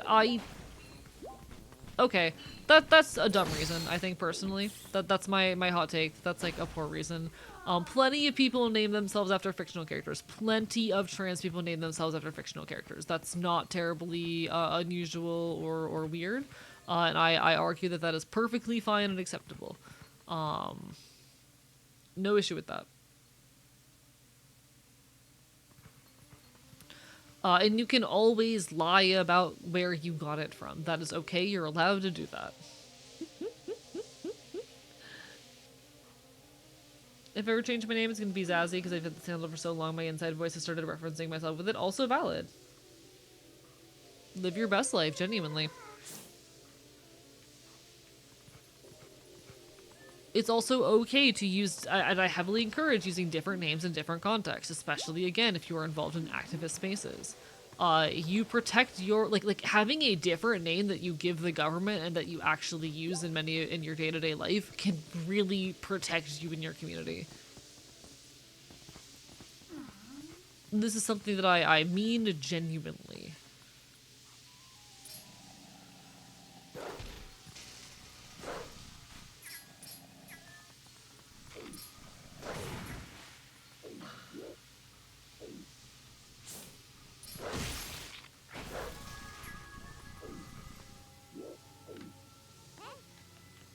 Where the fuck did you go? Ah. Bug. Happy Pride indeed. A chance the name is definitely common because it's a specific character from a problematic community. People are a huge fan of it, even though it's something I felt genuinely happy it's being called. That is a common name that has plenty of reasons outside of any particular fictional character. Very normal name. I've known people by that name. Also, who cares about it being problematic? I mean, to be so honest, this is something I've talked about a lot. Hello, Ginger Toffee, lovely to see you. Hi, Royal Rosie, hope everyone's been well. Happy Pride. I'm someone who doesn't give a whole lot of credence or care towards what the internet considers to be quote-unquote problematic media. My hot take, I suppose, is I don't care. I'm vehemently anti-censorship. I believe that art has a right to exist, even art that may be problematic or make people uncomfortable.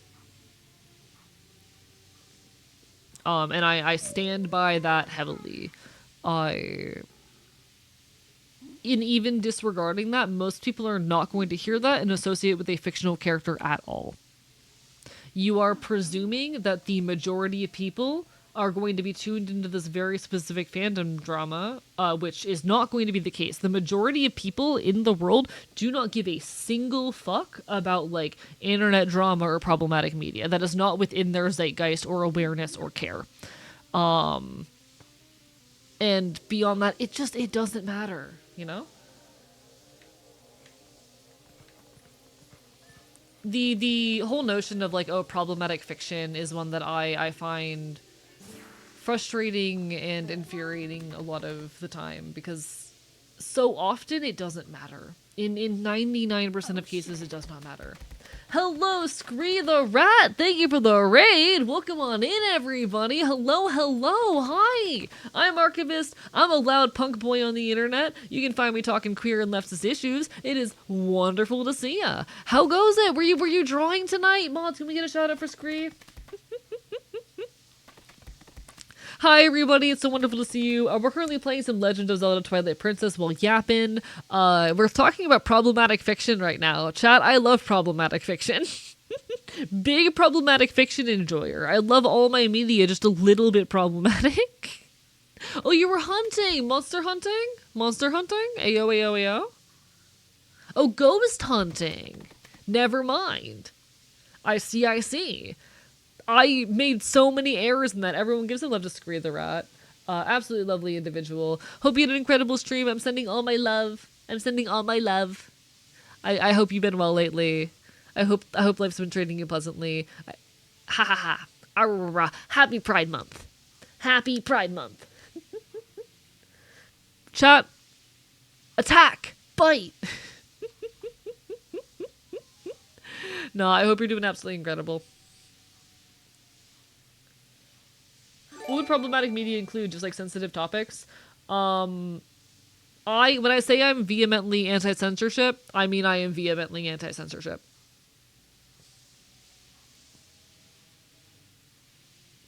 I've made a couple shorts about this. I am of the mind that like censorship is not a thing that you can half-ass. Censorship is not a thing where you can make exceptions. You are either for censorship or against it. As per my personal enjoyment of problematic fiction, I'm just a big toxic yaoi enjoyer. I just love me some toxic yaoi. I love it when two guys hate each other. I love it when two guys have violent gay sex, you know? Yeah, so as far as my personal enjoyment goes, I really like it when two guys hate each other and have sexual tension. You know?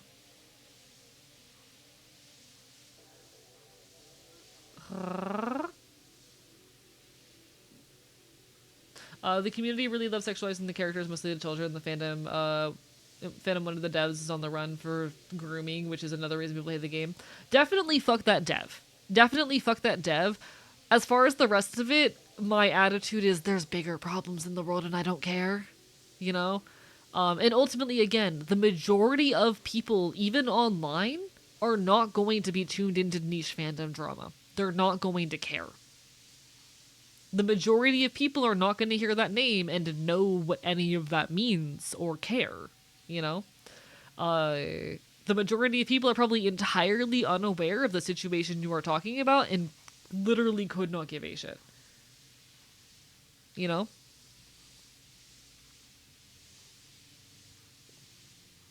You know? Hey, thank you so much, definitely views for the gift sub, by the way. Barford by it appreciates, it means the world. Chat, I'm so bad at speaking. Hi, host, how have you been? How you been, friend? We haven't talked much lately, I miss you.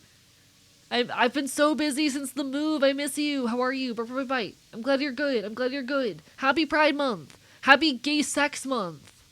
You should hang out with me soon. I really should. I am going to try to finish my next video essay literally tomorrow. And hopefully that will free up more time. I do have a lot going on this month because, like, it's Pride Month and there's so many projects happening, but I would be happy to free up a day for you somewhere. Love you. Miss you. Also, now that I'm in a more stable position, like, it probably also, yeah, real. No pressure, just let me know when you have a little bit. Yee. I also missed just hanging with you in VCs. I've just been all over the place lately. I've not been VCing very often lately, but I would like to more again soon as I settle into stuff. Happy Pride, gay animal people in my computer. Happy Pride, gay animal people in my computer. Chat, I love Gay Sex Month. I miss you. I miss you, gun emoji.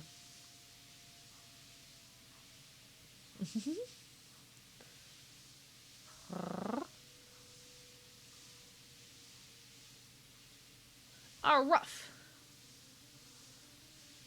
Ow. Anyway. Hey, think we can get across over here?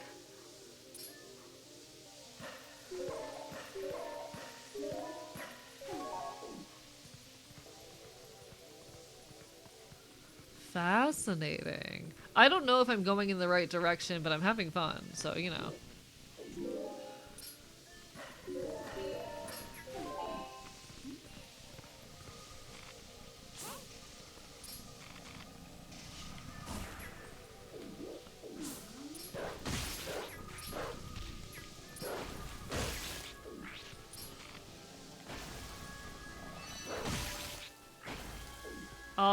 Alright, we're figuring it out. We're making it work.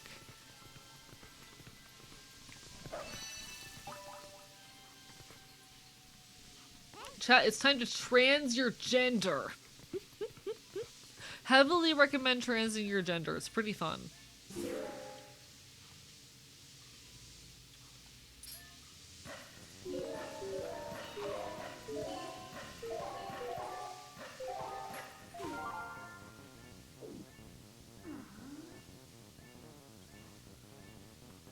X button, there we go. Okay, nothing up here. Anyway.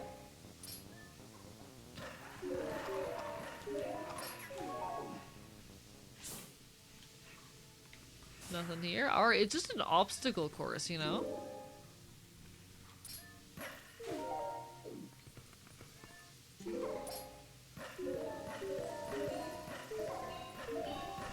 It's just don't get hit by things while you do the thing.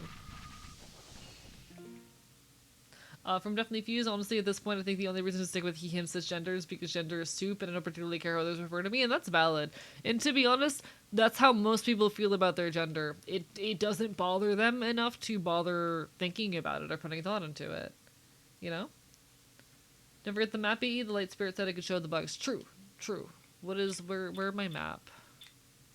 Where map? I don't know where map is. Map here. Okay. I did miss some earlier on, but I can backtrack for those later. Okay, cool. Noted. Add gender fluid to my grocery list. You got this. You gotta get that gender fluid, chat. You gotta get that gender fluid.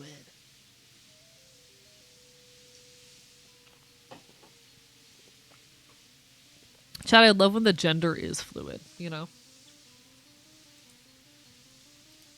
Chat, I love when the gender... Gender...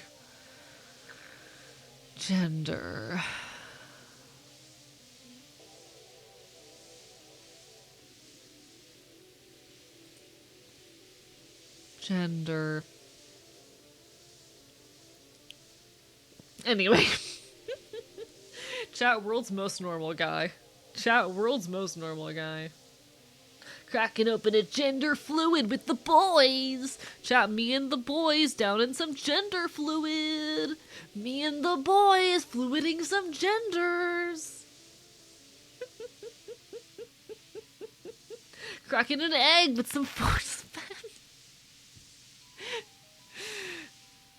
I'm not going to give my thoughts and opinions on Force Femme. This is not the time, nor the place.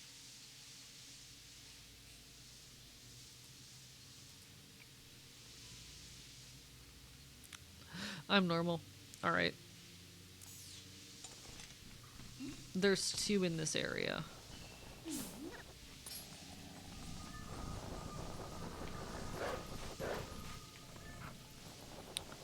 Why can I not do anything to you? What the hell?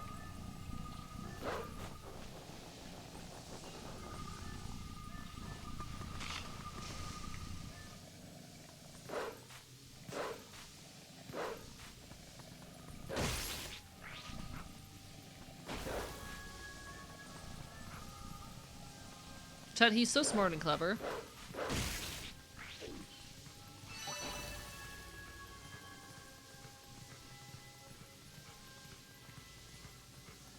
Here it is. There we go. Alright. Yeah, so we carry on this way. There's like one... Or there's 2 more down here. And then we'll have to backtrack. But that's fine. It's like watching a cat chase a laser. Force Bomb is a flavor of gender fluid energy drink. Chat, I'm going to kill you all with a rock. How would you feel about that? Lycan and Lyrie particularly, how would you feel if I killed you with a rock?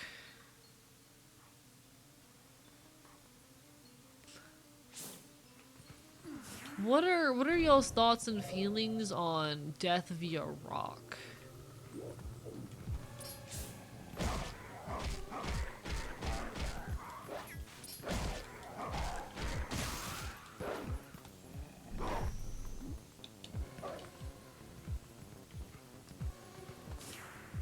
I'm trying to remember how I do the thing.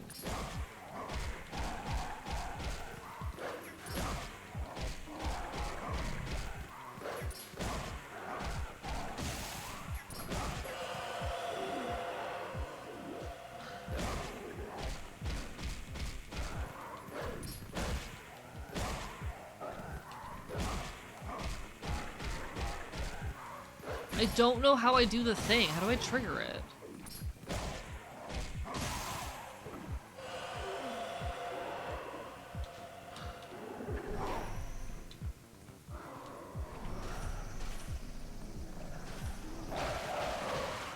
Okay, I did it. I did it. I did it. There we go. Beautiful.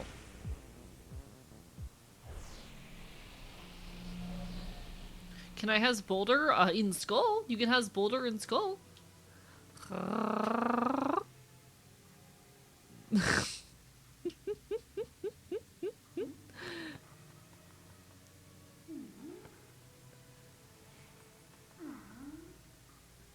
Listen, chat, I am not a good dog who is doing cool tricks. I may be a smart and clever dog, but I'm not some good dog doing my tricks. I am actually a horrid feral beast, and you should put respect on my name. Alright, chat? I am a horrid feral animal, and you should put respect on my name. I am a clever mutt, and I am not a good boy. Fuck you.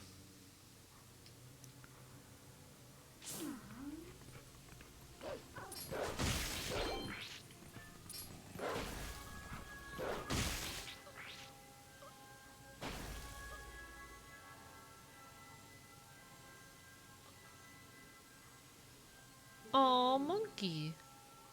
Someone helped me.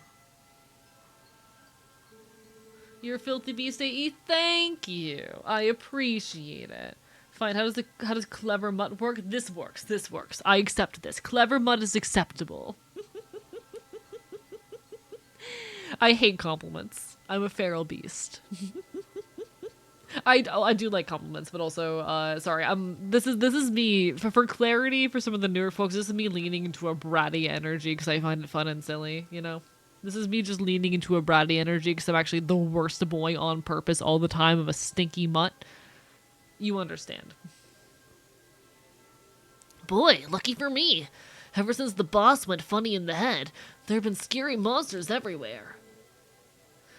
Those village kids got led through the woods for some reason. The whole forest is weird now. What's happened? Good question, buddy. I'm trying to figure that out myself.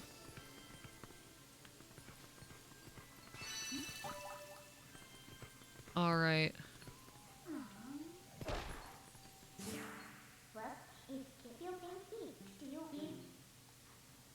Alright, so we need to go back and get the earlier ones that I missed, unfortunately, which is annoying, but alas. Haven't met a dog I wouldn't call a goober. I'm not a goober. I am a feral beast deserving of respect and also degradation, I guess. Someone crate this mutt? You can fucking try over my dead body. You can try.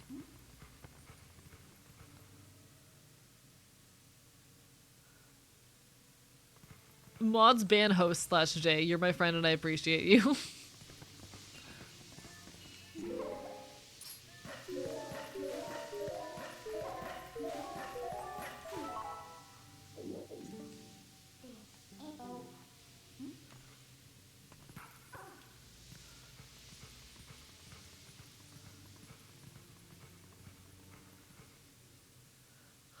Has the stream been, Fail Boy?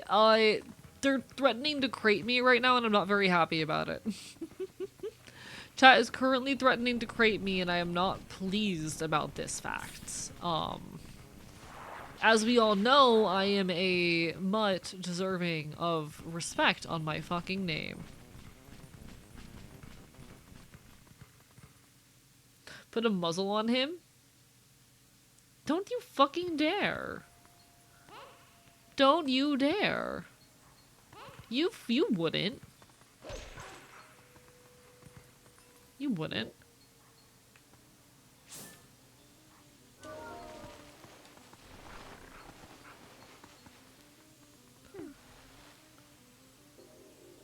I know where you keep it. Where do I keep it then? I've sent you a photo. God fucking damn it. Never mind. Never mind. Never mind. Don't answer that question.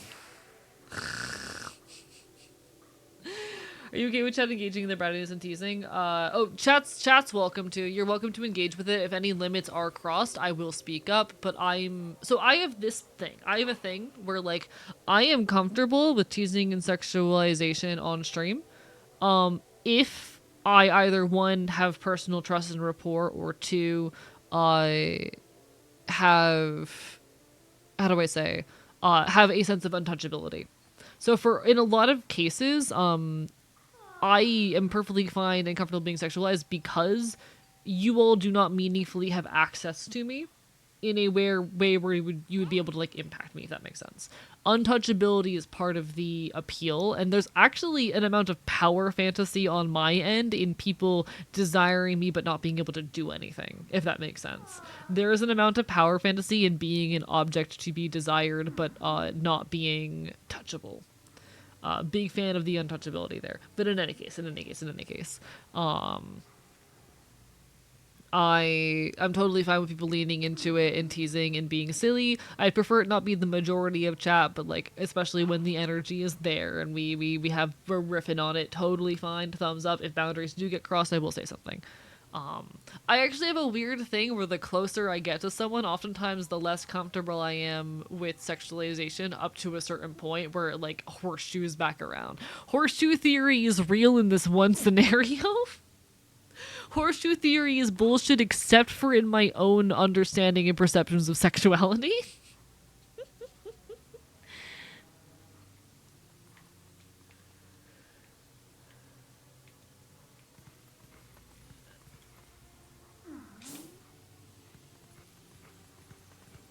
Horseshoe theory isn't real except for when it is.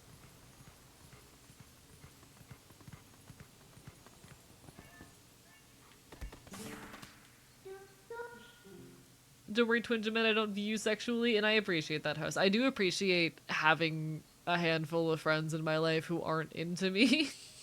You know?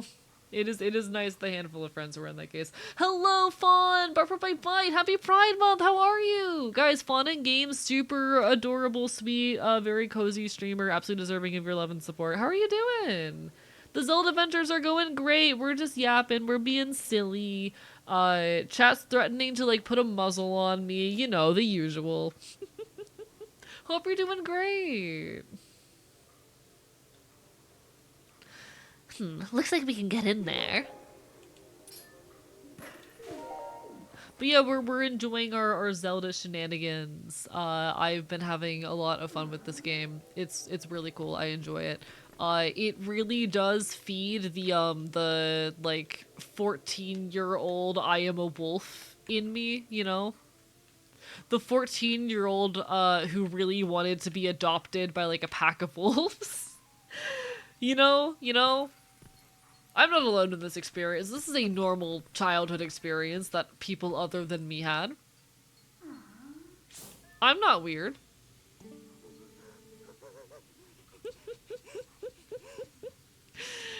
I get that. I like to tease and stuff. Of course.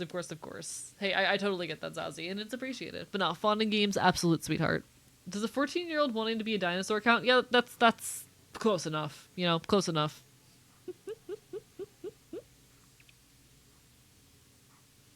The darkest side of me, no one could ever tame this animal I have become. Help me believe it's not the real me. This animal. God. That is bringing me back right now.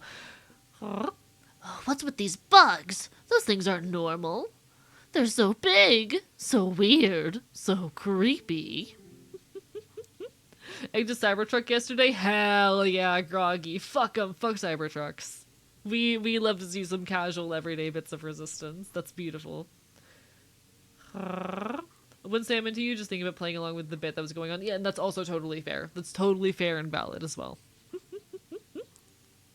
I consent to people playing into the bit, and I will speak up if boundaries are ever crossed. Good to know someone had the same childhood playlist as me. I still like hardcore, but I was a lot more into it back in the day before I kind of mellowed out into a folk punk kid, you know? That's simply how it goes.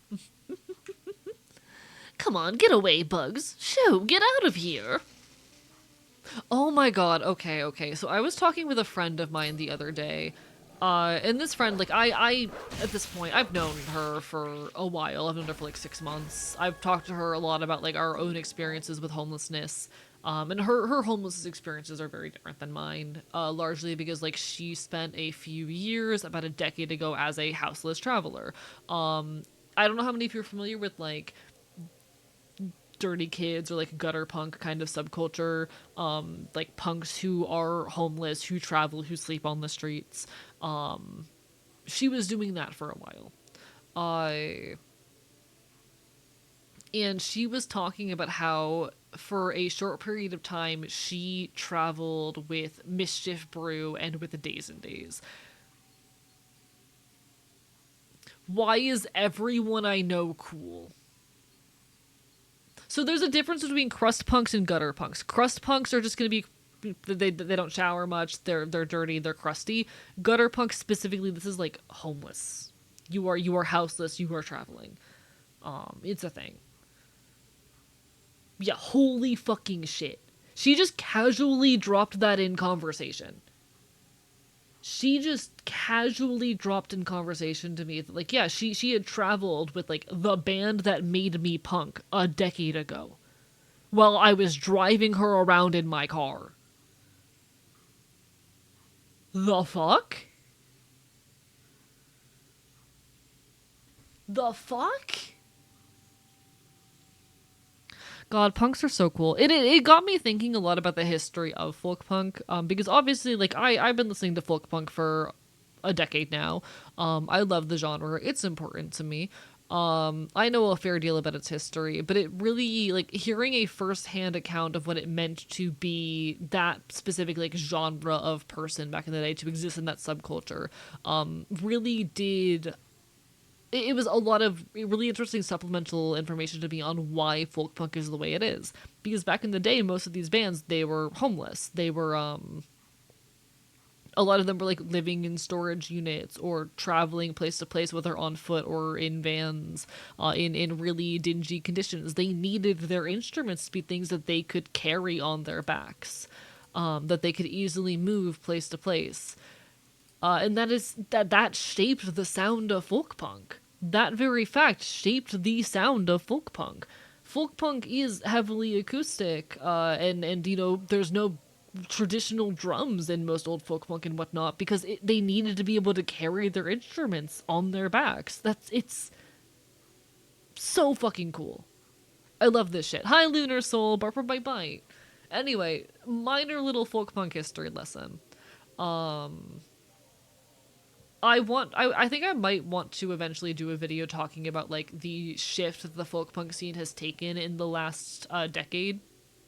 And I would very much like to utilize her as a source were I to do that. Though there's also a couple other, like, more well-known figures in the scene that I think I might actually have enough connection to land an interview with or whatnot. I would love to someday do some kind of video essay talking about the history of folk punk. Perhaps from the what it means to grow old while punk angle. In any case, perfect time to return those cool as fuck to learn about. God, folk punk is so cool. How are you doing, the Lunar Soul? But for my bite. What? They just died? Oh boy, I have no idea what's going on around here. I love folk punk. Did I do it?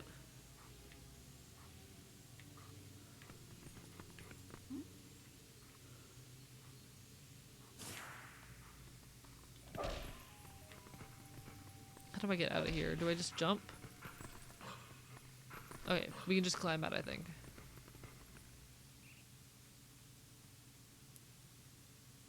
Did I do it?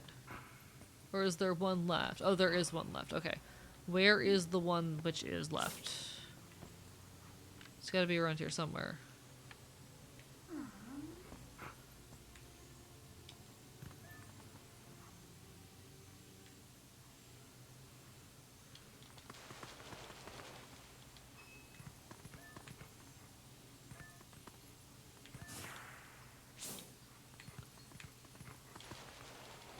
Dude, alright, just got back from Rampage and the game marathon. Service and inventory is reset tomorrow. I see. Valid. I hope that went well for you. Hell fucking yeah. Hello, Banana Tiger, how are you doing tonight? I know a lot of folks around me are really into marathon right now, but I don't really know much about it. I'm trying to figure out where this particular last bug is, because we've got one bug left. I have no clue where it is. Doing good? Glad to hear it. There you are. Never mind, I found you.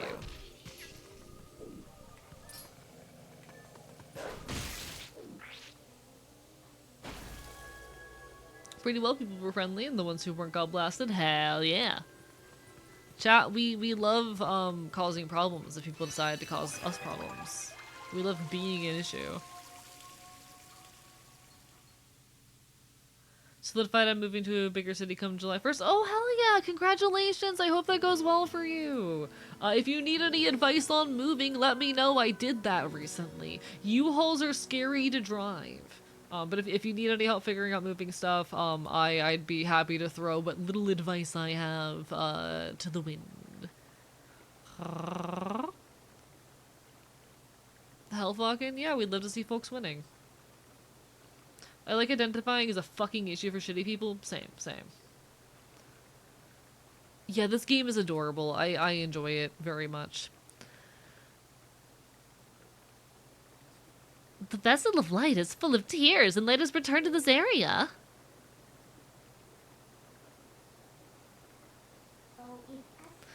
Ah, but it was so nice here in the Twilight.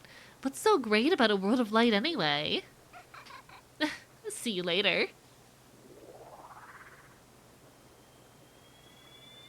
Also, there will be an ad hitting in about a minute. I apologize, folks. Twitch just forced me to run ads. Y'all know the deal. You also have shit suspension. It was an experience, but I did it. I didn't crash the U-Haul.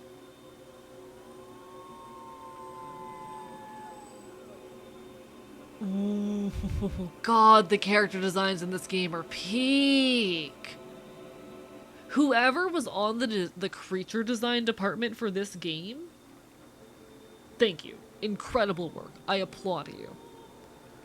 My name is Farron. I am one of the spirits of light who dwell in Hyrule. By the order of the gods, I protect this forest. He only hit one red panda in the U-Haul, yes, and her name was Wonder. Oh, brave youth. In the land covered in twilight, where people roam as spirits, you were transformed into a blue-eyed beast. Having my parents hold on to some tables when I visit can pick some more up. Have to help me move the bed there, though. So no U-Haul needed, luckily. Alright, good for you. I'm glad you do not have to U-Haul. It was very scary. But hell yeah, I'm so excited for you. I hope it goes well. And if there is advice that I can offer, let me know. I did just move literally like less than a month ago. Shit was messy and scary, but hey, we survived. That was a sign. It was a sign that the powers of the Chosen One rest within you, and that they are awakening. Look at your awakened form.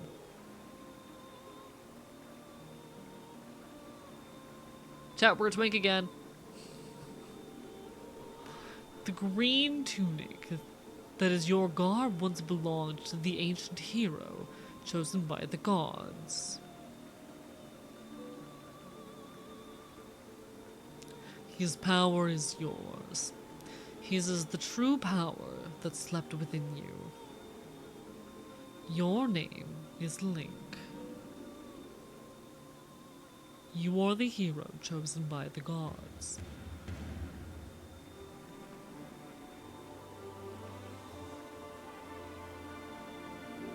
Brave Link.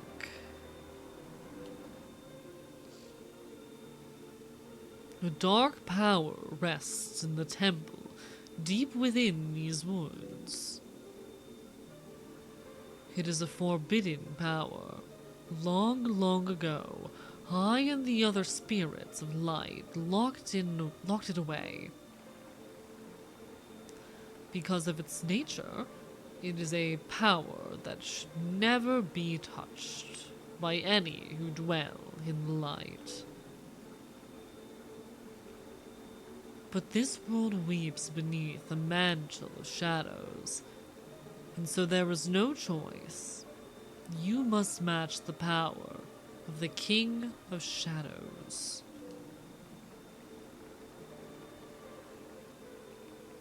But we'll hopefully be moving in a few months, so cool, honestly. If you do, I hope it goes well, and also let me know if I can help in any way. If you would seek this forbidden power, then proceed to the temple in the forest depths. The chainmail under the tunic like, really feels like a warrior in this game. Yeah, the character design is peak in this. I love the GameCube. Chat, big GameCube enjoyer. The GameCube was peak gaming, and I stand by that to this day. Well, well. You're the chosen hero and all that, huh? So that's why you turned into that beast.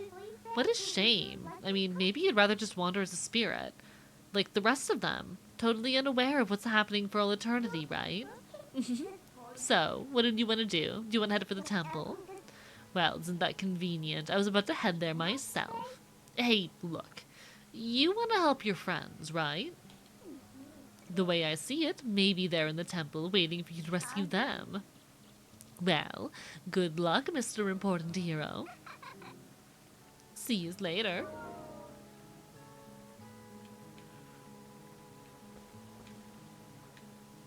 The GameCube is one of my favorite consoles of all time.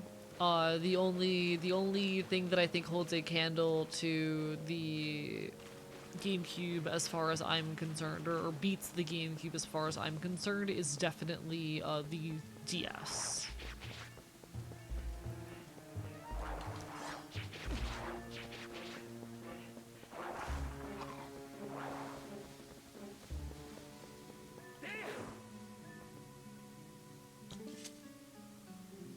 Without a key, you cannot proceed. Okay, so I can't go that way right now.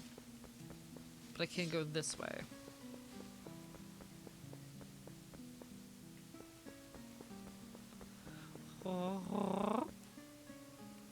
From the 8 or 80 of the designs of Twilight Princess. Some I really dislike, but the ones I do like, God, some of the best in Zelda to this day. Valid, valid, valid. I'm still early on in the game. I might come across designs I don't like so much later, but like so far, oh my God, this game is beautiful, and I really enjoy it.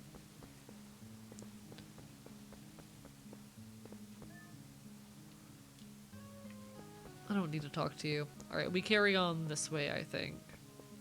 We have two paths here. This one we cannot follow, because that is a big rock. But we do have this one. Hey, just where do you think you're going? You still have an important errand at the temple deep in the woods. Wait, where is the temple deep in the woods, then?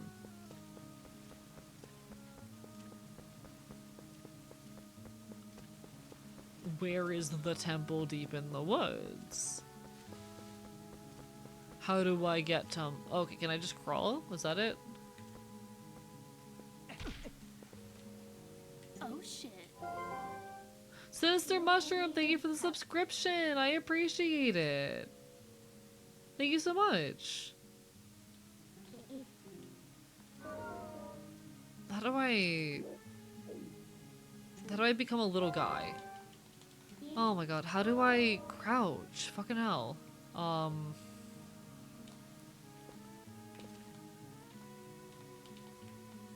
Chat, how does the guy crouch?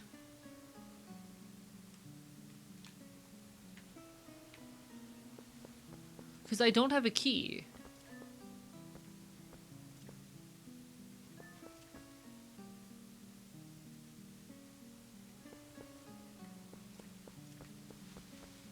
The game has not explained to me how I acquire key. You can't crouch on command, but there's a guy at the house. Yeah, but I've talked to him before, and he just wanted to sell me oil. Huh. So, it's the Ornondian. You seemed familiar, but when your clothes seemed kind of different, so I got thrown off for a second. Listen, things have been a little rough around here lately, so you should watch your step, okay, guy? There are so many monsters now. Got kind of scared and closed off the path to the temple. But, you guy, you want to get back there, huh? You sure do look geared up for it, so here you go. Got it, okay, okay. Oh yeah, the woods on the other side of this cave are covered in really thick fog, so make sure your lantern is full.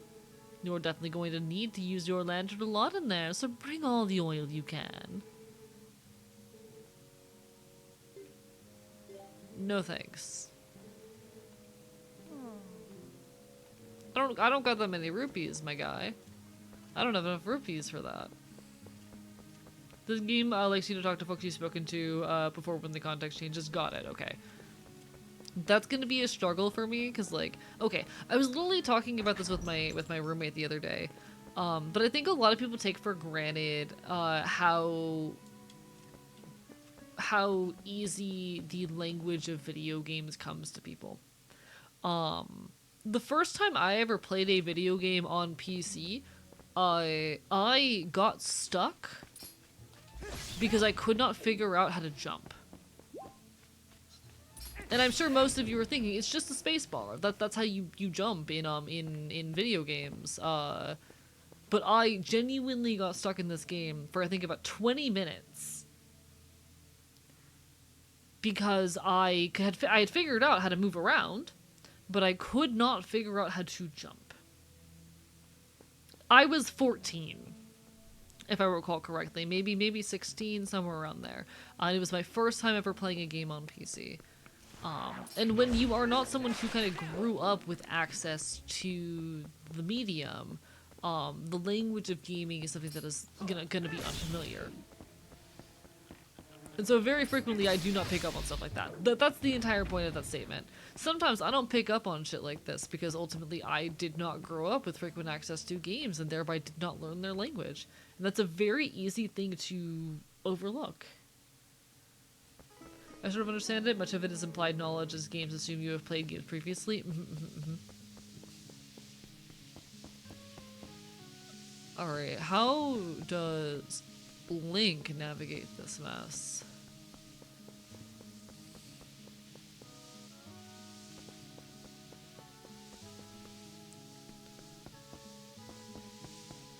Because I'm presuming we do not want to go in the purple liquid. Even with the light back, this place kind of looks the same. But hey, what about your lantern? Remember what the oil seller said? Don't be stingy. Better to burn oil than wander in a dark fog.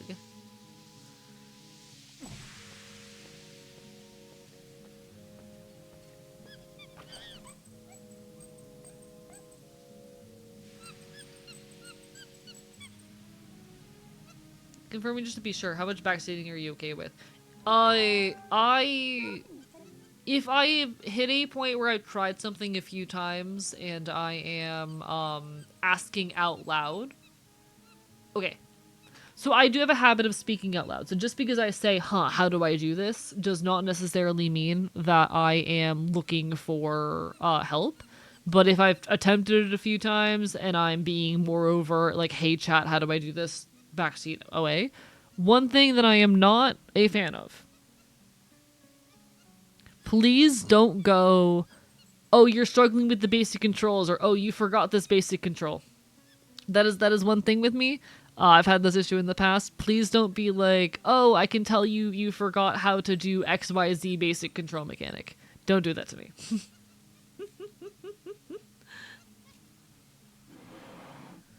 I struggle a bit with hand dexterity as well, so like I'm not very good at games, but I'm doing my best.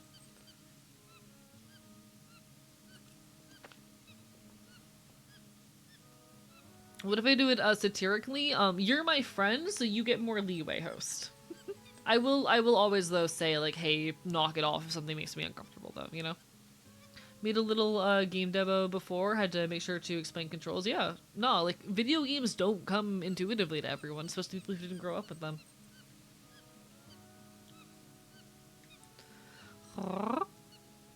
Hey, what's this monkey's problem? You idiot.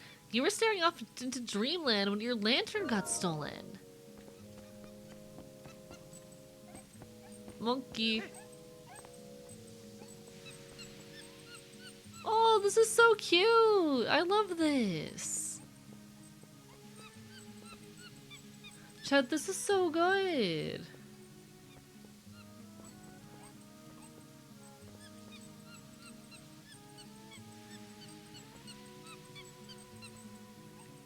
Monkey. Reminder of a streamer doing Kingdom Hearts 2 Sephiroth fight, must have chat backseating streamer. I particularly struggle a lot with like this is not a problem I tend to have with my chat, just because I'm, you know, I think most of my audience sees me and immediately goes, yeah, this guy sucks at games. No one's expecting top tier gameplay out of me. You don't come here because you think I'm gonna play the game super well, you know? But I've seen in many friends chat instances wherein like their chat will get really frustrated and aggressive with them for not playing well, and like, you know, try to explain to them how to better, or how to be better at the game in ways that are not necessarily welcome, or get upset at them for engaging with different, or in their mind, worse playstyles, you know? And I don't fuck with that.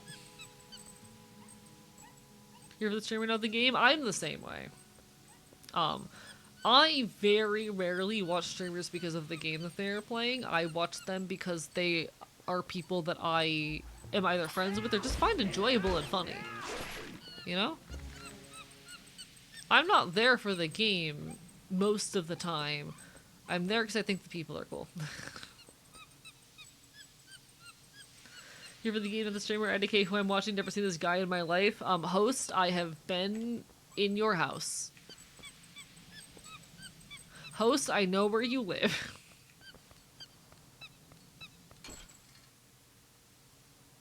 It's funny that video games is in a way like driving a car and it starts overwhelming as fuck, but you get used to it. Eventually all the mechanic motions and conscious choices become organic, automatic. I will say I struggle with like the automatic part. Partially because I play games like once a week on stream and I rotate through them. That doesn't help. But so many games have such different control schemes that trying to build up dexterity for any given one gets messy. But I love video games. What if it's pointless trivia, like how Midna only has 9 lines that are randomly clipped together every time she has dialogue? Oh, stuff like that's fine. Give me fun facts about the game. Absolutely. If they are not spoilers, give me fun facts about the game. What I mean is people being like, okay. So, I will never stream Ultra Kill. I will never stream Ultra Kill because the Ultra Kill fandom is toxic as fuck. The Ultra Kill fandom, especially on Twitch, will come into your stream and will aggressively backseat. And will get very mad at you for being bad at the game. And that is shit that I don't fuck with. You know? The Robot Yaoi game, yes. As much as I definitely believe it to be a cool, valuable piece of art, I'm never going to stream that because I value my sanity. You know? I'm never going to stream it because I value my sanity. Electrical fandom demands you play the game the way they've seen high-level play being done. Exactly, exactly.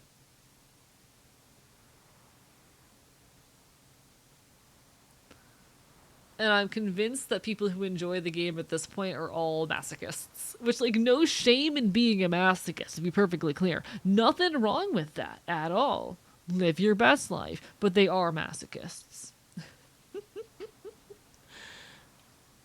You got the lantern back. It ran out of oil while you were following the monkey around. Whoopsie. Hopefully I didn't just fuck myself. I think it's too late to stop at Trills, unfortunately.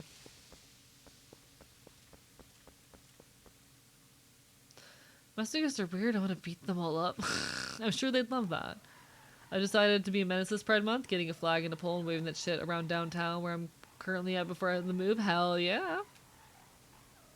As you go towards the past in games, the more experimental it gets. I do miss how experimental older games were, though. I think it's really cool how experimental old games were willing to be.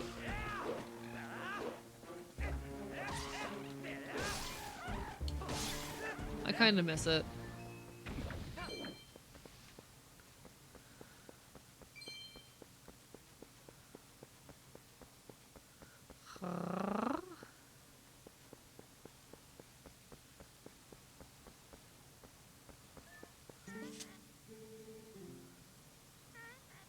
Okay, what do we even got here? Lantern oil, 20 rupees. Got it. What are you? Red potion refill. Okay. We'll take some lantern fluid.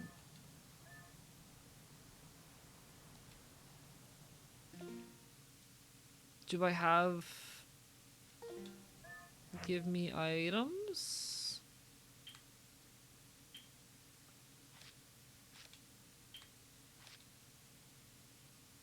Huh. I don't have an empty bottle. I'm gonna hope that's not a problem. The purring noise is a stim. Yes, it's a bird noise. It's just a stim. I do it subconsciously a lot of the time. I don't even notice I'm doing it. It's just part of how I emote at this rate. Oh, Chad, ghost dog.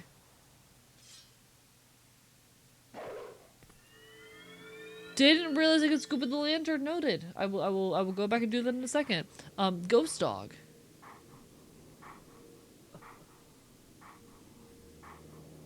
Puppy.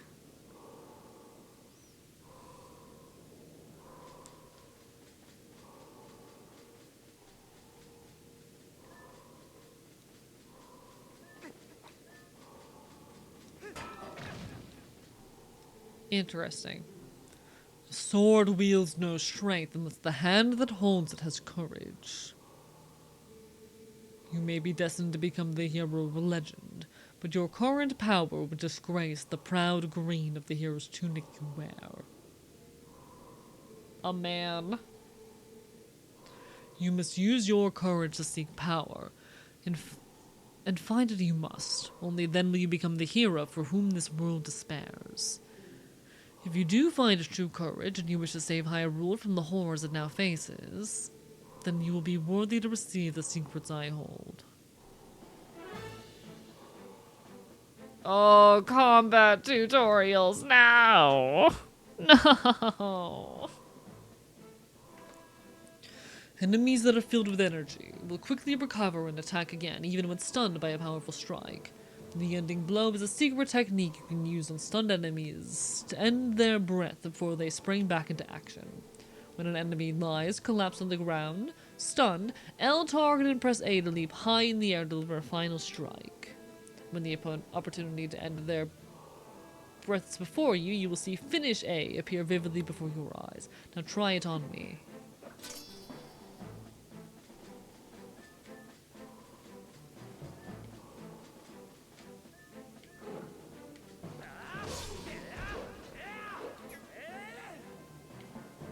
I missed.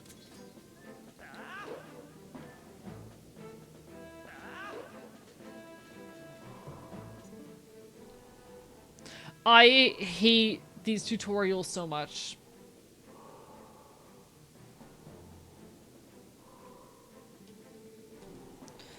Oh, okay. Alright, alright. I'm normal. I'm normal. I'm normal. I'm normal. I'm not suffering. I'm not struggling. Come on. Come on. The controls for GameCube games like this are really rough.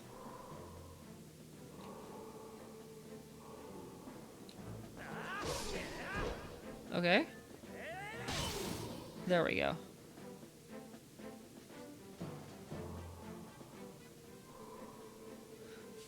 That was a pinpoint strike. Never overlook your opportunity to finish with A. The first hidden skill, the ending blow, has been passed on. Fun fact, this is technically skippable with glitches, but will soft lock a later boss if you skip it. Fascinating! I never enjoyed the tutorials as a kid. They're just not always intuitive. Yeah, I've had multiple instances where I've gotten stuck in a tutorial like this for upwards of 15 minutes. Beautiful. There are still 6 hidden skills for you to learn. Those are only for one who carries the blood of the hero, the one whose spirit is that of the sublime beast. Grow powerful, test your courage, and when you find that you need another skill to overcome the threats that face you, search for the statues that howl with the sound of the wind.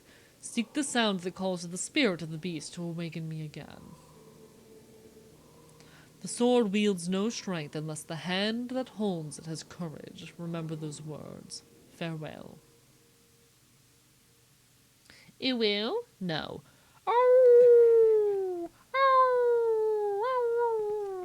Anyway.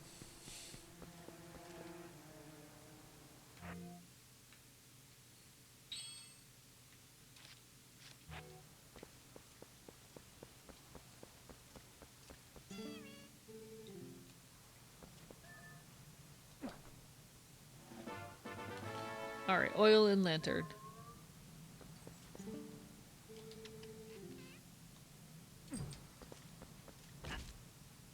Hey, let me pay you! What do you mean?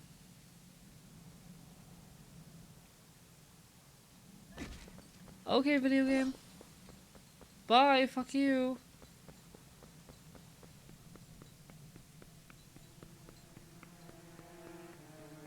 Chat, this reminds me so deeply of the Kecleon store in Pokemon Mystery Dungeon. I remember one of my first times playing the game, I didn't understand what was happening, and so I stole from the store. I got horribly punished.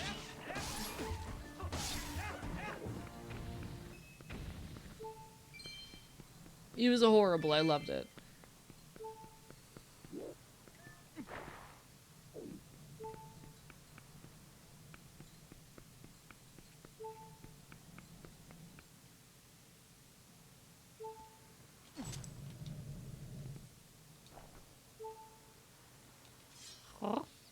The thief event scared me so bad as a kid. Valid, valid, valid.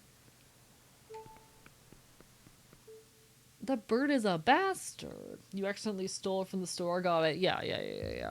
Listen, it was an accident. I would never actually commit theft. You all know me. Chad, do I seem like someone who would steal? Do I seem like a guy who would commit theft?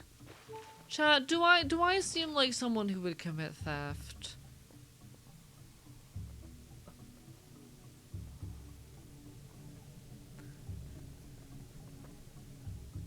My roommate does the stealing. Yes, you've stolen chat's hearts. Fair point. Half of chat is very into me.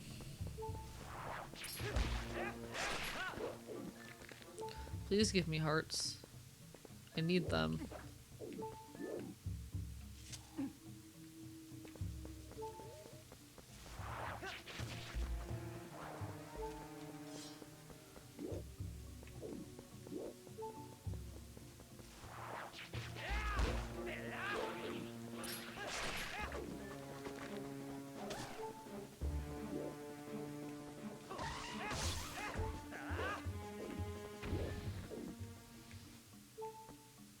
I'd really like health right now, you know? Alright. Meant them more in a wholesome way, but I'll admit you're attractive. Hee hee. Hello, Captain Sunny. Bye bye. I'm on an emulator.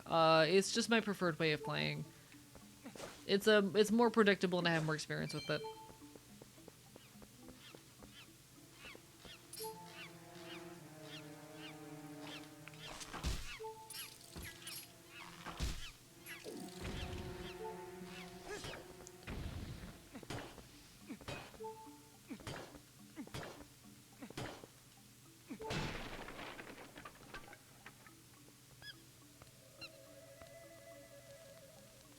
Alright.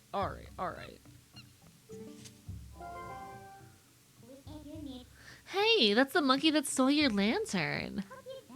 Doesn't it look like she's beckoning you? Aren't you the popular one?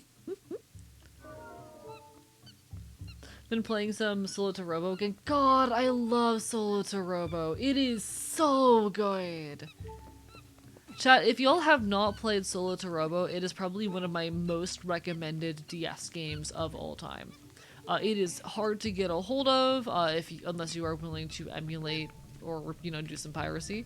But it is an incredible experience. It's genuinely one of like the best games on the console. Heavy recommend. Check out Solo to Robo, please. I'm begging. More people need to know this gem.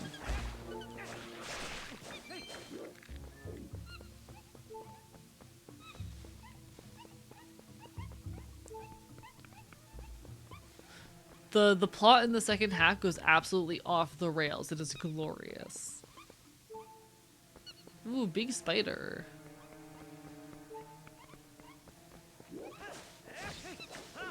Lots of bug-based enemies I'm finding, huh?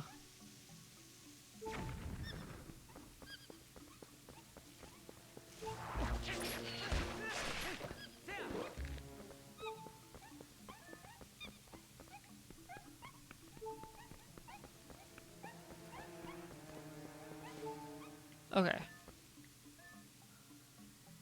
Pick up. Ginger's flower, that's valid.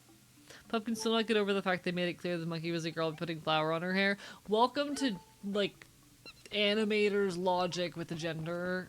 It is endlessly funny to me. Like, no. We need to make it obvious that the character is a girl. Give them flour and big fluff on the chest, you know?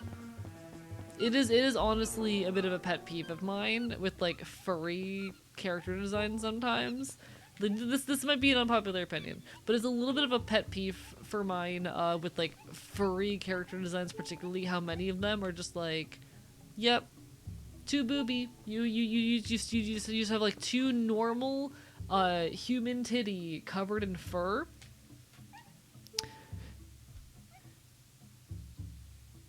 If your character is a fucking mammal, I want to see like 6 to 8. If we're dealing with some kind of canine, give me like 6 to 8.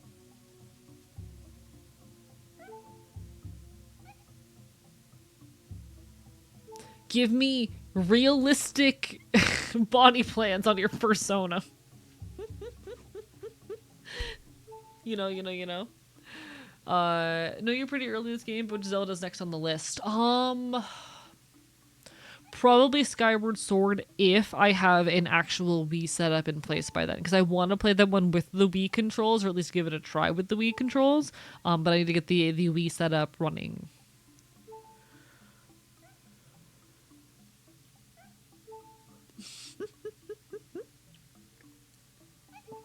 Okay. I know this is an unpopular opinion, but when it comes to personas, okay. For clarity, I don't actually give a shit. I don't actually care what people are doing with their sonas. I just think it's funny to be a little bit raw about this sometimes.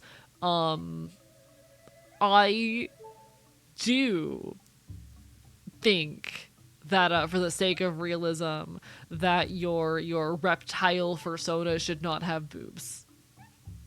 You know? I get angry about this for the bit. I'm not actually upset about this ultimately, the whole point of a persona is having fun and doing as you please. That said, for engaging with the silly argument, and this I do just genuinely prefer it this way.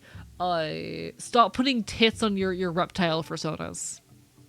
Stop giving your reptile personas massive bazongas. You know, oh, like in reality, do as you please. I don't actually care, but it is my preference, and I will jokingly get mad about it. You know, I'm not here for the snitties. I'm not here for it. I'm a big fan of when people like make their personas intentionally more on the realistic end. You know. Really big fan of personas that lean into the more realistic energies, which is obviously not to put down any who don't. I just think it's cute, and I personally get a lot out of personas that lean into that more realistic energy.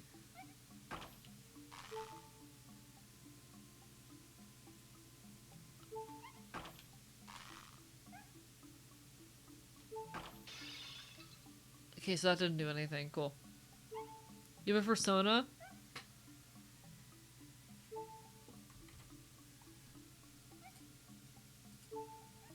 You can't hear my clicking, but I immediately started furiously clicking.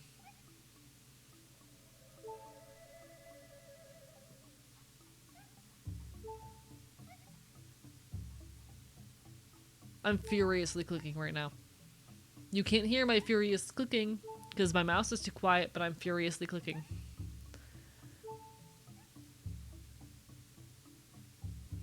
You just gotta trust me.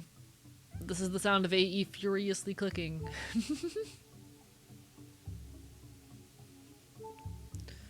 Shit, where do I have this file saved? There it is. Oh, don't do that. Hey, I'm gonna have to ask you to give me some space. A little busy right now, okay? A little busy. I have something more important to worry about, okay? Anyway. Hey, AE, do you have a persona?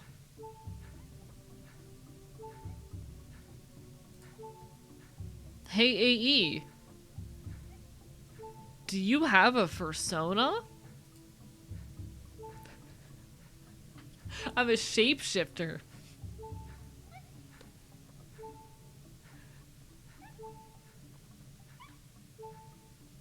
I'm a shapeshifter. I am a shapeshifter. That's your answer. There you go. Smiles. Big stretch.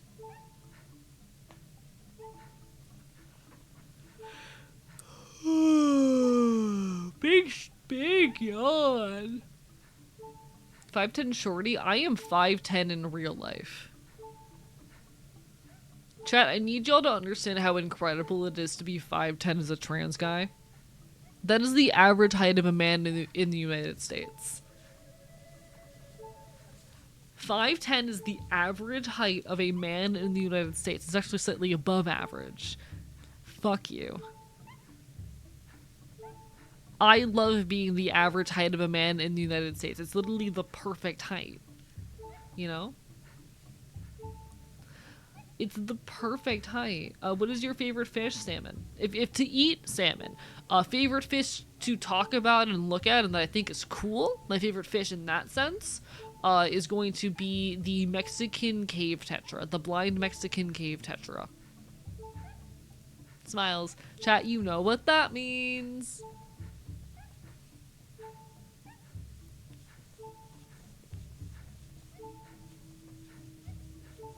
You know what that means. Puppa's also over 6 foot. Trans personally loves it. Yeah, real and valid. I personally, I think I'm at optimal height, you know? It's very nice. If it helps at all, I'm a trans mask person who is, you know, that height Stardust. Like, if it helps, that is a realistic height for a cis woman to be. It is on the edges, but it is still a realistic height for a cis woman to be, if that helps. I know it's not optimal, I know it doesn't fix everything, but if it can be any comfort at all. I'm actually almost 5'11". You know.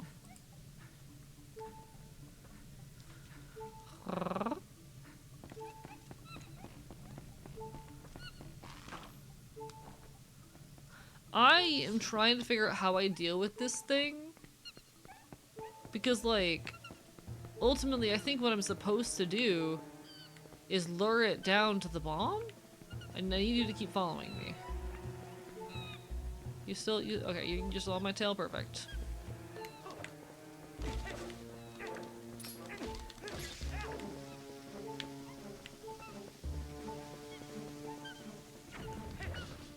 Fuck me.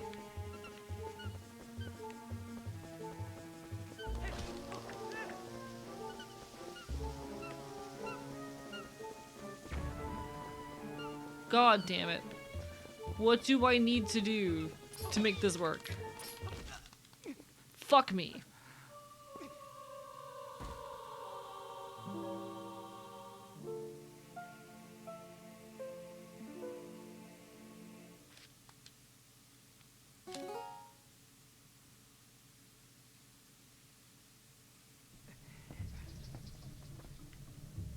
Chat, I don't like the big spider. I'm gonna, oh, not what I wanted. I'm gonna real quickly before I forget save the game. Cause we've got about like, we've got like 20 hours left, or 20 minutes left. 20 hours! Christ. If you'd pulled that off, it would have been so impressive. Is that not what I'm supposed to be doing? Am I misunderstanding the objective? Am I misunderstanding the objective, chat? 20-hour subathon begins now. I would love to one day, like, okay. This is not the position I am in. Oh, I understand now. This is not my situation. But if I ever end up in a situation wherein it worked, damn, wherein I like lose my job or anything of that sort, I do intend to at least for a period of time give full-time content creation a try, likely including subathons and things of similar nature. How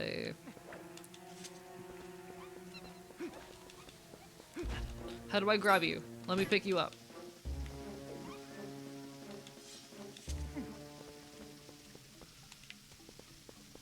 There we go. Like if I ever lose my job or anything, I would love to give full-time content creation a shot for a little while. You know? Instead of dying with resetting or you get a bad ending, this has been fun falses with the dog that steals other chapters' bits. Riola, you genuinely scared me for half a second. You genuinely scared me for half a second. How are you doing? It's lovely to see you. Happy Pride Month! We're playing dog game. There's a lot of those. It's a lot of dog games. Alright, where am I going?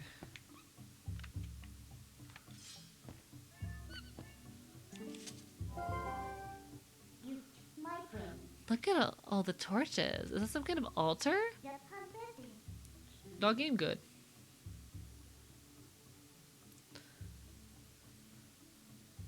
But not if I ever lose my job or anything, I intend to like start trying to make full-time happen, subathoning, pushing as hard as I can, streaming as much as possible.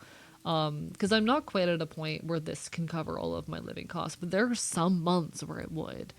They're rare months, but they are months that happen. And that's really cool.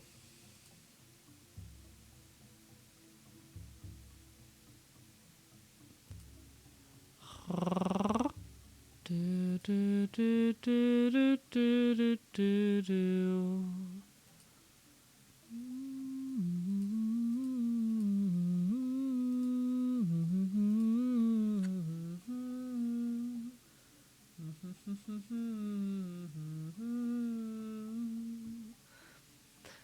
Gay people tomorrow morning. I love being gay. Who did theaters on Wednesday? Oh, hell yeah. Hope you enjoy Star Moon. Also, happy month where I don't change anything about me because I'm as queer as it gets. Real and valid. Chat, I hope y'all know, like, Pride Month isn't about being more or less gay. You better be being gay all the time. You better be being gay and transgressive and loud all the time. The one thing I will say, that this is a perfect time to read into queer history. This is your annual reminder that Pride was always rooted in protest, and not peaceful protest. We're talking loud, public, violent expressions of selfhood, resistance, and a refusal to be eradicated. We're talking bricks through windows, acts of vandalism, and many, many deaths. Whenever someone complains about looters and rioters or about property damage caused by activists, remember that the few rights we do have were written in blood. Remember that in the larger context of human history, very few rights have been won without at least the threat of violent alternative. Read your history. Read the history of the many civil rights movements to come before. Be loud, be transgressive, and be ungovernable.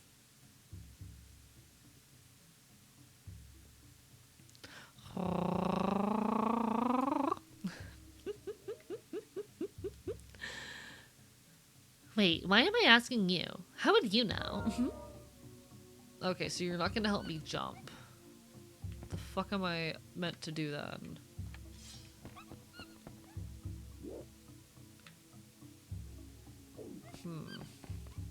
Hi, monkey. Monkey, do you have advice for me?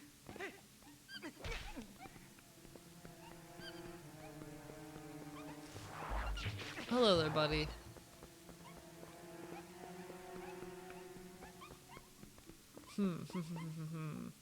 Hey, do you have a persona? Host, I'm shooting you with the gun that I own, affectionate. You're my friend.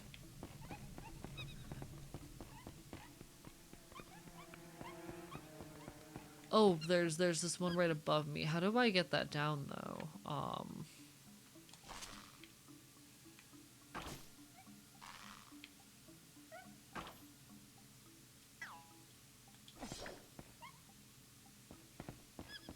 How do I get that down?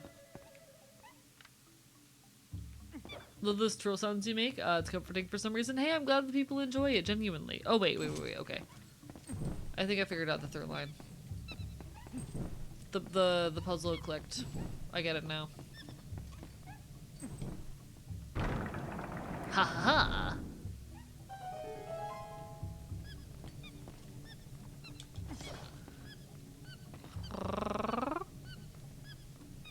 Been learning about trans and LGBTQ+ as I explore myself, enjoying communities such as this one, or wonders to hopefully undo LGBTQ+ hate from my school. Hell yeah! We're a very loud, queer, transgressive space. Both Wonder and I are anarchists, and if there's any way I can help or give advice in those efforts, let me know. I talk a lot about queer and leftist issues here. They call him the Smart for an amazing reason.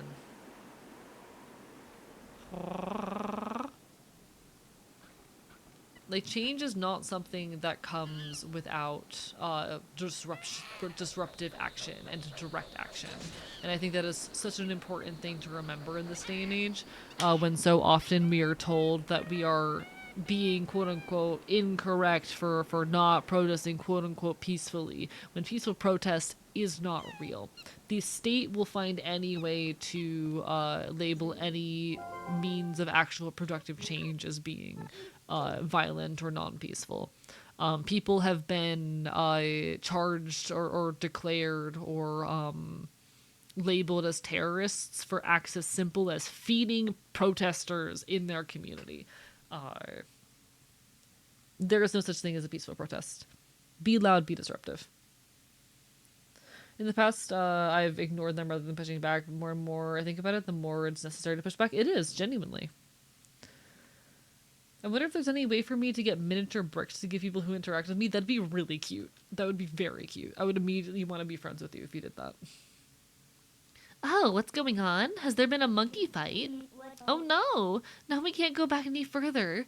We might as well go back. Or no, we can't go any further. I don't know what's going on, but it seems like she wants to take you somewhere, so maybe you should just follow her? Alright then, monkey.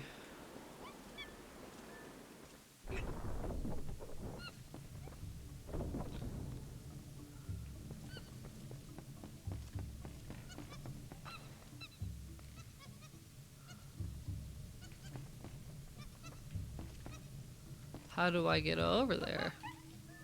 Oh, that's so cute!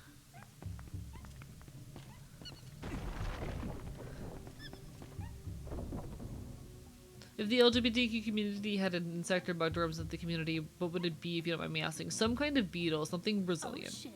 Food Not Bombs gets arrested for feeding their community. Really think about that for a minute. And thank you for the follow. Welcome on in. Bye bye. They've been for literal decades trying to label Food Not Bombs as a terrorist organization for the crime of feeding their community. Bear that in mind every time someone tries to tell you that, like, you need to protest peacefully.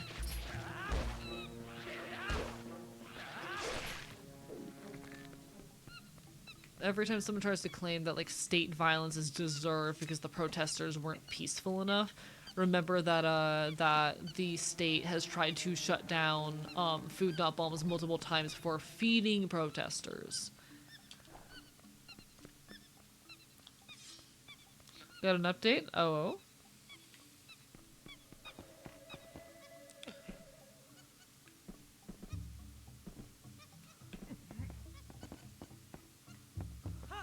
Oh, fuck me. We are also starting to run really low on oil. Hello, Evie! Lovely to see you! Unfortunately, I'm not going to be live too much longer. God. I want to start going later again, but it's been difficult for me to go longer than, like 6 hours recently.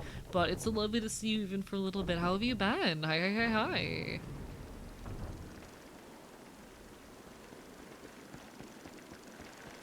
We're enjoying some Zelda time, chilling, yapping as we're off to do. They give everyone so you can play some not willing to fight because then it's easier to control you. Yes, and they want to convince you that, like, the only correct action is useless action.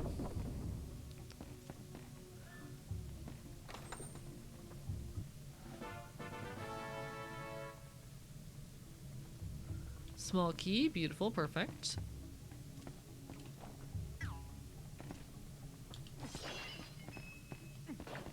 I am also a big proponent to folks who are able, especially other marginalized folk and especially other trans folk. Learn your way around a firearm, even if you have no plans of owning one. Just the skills of how to use one could save your life and save your community.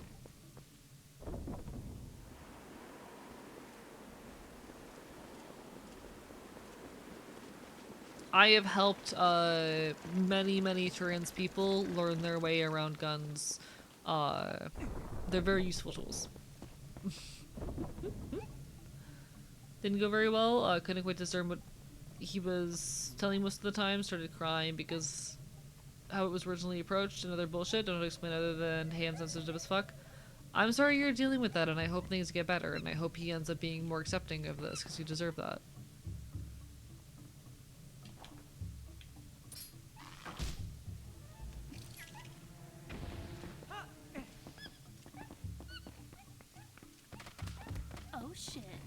Oh shit! Sweet Fang, thank you for the raid! Mods, can we get a shout out? Hello everybody, I'm Archivist, I'm a loud punk bastard on the internet. It's so lovely to see you, hope you're having a wonderful evening. There's even trans gun tubers out there, yeah. If you're able, SRA, Socialist Rifle Association is a great place to start, learning these skills of firearm usage in a relatively safe and accepting environment. And there might even be more local groups to you that provide the same service. Even just knowing your way around a gun can be incredibly useful in this day and age. How relevant would you say it is to learn about guns, considering I'm Australian and haven't seen a gun sight from police? I mean, okay, it's worth noting you are living in an extremely different cultural context than I am. Oh, my pronouns are he, him, or they, them. Yes. Thank you, chat.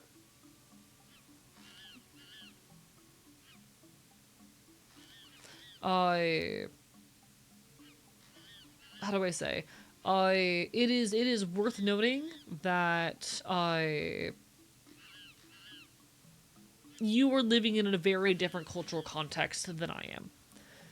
Where you are, guns are not present.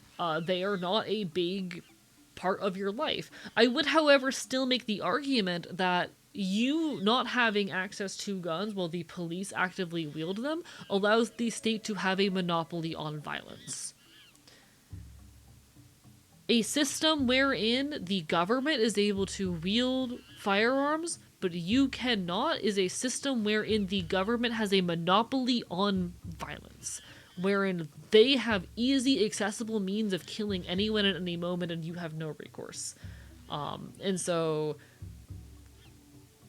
you know, you live in a cultural context where they are not as accessible, and whereas they may potentially not be as necessary, but I would still urge people to learn about them. But hello, Sweet Fang, how was your stream? Barber Bite Bite. Lovely to see you. And hello, Ember Ray, hi. It's Pride Month, you know what that means. You want me to say what? You want me to what? Stream gaily? Hello, Divine Sparky as well. Welcome on in. Barber Bite Bite. Alright, in any case, it's dog game. How do I do this? I see, yes. You really want me to save your monkey friend. Made pride from me's, I love this. Of course, the US government also has a monopoly on violence, and the reason they probably allow most people to have them is because of the amount of, stochastic violence they do get against minorities. Don't like the action of independent shooters. But at the very least, like, it's, you know, the presence of guns doesn't exactly even the playing field. The US state still has a monopoly on violence, but it'd be a lot worse without them, you know? But no, I love that! Congrats on the pride food for your me's, that's very fun, it's very cute. I have not been playing too much Tomodachi Life lately, and I've been missing it. I gotta get back on that soon, start engaging with my file again. Just been busy. Was there anything I missed down here? There is. I'm gonna be honest, the number of fellow trans girls streaming this with the Lincoln model made me forget he's traditionally a dude! That's so sad to me, honestly, given how heavily I headcanon trans mask Link, but like ultimately everyone just chased their bliss, you know? I'm so here for everyone just chasing their bliss, engaging with what makes them happy. But I am such a big trans mask Link enjoyer, you know?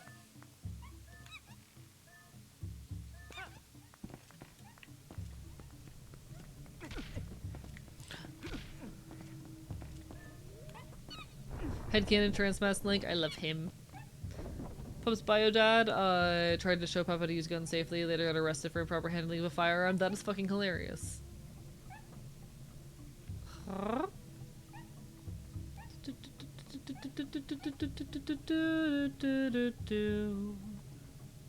I think it depends on the timeline, which is also valid. Like, ultimately, again, I chase your fucking bliss. If people want to have their transmask Link, all the more power to you.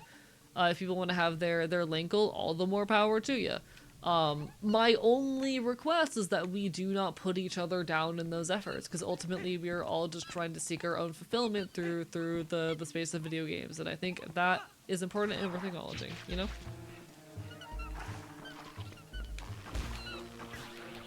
Oh, whoops, stop wasting that shit. Alright.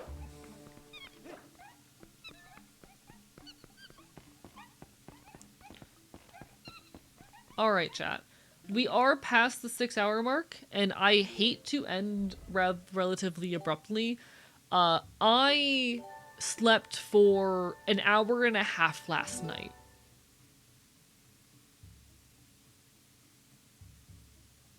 I'm currently running on an hour. This is me on an hour and a half of sleep.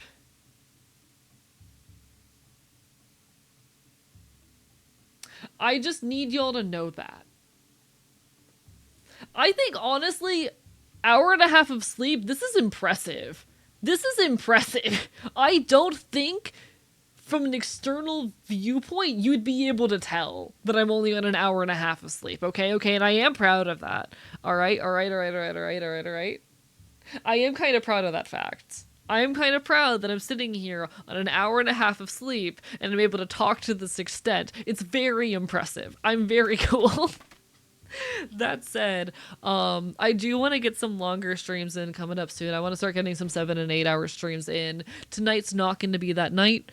I am going to go pass the hell out and then spend tomorrow working on YouTube content because I want to try and get this video out on Wednesday. I have a video essay called AI and the Politics of Death that I've been working on for a long time that I really hope you will enjoy when it does get released, and I am hoping, begging, pleading to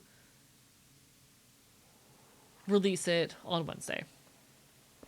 So I'm going to go take a nap and get back on the grind. Appreciate the hell of y'all. Let's go find someone to raid. 6 hours is always my minimum stream time. It's a good capping point. I want to go longer, but I'm like, I need to go to bed. I need to go to bed. Let me see who all is on tonight. I see a raid target. Let me make sure I don't have anyone doing anything special on, but if I don't, then I have a raid target. Make that YouTube content? Yeah, I gotta get this video out. Never mind, I know my right target. Chat. Today is the birthday of a very good friend of mine. We're gonna go say hi to Safi, who is celebrating birthday. Please wish Safi the bestest of birthdays. Absolute sweetheart, really good friend of mine. I've not been talking to her as much as I want to lately because I've been so busy, but she's amazing and I owe her so much. So y'all, make sure you give her lots of love, lots of birthday wishes, and I will see you again soon. I'll next be live. When am I next gonna be live? Wednesday. I'll next be live on Wednesday, 7 p.m. EST. We'll be playing some In Stars in Time. I'll see you on Friday for the Shinies for Good Pride Month Sparktacular. We're gonna be raising money for... Who are we raising money for? Shit. Rainbow Railroad. We're raising money for Rainbow Railroad. It's the second ever event for the Shinies for Good team, which I moderate for. And we're capping the week off with some Far Far West. It's gonna be a good one. Hope to see y'all around. In the meantime, signing off from the archive. Good night.